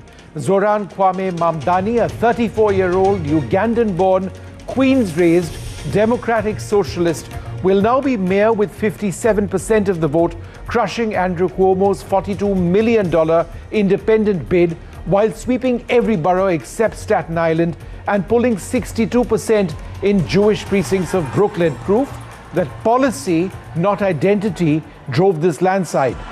Now, the son of author Meera Nair, Zoran ran his campaign on promises of rent freezes, of universal childcare, and taxing fortunes over $10 million. Donald Trump has branded him a self-professed Jew hater and communist and has threatened to withhold $7 billion in federal aid and has posted, and so it begins, the moment the race was called and Mamdani won. Now, Zoran Mamdani's first words from the victory stage were a direct shot. Donald Trump, since I know you're watching, turn the volume up. The larger story is this. This is American democracy working. Black, brown, Jewish, Irish working and middle-class New Yorkers crossing every line to demand solutions over slogans. Tomorrow, markets may twitch, pundits will panic, Trump will rage tweet possibly, but in a 57-odd days, a couple of months, Mamdani will take office. Can bold ideas still win in America? And what does this mean for New York? And indeed, what does this mean for Donald Trump? Standing before you, I think of the words of Jawaharlal Nehru. A moment comes but rarely in history when we step out from the old to the new, when an age ends and when the soul of a nation long suppressed finds utterance. Tonight we have stepped out from the old into the new. So let us speak now with clarity and conviction that cannot be misunderstood about what this new age will deliver and for whom. This will be an age where New Yorkers expect from their leaders a bold vision of what we will achieve, rather than a list of excuses for what we are too timid to attempt. If anyone can show a nation betrayed by Donald Trump how to defeat him, it is the city that gave rise to him. And if there is any way to terrify a despot, it is by dismantling the very conditions that allowed him to accumulate power. This is not only how we stop Trump, it's how we stop the next one. So Donald Trump, since I know you're watching, I have 4 words for you. Turn the volume up. New York will remain a city of immigrants, a city built by immigrants, powered by immigrants, and as of tonight, led by an immigrant. After all, the conventional wisdom would tell you that I am far from the perfect candidate. I am young, despite my best efforts to grow older. I am Muslim. I am a democratic socialist. And most damning of all, I refuse to apologize for any of this. This evening on Left, Right and Centre, we've got 3 wonderful guests. Clifford Young is with Ipsos US Public Affairs. Ajay Jain Huturia is a Democrat leader. He was in Biden's fundraiser. And David Sofair, a Republican strategist. David, let me come to you first. From Kampala in Uganda to City Hall, how did a 34-year-old Ugandan immigrant raised in Queens public housing outmaneuver America's political dynasties to become the first Muslim mayor of New York City? Well, first of all, he did run a very good campaign. He ran a grassroots campaign that made a lot of promises to a lot of people in the great state of New York. Now, if those actual promises can come into fruition without completely desecrating the public safety of the most important economy, arguably, in the world, and his taxes, he wants to raise tax in such an aggressive way for the middle class and the working class. And he's dangling these carrots of socialism. So we'll have to see how it unfolds. But, you know, he's a very charismatic young man. He's full of energy. And it really resonated and went, you know, it transcended the boroughs of New York, and it transcended race and gender as well. With that being said, you know, Fidel Castro was democratically elected as well. And, you know, he also ran, he was very popular with Democrats at the time as well. So, you know, we'll have to see how this unfolds.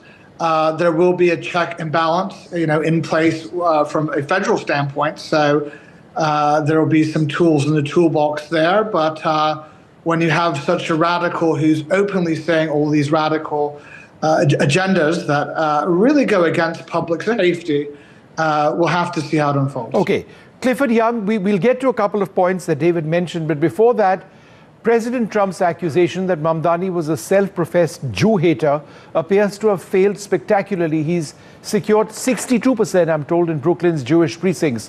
What does that have to say about, Trump's policies and the fact that, any attempt at divide along, along lines of where you've come from have failed miserably in this election? Yeah, well, obviously Trump is framing it to his advantage. He wants to spin it.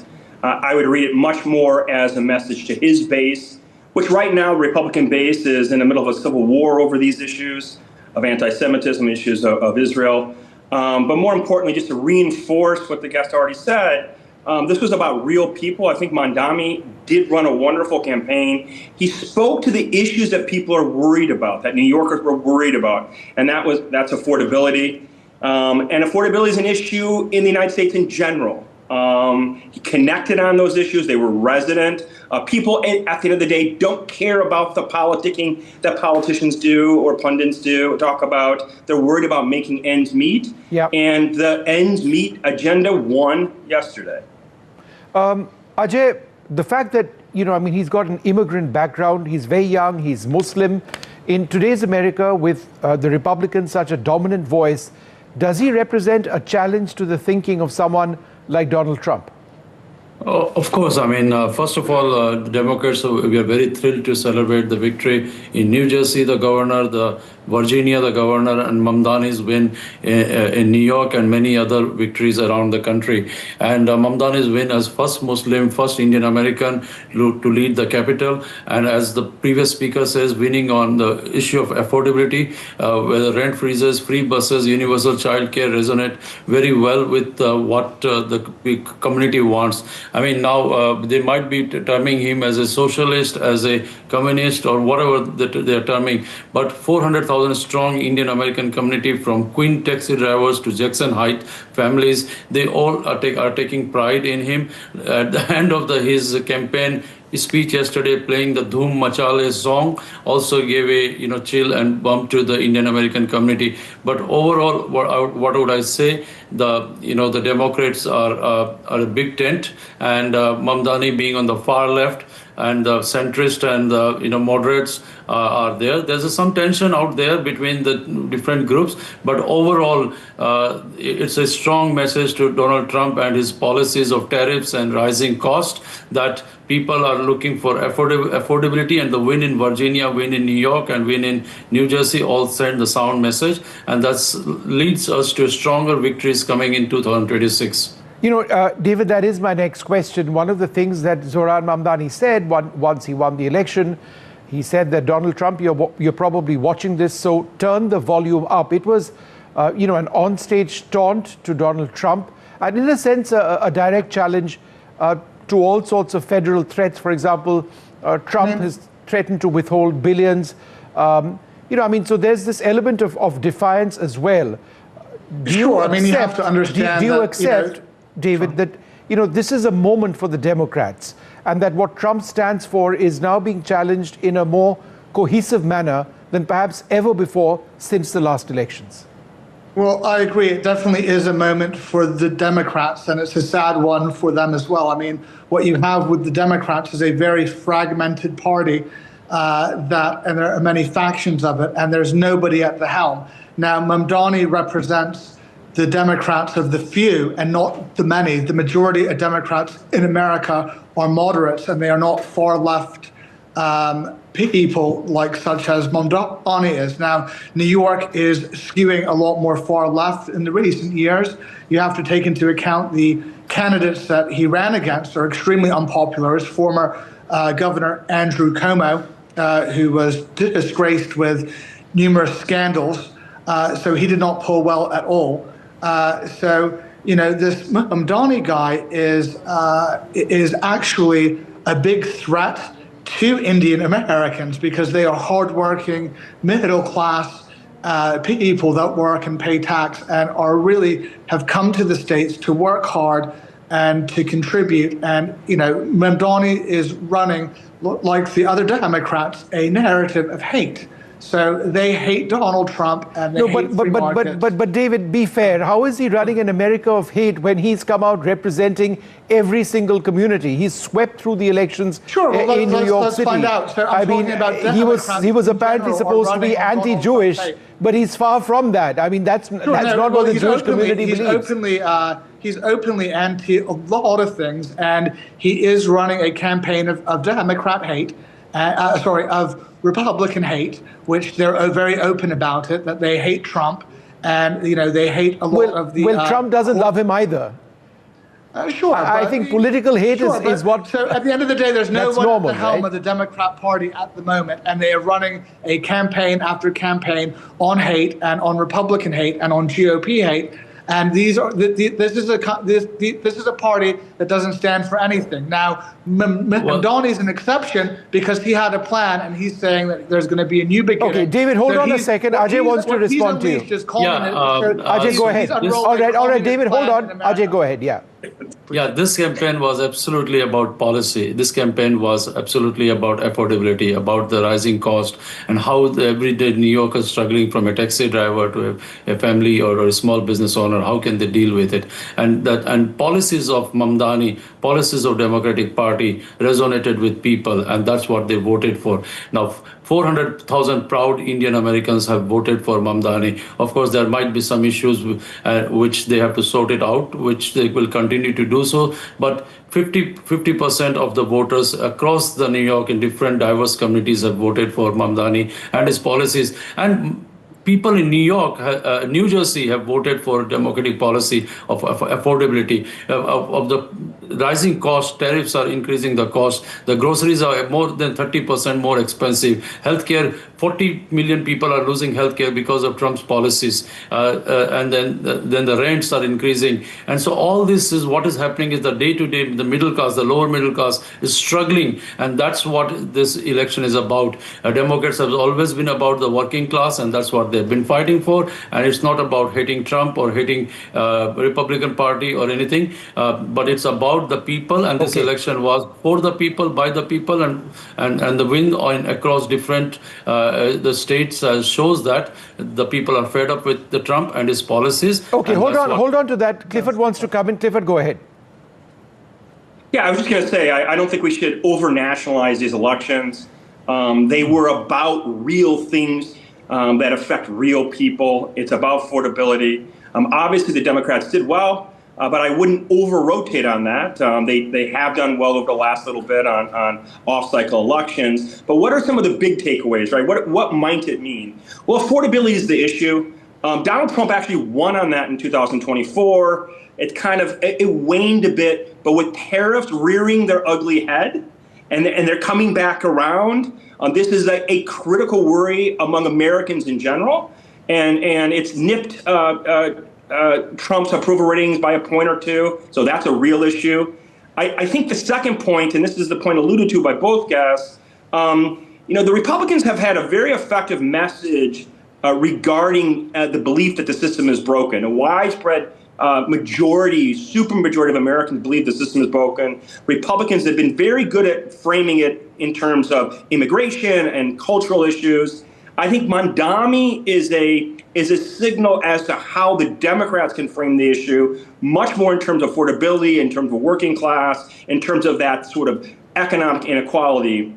And the last point about this election, and just to the elections in general yesterday, Republicans don't do as well when Trump is not on the ballot. Yeah. And that's something to reflect on, I think, for Republicans. Trump is a phenomenon. He is electorally differentiated relative to everyone else in America today. And that's something that the Republicans looking forward will have to contend with when looking at chief executive positions, whether at the local, state, or national levels. Clifford, one of his election calls was a city for immigrants, by immigrants.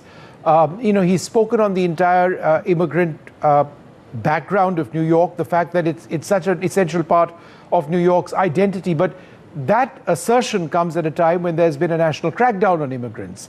There have been so many questions in America on migrant rights.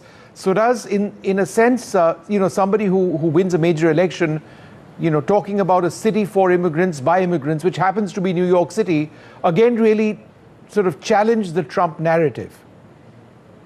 Yes, it's a direct challenge. And indeed, we have to understand in America today that there are two differentiated understandings of what being an American really is. Republicans have much more of a restrictive view. You probably should be born in the U.S. and have certain sort of characteristics. Democrats have a much more diffuse view. And that's this central narrative, the central fulcrum point of our political conflict today. And Mamdani's inclusive view is the view of the Democratic Party. It's not necessarily what rallies them. They are rallied on other issues. But ultimately, he does represent that very important thread, or one of the important threads in America today. David, how would you respond to that? Another point that he's Muslim. Again, in America today, that winning a major election, that would be fairly rare. And secondly, this entire in our party, we don't play identity politics. So we don't look at religion or gender or orientation or any of that. So I'm not going to comment on any of that. But what I am going to comment on is socialism is not the answer to any of these questions or concerns. Socialism that he's proposing is not the hedge for inflation or tariffs or immigration. I mean, it's been tried in democracies such as your own country, and it was rejected there. So it's certainly not going to win over in New York, and especially for a long time. So this is alarming. Also, he's taken away public safety, and taxes are going to be higher for the middle class and the working class. And when it comes to the very wealthy, well, they're transitory, so there won't be any of them left. So they're going to we'll see how that plays out. I take all of the points. Unfortunate thing, and it's important not to conflate Mamdani to the rest of the Democrat Party, because he is. You made that point. I get that. Fringes of that party, so it's not an accurate representation. I get that point. I just wanted to quickly, take that back to Ajay. Ajay, what is this election essentially about? Is it about, a democratic revival in a sense? Is that how you see it? Yeah, absolutely. I mean, the people rejected Trumpism at the ballot box. Virginia flipped the governor mentioned by 15 points, New Jersey by 13 points, and New York City delivered by 9 to 10 points to a proud democratic socialist. And now voters punished chaos, shutdowns, culture war attacks, identity attacks. I mean, I disagree with the previous speaker. There has been a strong identity attacks. Even on the Vice President J.D. Vance's wife, Usha Vance, has been attacked by MAGA for being a brown and Indian American. Vivek Ramaswamy, who is a Republican, was attacked by his own base to being an Indian Hindu origin. I mean, so this election was about bold working class ideas and were from all the different states what we have been winning. And this has been about supporting the diversity and the immigrants. Immigrants make up this nation, and Trump has been rejecting immigrants. Trump has been punishing immigrants, whether there's been all kinds of, the raids against the illegals to legal immigrants who are citizens, who are green card holders. They have been deported and things. So this is a strong message that the nation was built by immigrants, and we continue to support the immigrants. And people may not agree. I also may not agree with Zohran Mamdani's every socialist ideas and values and things. But at the end of the day, he has won, and that's right. And he has won. He has won the election. Out of time, I'd like to thank you all very much for being with us. Zohran Mamdani, an incredible win. Very much the underdog when this all started. Got into a lot of controversy throughout the campaign. Donald Trump came out blazing against him and has still raged against him. Where will this actually go? Just 34 years old, the child of immigrants, Meera Nair's son, now the mayor of New York City, a Muslim fighting for a city which he says is a city of immigrants in Trump's America. Think about all of that. We'll take a short break. There's more coming up. Go ahead, make a rap for your naughty. It's a rap. Get the guap, spin the rack on your naughty. Spin the rack. Gone through, give give a dap to your nanny. If you really feeling good, spin a track for your nanny. Go ahead, make a rap for your nanny. It's a rap. Get the guap, spin a rack on your nanny. Spin the rack. Come through, give a dap to your nanny. If you really feeling good, spin a track for your nanny.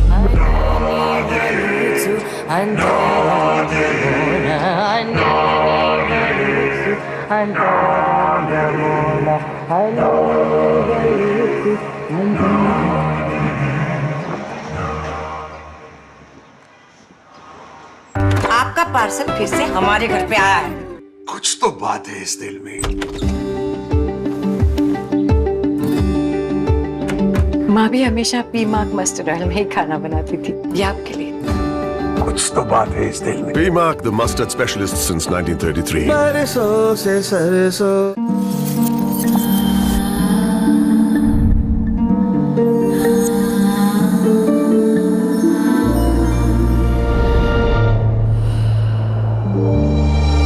Inspired by flowers. Bloom series fans from Usha.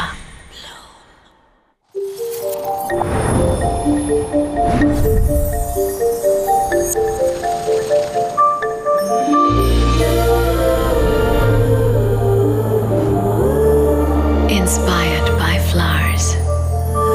Bloom series fans from Usha.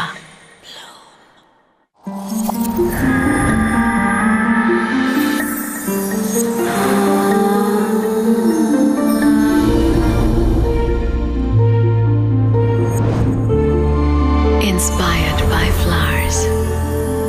Bloom series fans from Usha.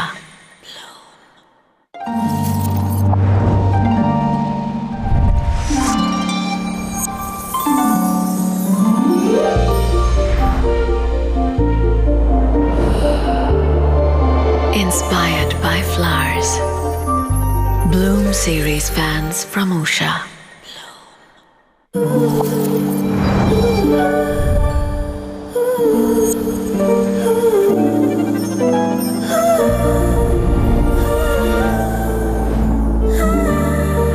Inspired by flowers. Bloom series fans from Usha.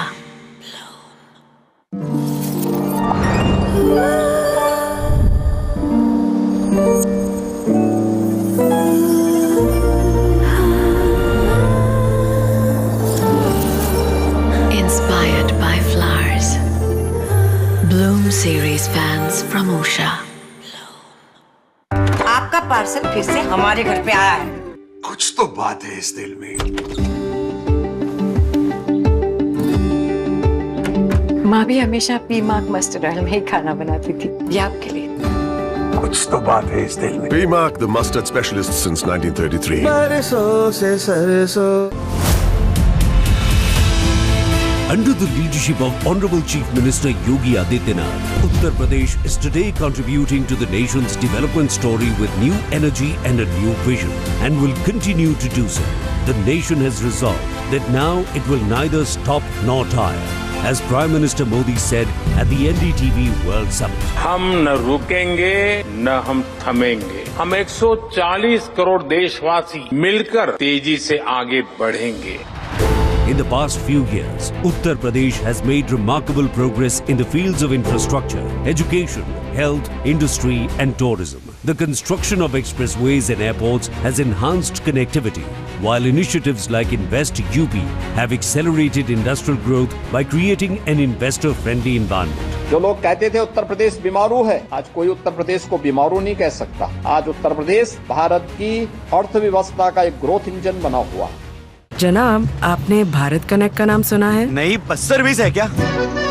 Bus service नहीं, वो 700 से ज्यादा apps पे bill payments possible बनाते हैं, जैसे अभी किया। भाई वाह! आप हमें जानते नहीं पर मानते जरूर हैं, हम हैं भारत कनेक्ट। कभी ममता की दुलार, कभी बड़ों का प्यार, कभी खेल का मैदान, कभी दोस्तों की पहचान। 10 का सिक्का एक पर रूप अनेक, इसलिए 10 रुपए और बाकी दूसरे सिक्के चलन में बने रहेंगे। उन्हें बेझिझक स्वीकारें। RBI कहता है, जानकार बनिए, सतर्क रहिए। Right here, right now. कितना कुछ नया स्टार्ट हो रहा है। कोई अपनी लाइफ टाइम पार्टनरशिप शुरू कर रहा है तो कोई अपनी एज के सारे रिकॉर्ड्स तोड़ रहा है। किसी के बिजनेस का फिर से डे 1 है तो किसी का फर्स्ट फॉरेन ट्रिप शुरू हो रहा है। जनराली और सेंट्रल बैंक ऑफ इंडिया साथ मिलकर बने हैं जनराली सेंट्रल लाइफ इंश्योरेंस और हम आपकी हर नई शुरुआत के साथ हैं। जनराली सेंट्रल लाइफ इंश्योरेंस, आपका lifetime partner. Acidity, heartburn और गैस को खत्म करें कम से कम समय में और पेट को रखें कूल लंबे समय तक। ग्रोटैंस, ईट हैप्पीली, लिव हैप्पीली। एक तरफ विंटर स्पोर्ट्स का रोमांच, दूसरी तरफ 4 धाम यात्रा का आनंद। एक ओर बर्फ से ढके पहाड़ तो दूसरी ओर बाबा केदार और बद्रीनाथ। देवभूमि उत्तराखंड इस बार कुछ इसी अंदाज में पर्यटकों का स्वागत करेगी। केदारनाथ, बद्रीनाथ, यमुनोत्री और गंगोत्री धाम के कपाट बंद हो चुके हैं, फिर भी पर्यटक इनके दर्शन का सुख ले पाएंगे, उनकी पूजा अर्चना कर पाएंगे। ये उत्तराखंड सरकार का बहुत बहुत धन्यवाद करता हूँ कि आपने हमारी यात्रा में बहुत बहुत सहयोग किया। उत्तराखंड में पूरे साल पर्यटन को बढ़ावा देने के लिए मुख्यमंत्री पुष्कर सिंह धामी के नेतृत्व में प्रदेश सरकार शीतकालीन 4 धाम यात्रा करा रही है। यात्रा में देवताओं के शीतकालीन गद्दी स्थल जोड़े गए। ऊखी मठ में भगवान केदारनाथ, ज्योतिर्मठ में बद्रीनाथ, मुखबा में माँ गंगा और खरसाली में माँ यमुना के दर्शन किए जा सकेंगे। शीतकाल में 4 धामों के कपाट बंद होने के बाद सभी लोगों के व्यवसाय पर गहरा प्रभाव पड़ता है, जिसे देखते हुए आदरणीय प्रधानमंत्री जी से मार्गदर्शन प्राप्त कर हमने इस वर्ष शीतकालीन यात्रा की ऐतिहासिक शुरुआत की है। शीतकालीन यात्रा में सरकार इन स्थानों को मिलाकर एक धार्मिक और पर्यटन सर्किट तैयार कर रही है। इसे एडवेंचर टूरिज्म से भी जोड़ा जाएगा ताकि सर्दियों में भी राज्य में पर्यटकों की संख्या बढ़े। पिछले 100 साल में जितने यात्री यहाँ आए हैं ना, आने वाले 10 साल में उससे भी ज्यादा आने वाले हैं। फ्रॉड मेरे साथ नहीं होगा, ऐसा मैं सोचती थी। फिर एक छोटी सी गलती की और पूरा बैंक अकाउंट खाली। मैडम, आपकी कंप्लीट डिटेल्स। अपने पैसे सेफ रखिए। Daily payments Airtel payments bank से कीजिए ताकि मेन अकाउंट सुरक्षित रहे। हमें आपके पैसे नहीं, आपकी सेफ्टी चाहिए। भारत सरकार ने सभी देशवासियों के हित में टर्म लाइफ इंश्योरेंस से जीएसटी पूरी तरह से हटाकर 0 कर दिया है। इससे टर्म लाइफ इंश्योरेंस काफी सस्ता हो गया है। पॉलिसी बाजार पर अब 1 करोड़ का टर्म लाइफ इंश्योरेंस सिर्फ 400 रुपए महीने से शुरू।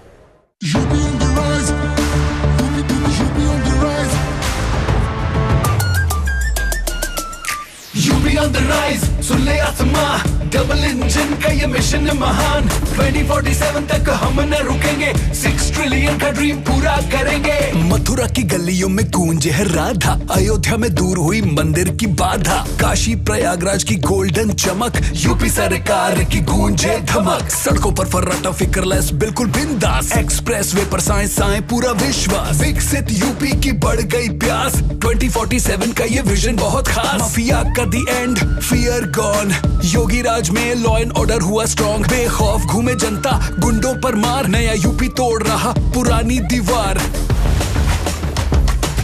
यूपी ऑन द राइज, सुन ले आसमां, डबल इंजन का ये मिशन है महान। 2047 तक हम न रुकेंगे, 6 ट्रिलियन का ड्रीम पूरा करेंगे। I killed my plants. Ah, bummer. Try putting them in the shower. On it. Am I supposed to be in the shower with them? Definitely not. The all-new Motorola Razr 60, dangerously cool. I'm Riya, proper Mumbaikar. But then something called me. And I flew to Hyderabad and had hot biryani on board. Yum! I'm kind of Hyderabadi also. And one weekend with just a backpack, I took off to Phuket. Now I'm a little bit tired too. I'm from everywhere. That's made me feel something special. Guess I'm a little Air India Express too. Explore more, express more. Air India Express.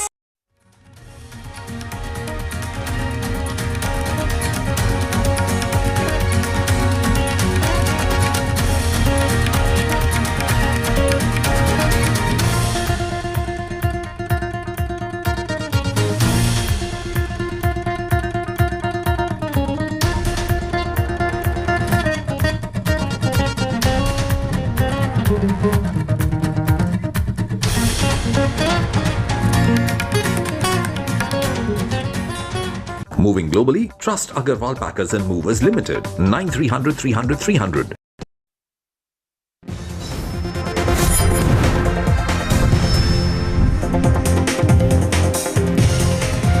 Hello and a very warm welcome. You're watching News Night with me, Raisha Sehgal, and history has been made in the Big Apple. Zoran Mamdani has become the first Indian-American Muslim to win the New York mayoral race. The question is, can this historic win reshape the politics of New York and the US? We will be decoding that on News Night tonight, but first, the headlines. On Bihar Poli, Rahul drops Haryana bomb.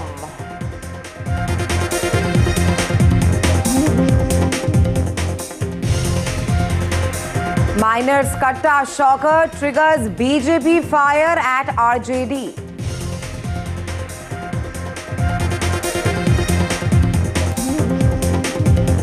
Karnataka Game of Thrones, BJP's musical chairs jibe as the Game of Thrones over the CM chair seat intensifies in the state.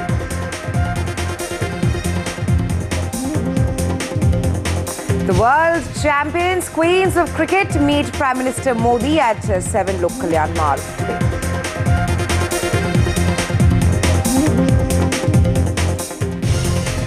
Zoran Mamdani's New York mayor attacks Trump in his first victory speech, says Trump defeated in the city that made him, asserts New York will always remain a city of immigrants.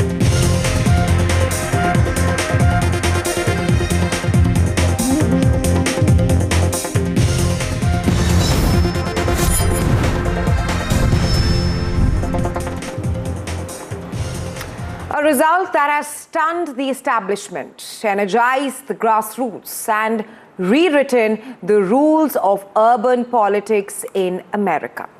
Zoran Mamdani, the son of Ugandan Indian immigrants, a democratic socialist, a community organizer turned state lawmaker, has just been elected the next mayor of New York City.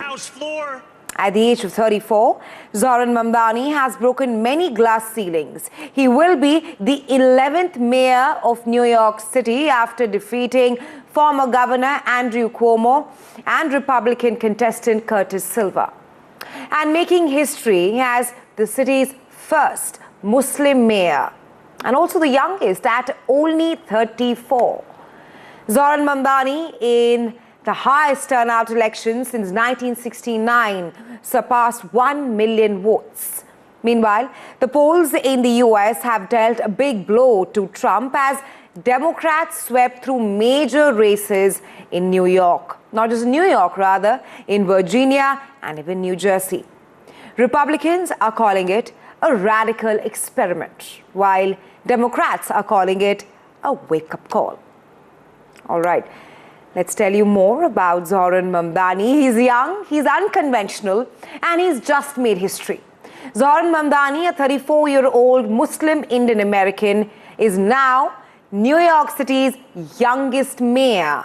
From being a foreclosure counselor to dropping a high-hop single and now stepping into one of the most powerful political offices in the world. Mamdani's rise has been anything but ordinary. Here is his story.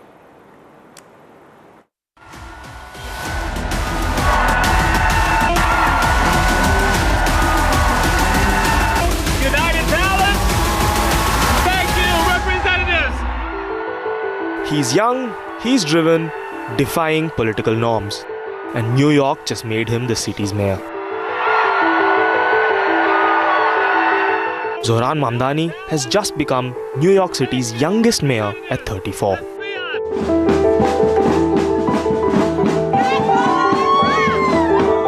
The Muslim Indian American will take office on January the 1st. Born in 1991 in Uganda, Mamdani is the son of acclaimed filmmaker Meera Nair and Ugandan scholar Mahmood Mamdani.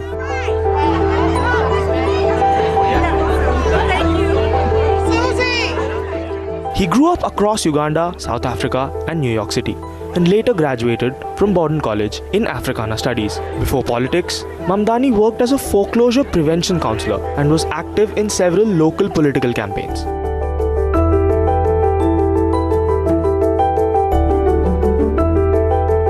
He assisted lower-income immigrant homeowners in Queens with eviction notices and efforts to remain in their homes. He joined the political organization Democratic Socialists of America in 2017 and won election to the New York State Assembly in 2020. Mamdani was re-elected twice and then sponsored 20 bills, 3 of which have become laws. In 2025, Mamdani launched his campaign to run for the mayor's office, promising a more affordable and inclusive New York. Earlier this year, he married artist Rama Duaji. The 28-year-old was born in Houston to a family of Syrian descent. Mamdani and Duaji first connected on a dating app. The couple celebrated with a lavish nikah, an engagement party in Dubai. The 34-year-old politician has a love for hip-hop. He often displays on social media.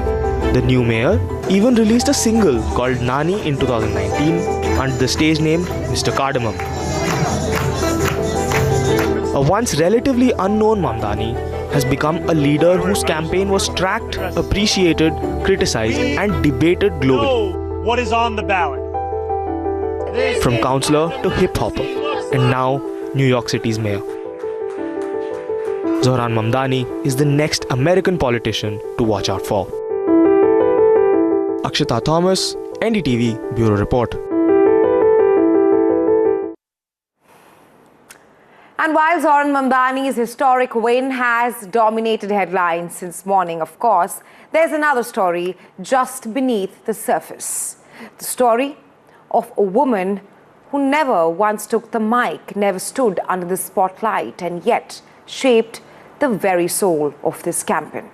Her name is Rama Duaji, Mamdani's partner, and now his wife, a 28-year-old Syrian American who turned colors, shapes and silence into a movement. Let's now take a look at her role behind Mamdani's historic win.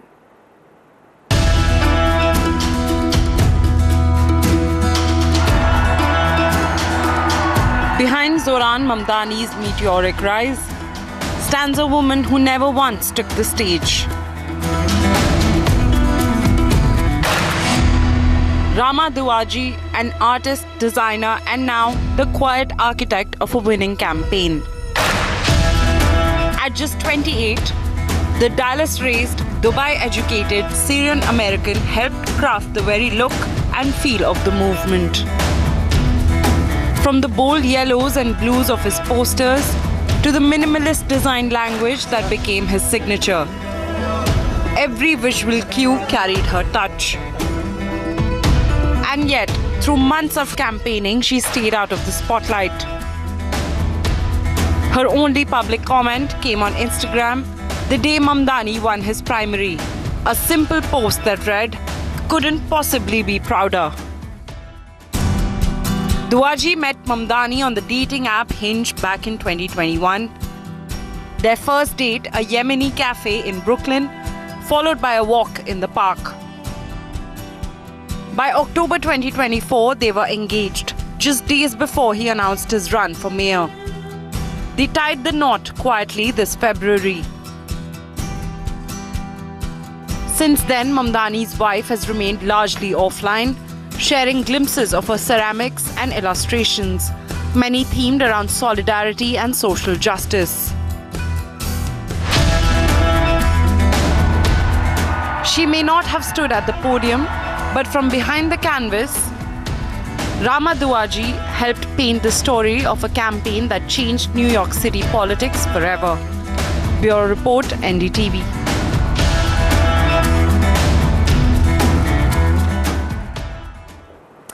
All right, so that was about Zohran Mamdani and his wife, Rama Duaji, and also his journey. But let's now tell you about how Zohran Mamdani's victory speech also highlighted some key aspects of Nehru's Tryst with Destiny's speech. Take a look. Standing before you, I think of the words of Jawaharlal Nehru.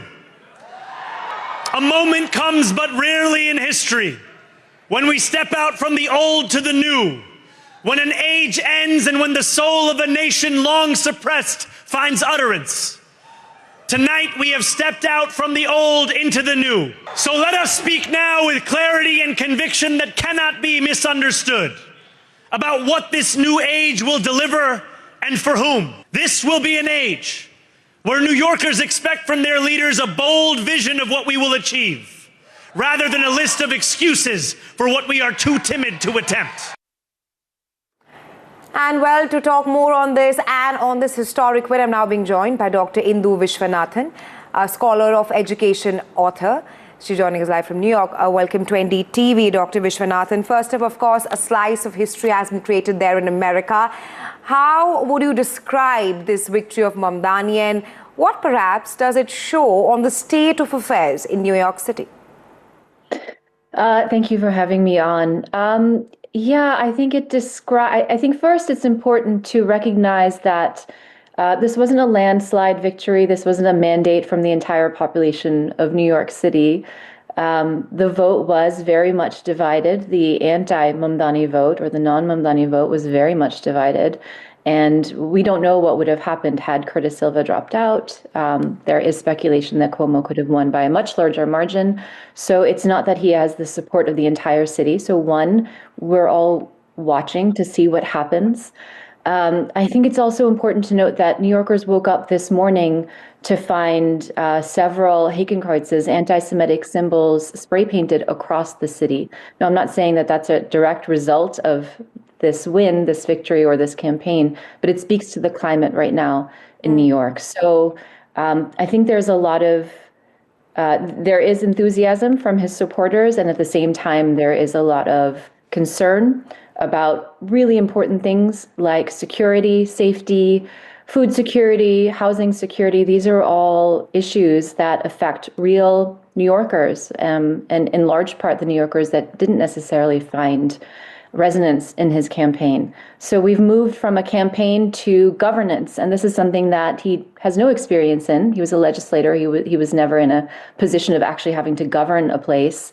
Okay. And so, he's speaking about vision, and I think New Yorkers are looking for outcomes, and it's a wait and see on outcomes. Right, Dr. Vishwanathan, he's an immigrant, perhaps from Uganda to New York. Do you think that this is a story of underdogs, which has perhaps appealed to the New Yorkers there? And does he symbolize the hope of the immigrants? Do you see a shift perhaps there in New York? I mean, New York is a port city. It's historically, is an immigrant city.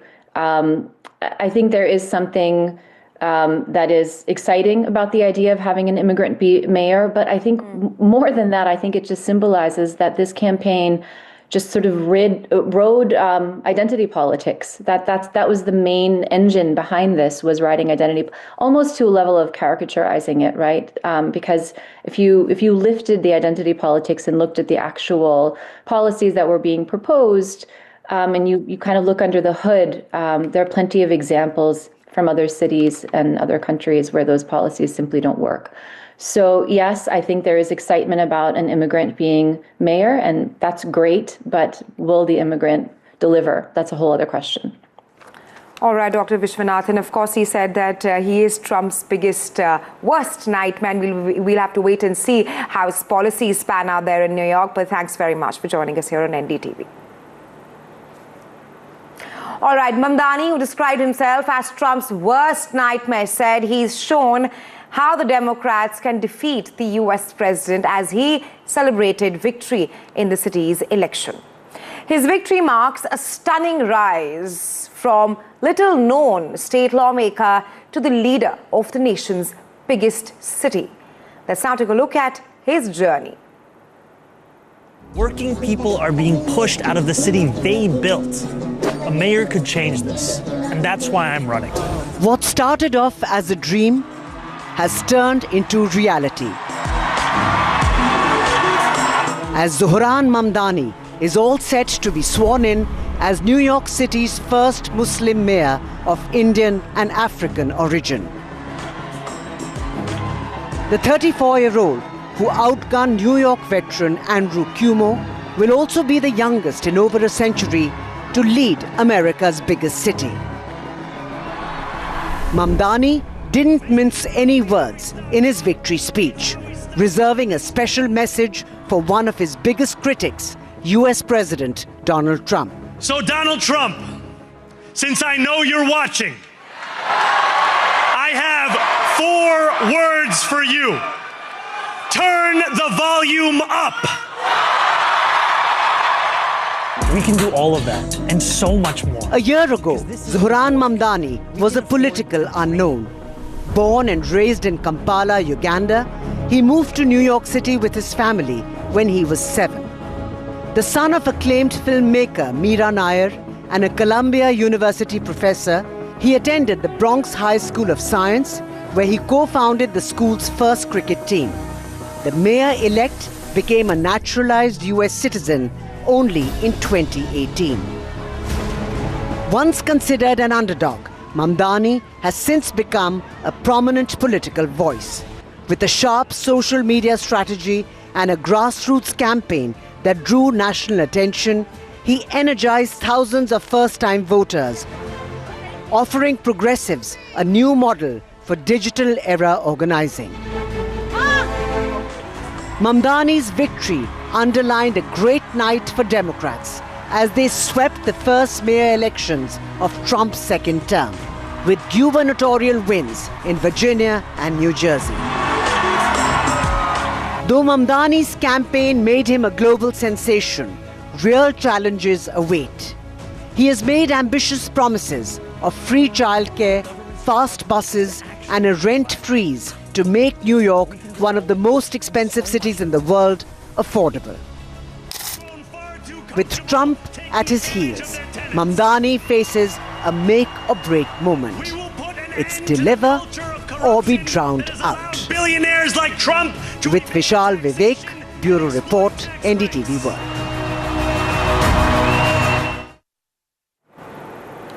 While Zohran Mamdani may have scripted history as New York's first Indian-origin Muslim socialist mayor, but his rise has been wrapped in controversy. Branded a commie lunatic and Jew hater by the US President Donald Trump, and also mocked for eating with his hands just a few months ago. He's also been attacked over his comments on 9/11 and accused of anti-Hindu and anti-Israel bias. Mamdani has been at the center of America's most polarizing debates. We spoke about his journey, about also his partner. Let's now take a look at a few controversies surrounding Mamdani. So Donald Trump, since I know you're watching, I have 4 words for you. Turn the volume up.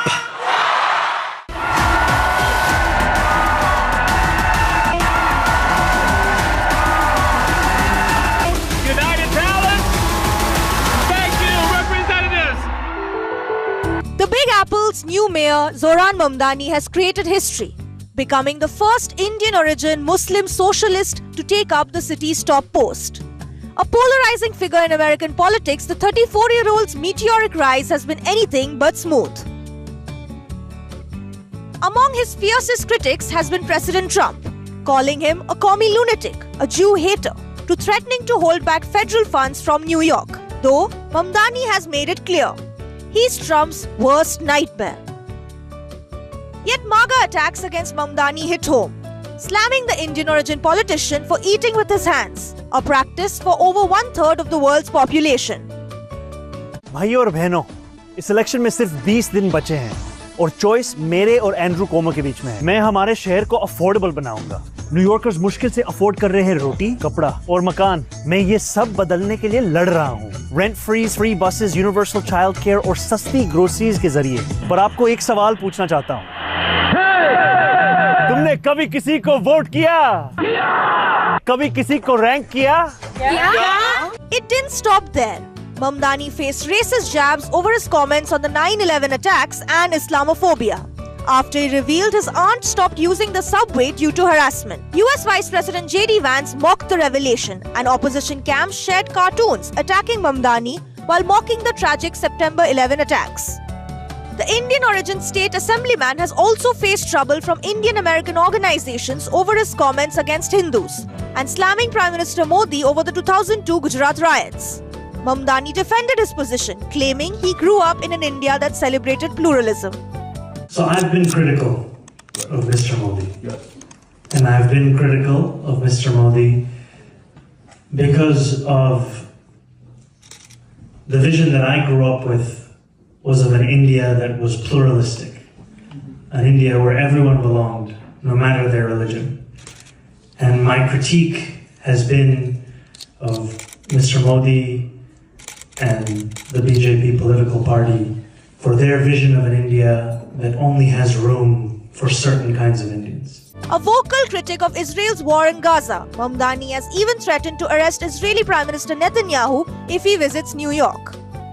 Despite being a Democrat, Mamdani has taken aim at his own party's leadership, accusing them of neglecting working-class voters and the youth. He now faces scrutiny over alleged illegal foreign campaign donations. His wife, Roma Dwaji, now New York's youngest First Lady, hasn't escaped unscathed either, with MAGA accusing her of being aloof and even being a Hamas apologist. After pulling off one of the biggest political upsets of 2025, Zohran Mamdani is stepping into City Hall ready to clash with Trump. All eyes are on the Big Apple and its newest, most controversial mayor. Bureau Report, NDTV.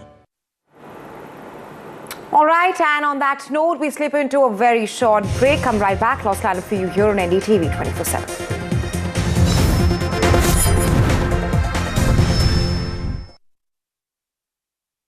आपका parcel फिर से हमारे घर पे आया है। कुछ तो बात है इस दिल में। माँ भी हमेशा पीमाक मस्टर्ड ऑयल में ही खाना बनाती थी। ये आपके लिए। कुछ तो बात है इस दिल में। P-Mark, the mustard specialist since 1933.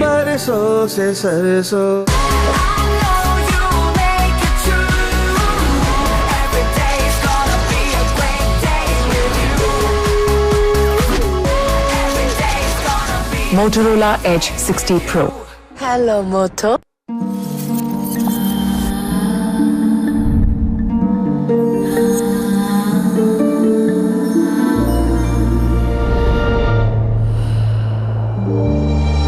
Inspired by flowers. Bloom series fans from Usha.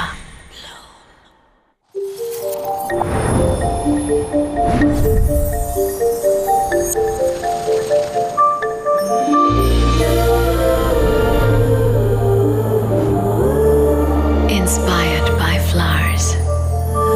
Bloom series fans from Usha.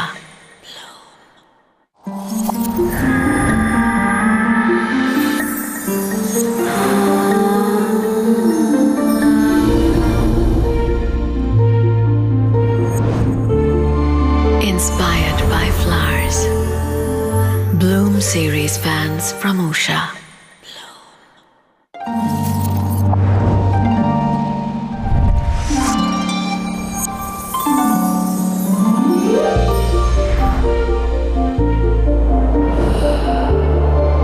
Inspired by flowers. Bloom series fans from Usha.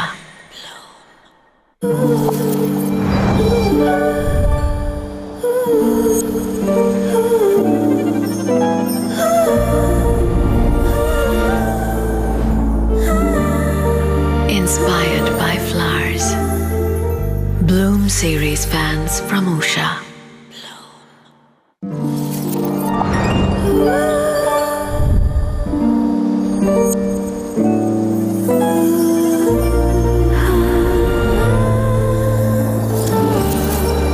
Inspired by flowers.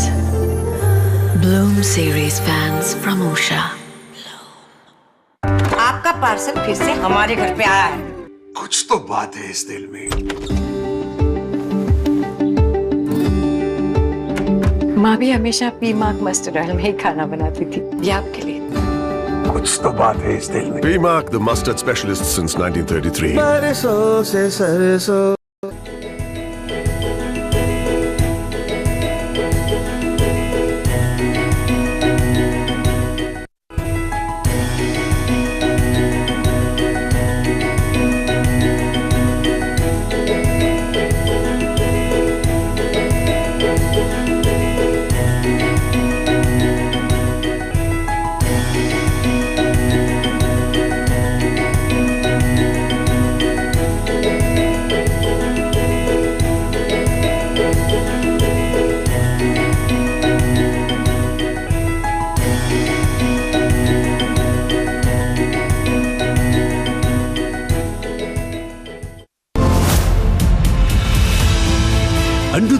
leadership of Honorable Chief Minister Yogi Adityanath, Uttar Pradesh is today contributing to the nation's development story with new energy and a new vision, and will continue to do so.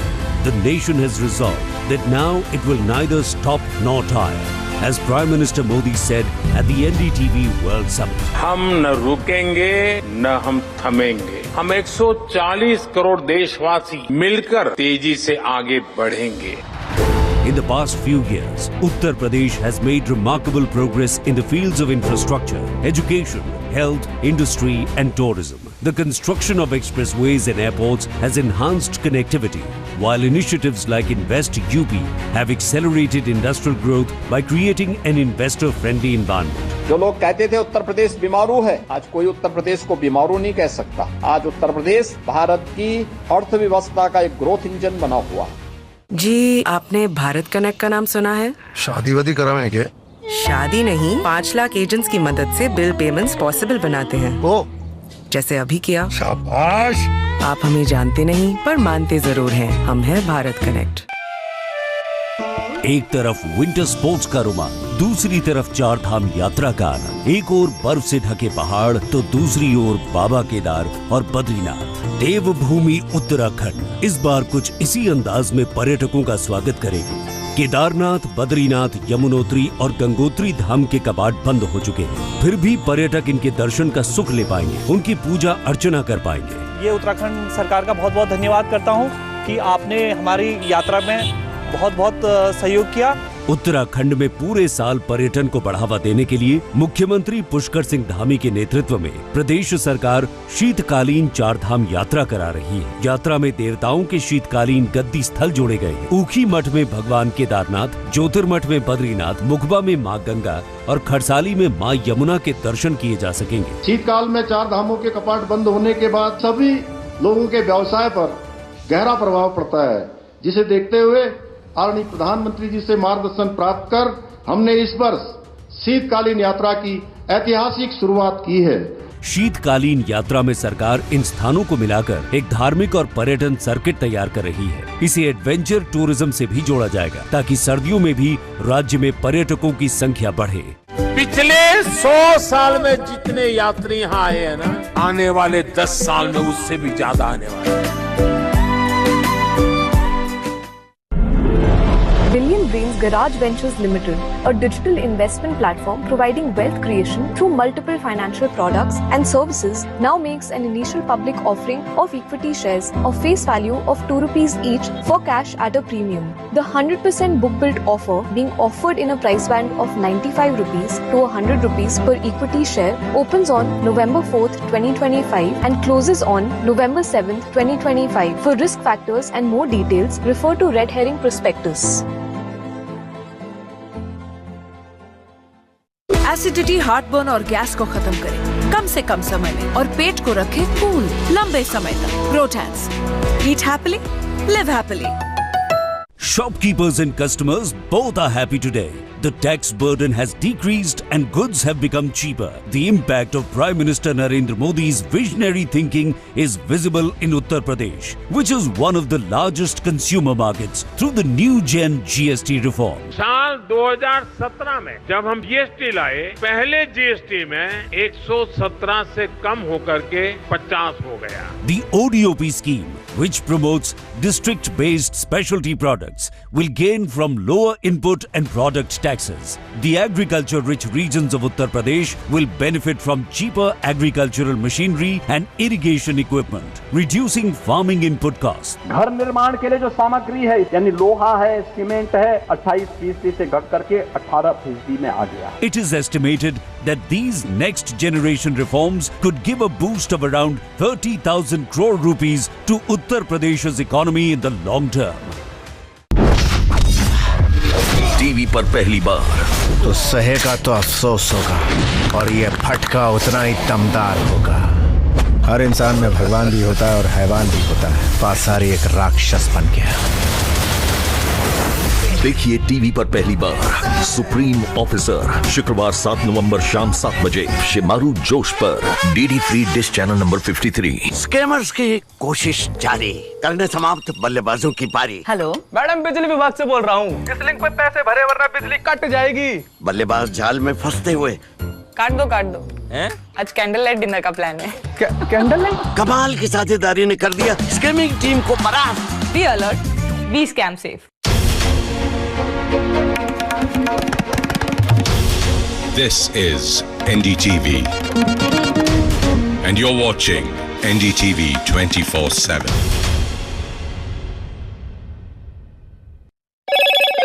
Hello, Moto.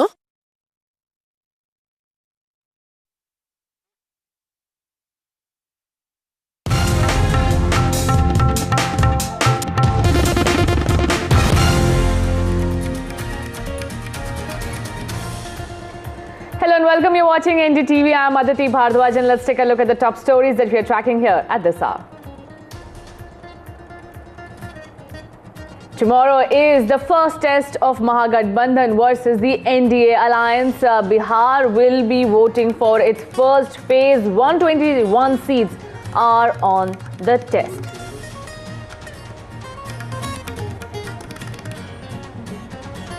Mahagathbandhan cries foul just a day before the Bihar polling tomorrow. Congress MP Rahul Gandhi says, like Haryana, votes are being stolen in Bihar too.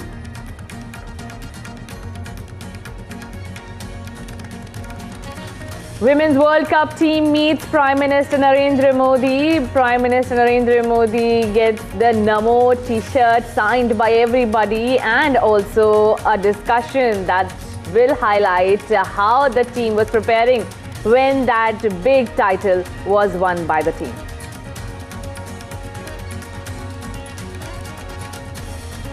Superstars Rajinikanth and Kamal Haasan are set to collaborate on the upcoming film Thalaiva 173 with Rajinikanth starring and Kamal Haasan producing under his Raj Kamal Films international banner.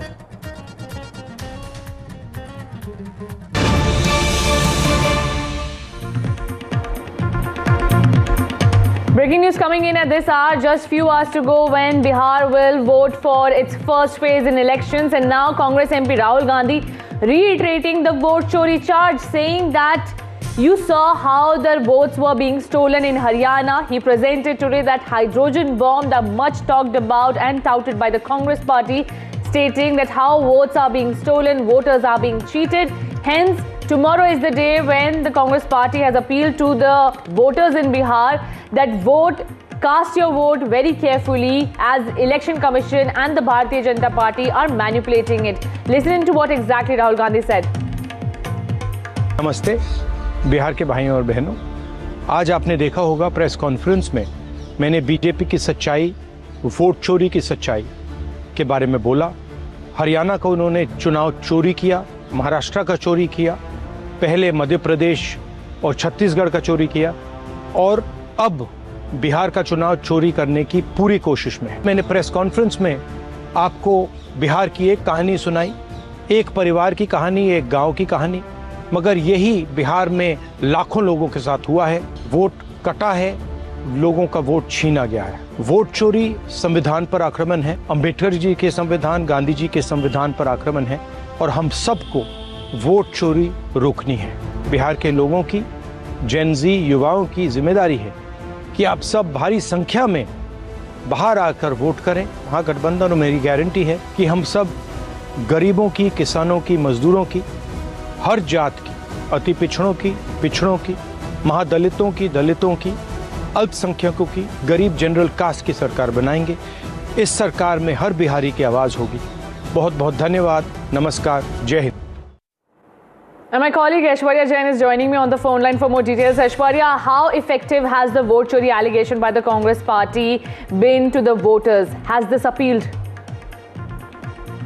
Well, Rahul Gandhi was driving on the entire campaign of vote chori. Remember the vote adhikar yatra that he underwent with Tejasvi Yadav in the entire state of Bihar, and just the day before, it is Rahul Gandhi, the opposition, who held a press conference in the national capital, alleging that there was vote chori that happened in Haryana, and a similar kind of example that he gave as far as one village and 5 people were brought in from one village in Bihar that alleged that there was a voter deletion that happened in their village.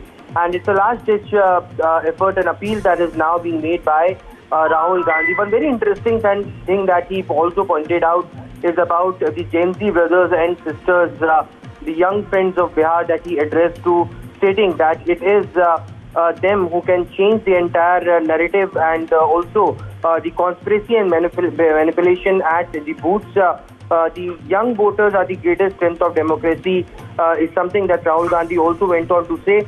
He also said that he stated what happened in Maharashtra, Madhya Pradesh, Chhattisgarh, Haryana, and now this is happening in the state of Bihar as well. And as many as people who can come out to vote will only strengthen the democracy, and that's a responsibility that everyone should be aware of to cast their votes tomorrow. So just before the polls, a video that has been released by Rahul Gandhi, clearly stating about the vote chori allegations that he made, and also appealing to the young voters that if their government comes, if the Mahagathbandhan government comes, then there would be the government of the OBCs, Dalits, Mahadalits, and the poor. Right. Thank you so much, Aishwarya. And as we continue our countdown towards tomorrow, when the voting will take place, all eyes will be on the voter turnout. Let's tell you more about it. It's just few hours to go before Bihar witnesses its first phase of the assembly elections, as voting is set to begin tomorrow on November 6th. This is the first phase. The state has entered the final countdown to a crucial poll that will determine who forms the government for the next 5 years. Will Modi and Nitish duo do its magic, or Rahul Tejashwi duo will script a new chapter in Bihar's troublesome political future? It will all be decided on November 14 when the votes will be counted. But before that, the political hot cake was the vote chori and the hydrogen bomb that was dropped by Rahul Gandhi today. He claimed that lakhs of votes are being stolen by the Election Commission on the instructions of the Bharatiya Janata Party in order to manipulate poll results. However, the Bharatiya Janata Party and Election Commission have rejected such claims, asking why is the Congress party not filing an official complaint and making all these allegations out in the public, instead of filing formal complaints first with the Election Commission and then asking for an investigation into the matter. Listen in to how the BJP reacted to it and what the Congress party claimed. 25 lakh vote chori in Haryana. 5 categories.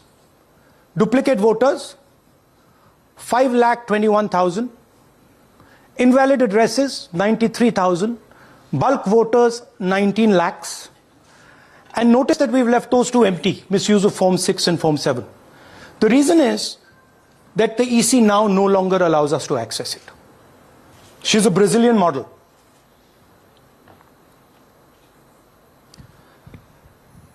That's a stock photograph.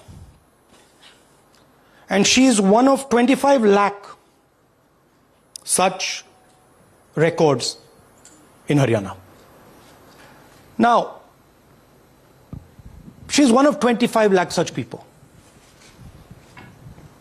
One question, what is a Brazilian woman doing on the electoral list of Haryana? पिछले parliament सत्र में एक महिला का तस्वीर लेकर के, मिंता देवी नाम की एक महिला का तस्वीर को टी शर्ट में छपवा करके पार्लियामेंट के परिसर में घूमते रहा और उसको इतना उछला, शाम तक वो महिला ने इतना डांटा कांग्रेस पार्टी को कि उसको उम्र को 124 बता करके जितना बदनाम किया। तो ऐसा नकली फोटोग्राफ, नकली नाम, नकली इशू लेकर के राहुल गांधी और कांग्रेस पार्टी समय समय में बोलते रहते हैं। आप सबको अच्छी तरह से मालूम है। आज उन्होंने बिहार में 2 दिन बाद पोलिंग होगा और उससे हट करके हरियाणा का कहानी सुना रहे थे। इससे साफ मालूम हो गया कि बिहार में तो कुछ बचा नहीं है, इसलिए ध्यान को भटकाने के लिए हरियाणा के इशू को लेके आ रहे हैं। राहुल जी ने पूरी तफसील से बताया कितनी वोटें कैसी हैं, क्या हैं, पूरा उन्होंने सबूत देके बताया। तो आज कोई शक नहीं रहा कि भाई जो हरियाणा का चुनाव जो था, जो लोगों को लगता था मतलब सरप्राइजिंग जिसको कह सकते हैं ना, result was surprising, everybody was surprised कि भाई हुआ क्या। सब लोगों को जब एग्जिट पोल कहीं भी किसी भी एग्जिट पोल ने भाजपा को 29 से ज्यादा सीट नहीं दी। राहुल जी ने भी इस क्वेश्चन उठाया, बिल्कुल ठीक रहा उठाया उन्होंने कि भाई पोस्टल बैलेट में तो इतनी है और बाद में इतने हैं, इसका मतलब कहीं ना कहीं सिक्का हुआ है। नहीं, पहले तो राहुल गांधी जी देश को क्या अंतर्राष्ट्रीय स्तर पर भी बताएं इनके पास कितने बम हैं, कितने हाइड्रोजन बम हैं, कितने न्यूक्लियर बम हैं, कितने एटम बम हैं। राहुल गांधी जी ने कहीं भी ये नहीं बताया कि पोल कितनी हुई है इसमें से। वोट तो गलती से भी बन सकती है।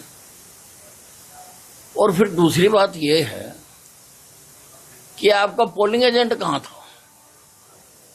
उसने एक ही महिला को बार बार वोट डालने दिया और रोका क्यों नहीं? उसको चैलेंज क्यों नहीं किया? उसकी पिटीशन क्यों नहीं की? ये कोई नई चीज नहीं है। अब आपको अपना वोट भी बचाना है, वोट डालना भी है। सुनने में आ रहा है बिहार में ये भी कहा जा रहा है घर में रहना, वोट डालने मत आना। यूपी में भी यही किया था। इसलिए जहां वोट अपना बचाना है, वोट कटने से बचाना है, वोटर लिस्ट में वोट लाना है और फिर वोट भी डालना है, ये बड़ी जिम्मेदारी है। इसलिए वोट डालना जरूरी है, वोट न कट पाए उसके लिए तैयार रहना है। राहुल गांधी इलेक्शन कमीशन है, भगवान है, कौन सी सर्टिफिकेट गिविंग एजेंसी है? उसकी बात कौन माने? जनता क्यों माने? एक नंबर के झूठे और मक्कार लोग जिन्होंने वर्षों तक 65 साल तक भारत को चूटा, लूटा, खसूटा और उसके बाद आज जब तक आधार कार्ड से वोट नहीं डलता था, आई कार्ड से वोटर आई कार्ड से वोट नहीं डलता था, तब तक कांग्रेस जीतती थी। जब से इलेक्शन कमीशन द्वारा वोटर कार्ड के द्वारा वोट डालना कंपलसरी हो गया, कांग्रेस ने जीतना बंद कर दिया। ये उनकी सच्चाई है।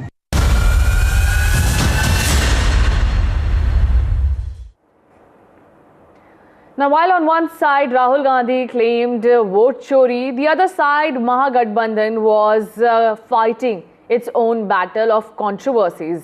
A remark by a child at RJD leader and Mahagathbandhan's CM candidate Tejashwi Yadav's rally in Samastipur has stirred a hornet's nest. The kid said, and I'm quoting, "If Tejashwi Bhaiya returns to power, I will roam with a katta." The katta over here means the pistol. He went on to say in a poetic style that people will fire bullets on the command of Tejashwi Yadav if he wins. The remarks have now fueled the BJP and NDA's Jungle Raj narrative against the RJD and its alliance partners, including Congress. Listen in to what he said.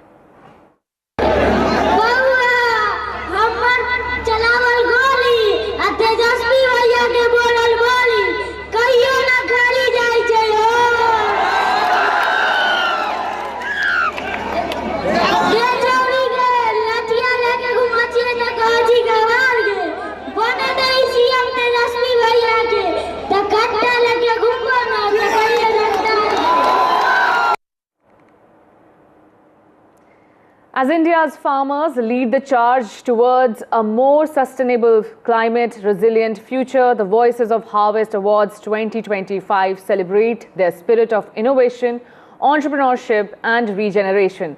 To tell us more about the Voices of Harvest Awards and their championing of practices that nurture both people and the planet, we are now joined by Yashika Singh, Chief Corporate Affairs Officer and Sustainability Head, PepsiCo India and South Asia. Thank you so much, Yashika, for joining us.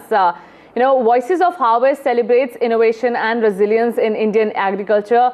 What was the inspiration behind evolving this initiative into a nationwide platform? We've been working with farmers for over 30 years. We work with as many as 27,000 farmers across 14 states. We've worked closely with them. And as a company, we have always recognized the hard work how they've been able to deliver growth and value for the country as also for PepsiCo. And we wanted to extend the recognition that we feel for the farmers that we work with. And that's really the reason why we wanted to create this platform, where we wanted to bring in farmers and policymakers and companies and other partners that we have, and create such a platform that the whole world gets to see the journey that a farmer goes on, what do they do to deliver, and how their passion feeds the rest of the country. Absolutely. Beyond recognition, how do you envision Voices of Harvest shaping long-term collaborations among farmers, private players and policymakers? And what does success look like for PepsiCo through this initiative? For us, what will be successful is that if this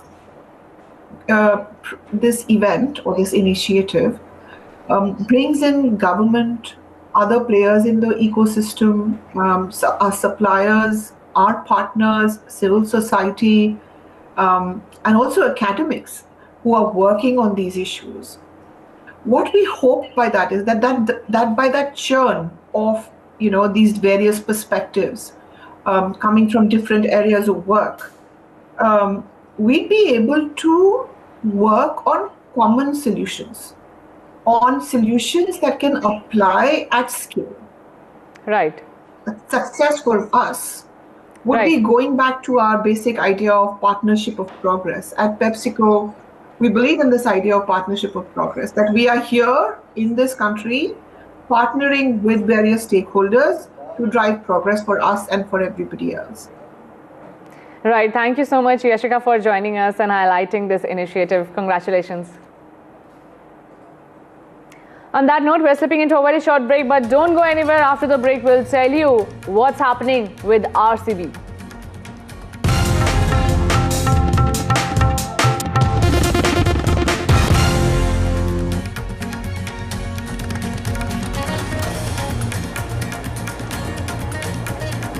In the next few hours, Bihar will choose whether it wants CM Nitish or CM Tejashwi. First phase election voting tomorrow, 121 seats up for grabs.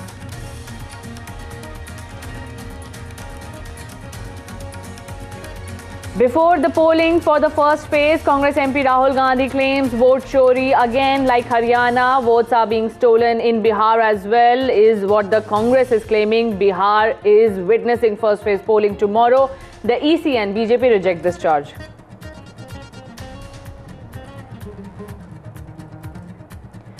Indian Women World Cup champions meet Prime Minister Narendra Modi. Congratulating the cricketers, Prime Minister Narendra Modi shared his own cricket love with them.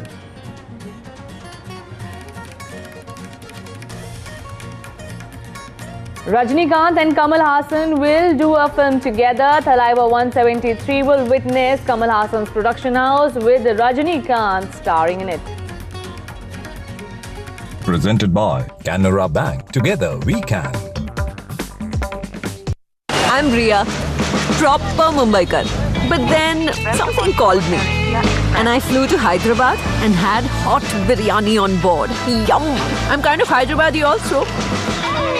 And one weekend with just a backpack, I took off to Phuket. Now I'm a little bit tired too. I'm from everywhere. That's made me feel something special. Guess I'm a little Air India Express too. Explore more, express more. Air India Express. Fraud मेरे साथ नहीं होगा, ऐसा मैं सोचती थी।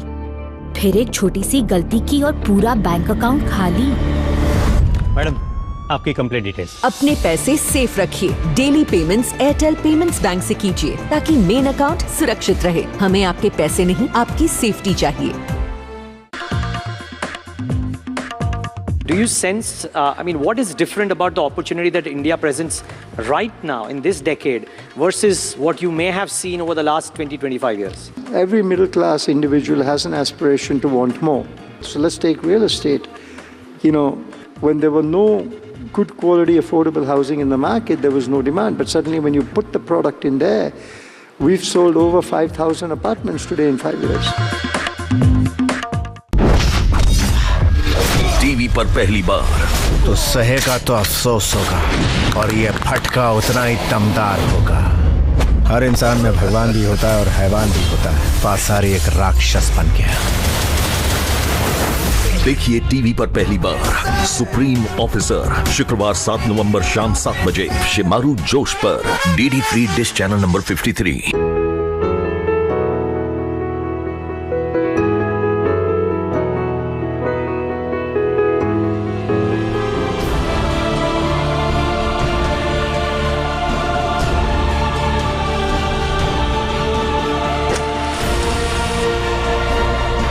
The Child Marriage Free India campaign has stirred the country to move towards ending this crime now with the support of the government.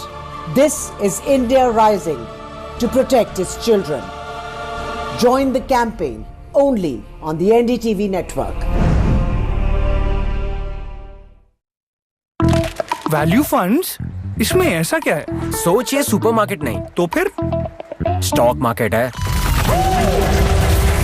और racks पे अलग अलग स्टॉक्स हैं। म्यूचुअल फंड्स ऐसे स्टॉक सिलेक्ट करते हैं जिनकी आज की वैल्यू उनके पोटेंशियल से कम है, यानी स्टॉक्स जो डिस्काउंट पे है। इन्वेस्टमेंट्स के लिए वैल्यू फंड्स में ऐसे स्टॉक्स चुने जाते हैं जिनकी कीमत आज कम है पर फ्यूचर में बढ़ सकती है। म्यूचुअल फंड्स निवेश बाजार जोखिमों के अधीन है। योजना से जुड़े सभी दस्तावेज ध्यानपूर्वक पढ़ें।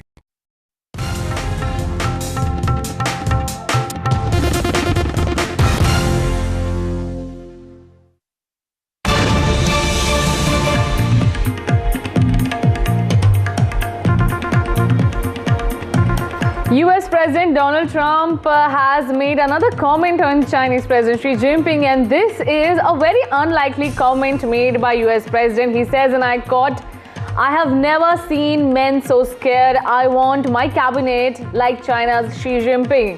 He says, and I further quote, "JD Vance doesn't behave like Xi's man. JD budges into conversations, and hence Donald Trump comparing his cabinet with the Chinese cabinet, claiming that men fear Xi Jinping but nobody fears him in his own cabinet, giving example of JD Vance. Listen into what exactly Donald Trump said. During the meeting, we were there. A couple of you were there, and some of you saw it. So he's here, and he's got about 6 people on each side, and every one of those people was standing like this. They were at attention. And I made a comment to one of them, and I got no response. I said, "Are you going to answer me?" I got no response. And President Xi didn't let him have any. So if there's any question, I said, "I want my cabinet to behave like that." I'm demanding that I want them sitting up like that, Tim, just nice and straight. I never saw posture like that. I've never seen men so scared in their lives. They have the equivalent of a vice president. He was. I said, "Are you going to answer my question?" And he's like, he doesn't move. I said, "What's wrong with this guy?" "I will answer all questions." Why don't you behave like that? JD doesn't behave like that. JD buds into conversations. I want to have that for at least a couple of days, okay, JD? We'll keep you long term, but a couple of days. And my colleague Disha Bagchi is joining me over this uncanny remark of President Donald Trump. Disha, how do you see this comment? He made these comments while recalling his meeting with the Chinese President Busan. So again, this is a comment made in light, but when it comes to what he said about JD Vance, it's interesting because we've seen that in the past, especially in that fiery exchange between Trump and Zelensky at the White House earlier this year, where JD Vance in fact intervened in that conversation, which in fact led to that fiery exchange later. So now him indicating that maybe JD Vance needs to think twice before butting into conversations is interesting. Does this signal some sort of tiff between the two? Not sure yet, but a very interesting comment given the fact that China and the Chinese government is a much more authoritarian sort of government. So now Trump indicating that he wants his cabinet to resemble that of Xi Jinping is very interesting and definitely something that we need to keep an eye on. But his comments also come at a time when the Republicans did face quite a big loss today at the US elections in New New York and Virginia. So very interesting comments made there by the US President. Absolutely. Thank you so much, Disha, for joining us. Whether it was a backhanded compliment or targeting JD Vance, we'll come to see about it. And shifting our focus to the biggest story of the day, Zoran Mamdani winning this New York mayoral post. He's young, he's unconventional, and he just made history. 34-year-old Muslim Indian American is now New York City's youngest mayor. From being a foreclosure counselor to dropping a hip-hop single and now stepping into one of the most powerful political offices in the world, Mamdani's rise has been anything but ordinary. While no Trump praise for him, he's set to break records as he invoked even Jawaharlal Nehru today in his speech. Tryst with Destiny was his take from India. Take a look at it. Standing before you, I think of the words of Jawaharlal Nehru. A moment comes but rarely in history when we step out from the old to the new, when an age ends and when the soul of a nation long suppressed finds utterance. Tonight we have stepped out from the old into the new. So let us speak now with clarity and conviction that cannot be misunderstood about what this new age will deliver and for whom. This will be an age where New Yorkers expect from their leaders a bold vision of what we will achieve, rather than a list of excuses for what we are too timid to attempt.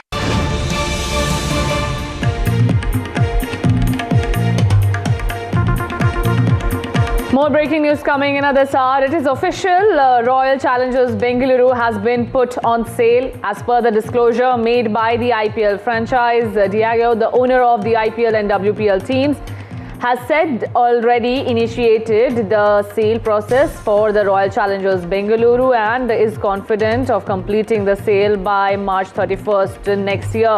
Several people remember were killed during IPL title win celebrations of RCB in June in Bengaluru. Now the sale news is set to make tremors. My colleague Rika Roy is joining me with more details. Rika, tell us about the sale part of RCB. How did they come to this decision?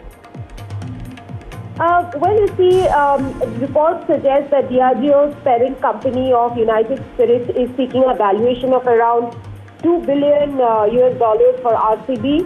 And the disclosures today about the sale were made with BSE. It is done earlier today. What we do understand that there are reports that Vaccine King Adar Poonawalla is interested in securing the sports business. While the sale is expected to be completed by 31st March 2026, the franchise will be seen in action during the bidding of players at the WPL auction table on November 27. Now, in a communication to Bombay Stock Exchange, Diageo called it a strategic review of the investment. Royal Challengers Sports Private Limited, a wholly owned company by United Spirits. They also said that United Spirits is initiating the strategic review of the investment in its wholly owned subsidiary. Well, this has been on cards for a long time, and now it seems that it is official that the team is going to be sold, and all the other formalities will be completed by 31st of March 2026. Thank you so much, Rika, for joining us with those details. Shifting our focus to these beautiful visuals that are coming in from Kashi. The Dev Deepavali falls on the full moon night of Kartik Purnima. The reason why it is also known as the Diwali of the gods. And Uttar Pradesh Chief Minister Yogi Adityanath attended these celebrations. The celebration in Kashi, Varanasi, were celebrated as Dev Deepavali, and Lord Shiva's victory over the demon Tripurasura. The Tripotsav is celebrated every year. The combined light surfaces, the dark waters with the glimmer of a golden galaxy combined with fireworks and the deep rhythmic chants of the Ganga Aarti. It was a divine visual to see and an experience to be there. The festival is a magnificent fusion of deep spirituality, culture and mesmerizing lights. The show was spectacular. The celebrations were to be awed. Those are the visuals coming in from Kashi, Uttar Pradesh. On that beautiful note, we leave you with those visuals. Thank you so much for joining us. It's a wrap from my side.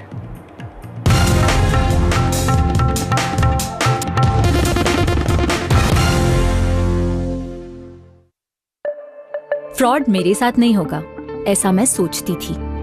फिर एक छोटी सी गलती की और पूरा bank account खाली। Madam, आपकी complete details. अपने पैसे सेफ रखिए। Daily payments Airtel payments bank से कीजिए ताकि मेन अकाउंट सुरक्षित रहे। हमें आपके पैसे नहीं, आपकी सेफ्टी चाहिए। भारत सरकार ने सभी देशवासियों के हित में हेल्थ इंश्योरेंस से जीएसटी पूरी तरह से हटाकर 0 कर दिया है। इससे हेल्थ इंश्योरेंस काफी सस्ता हो गया है। पॉलिसी बाजार पर अब 1 करोड़ का हेल्थ इंश्योरेंस सिर्फ 550 रुपए महीने से शुरू। policybazaar.com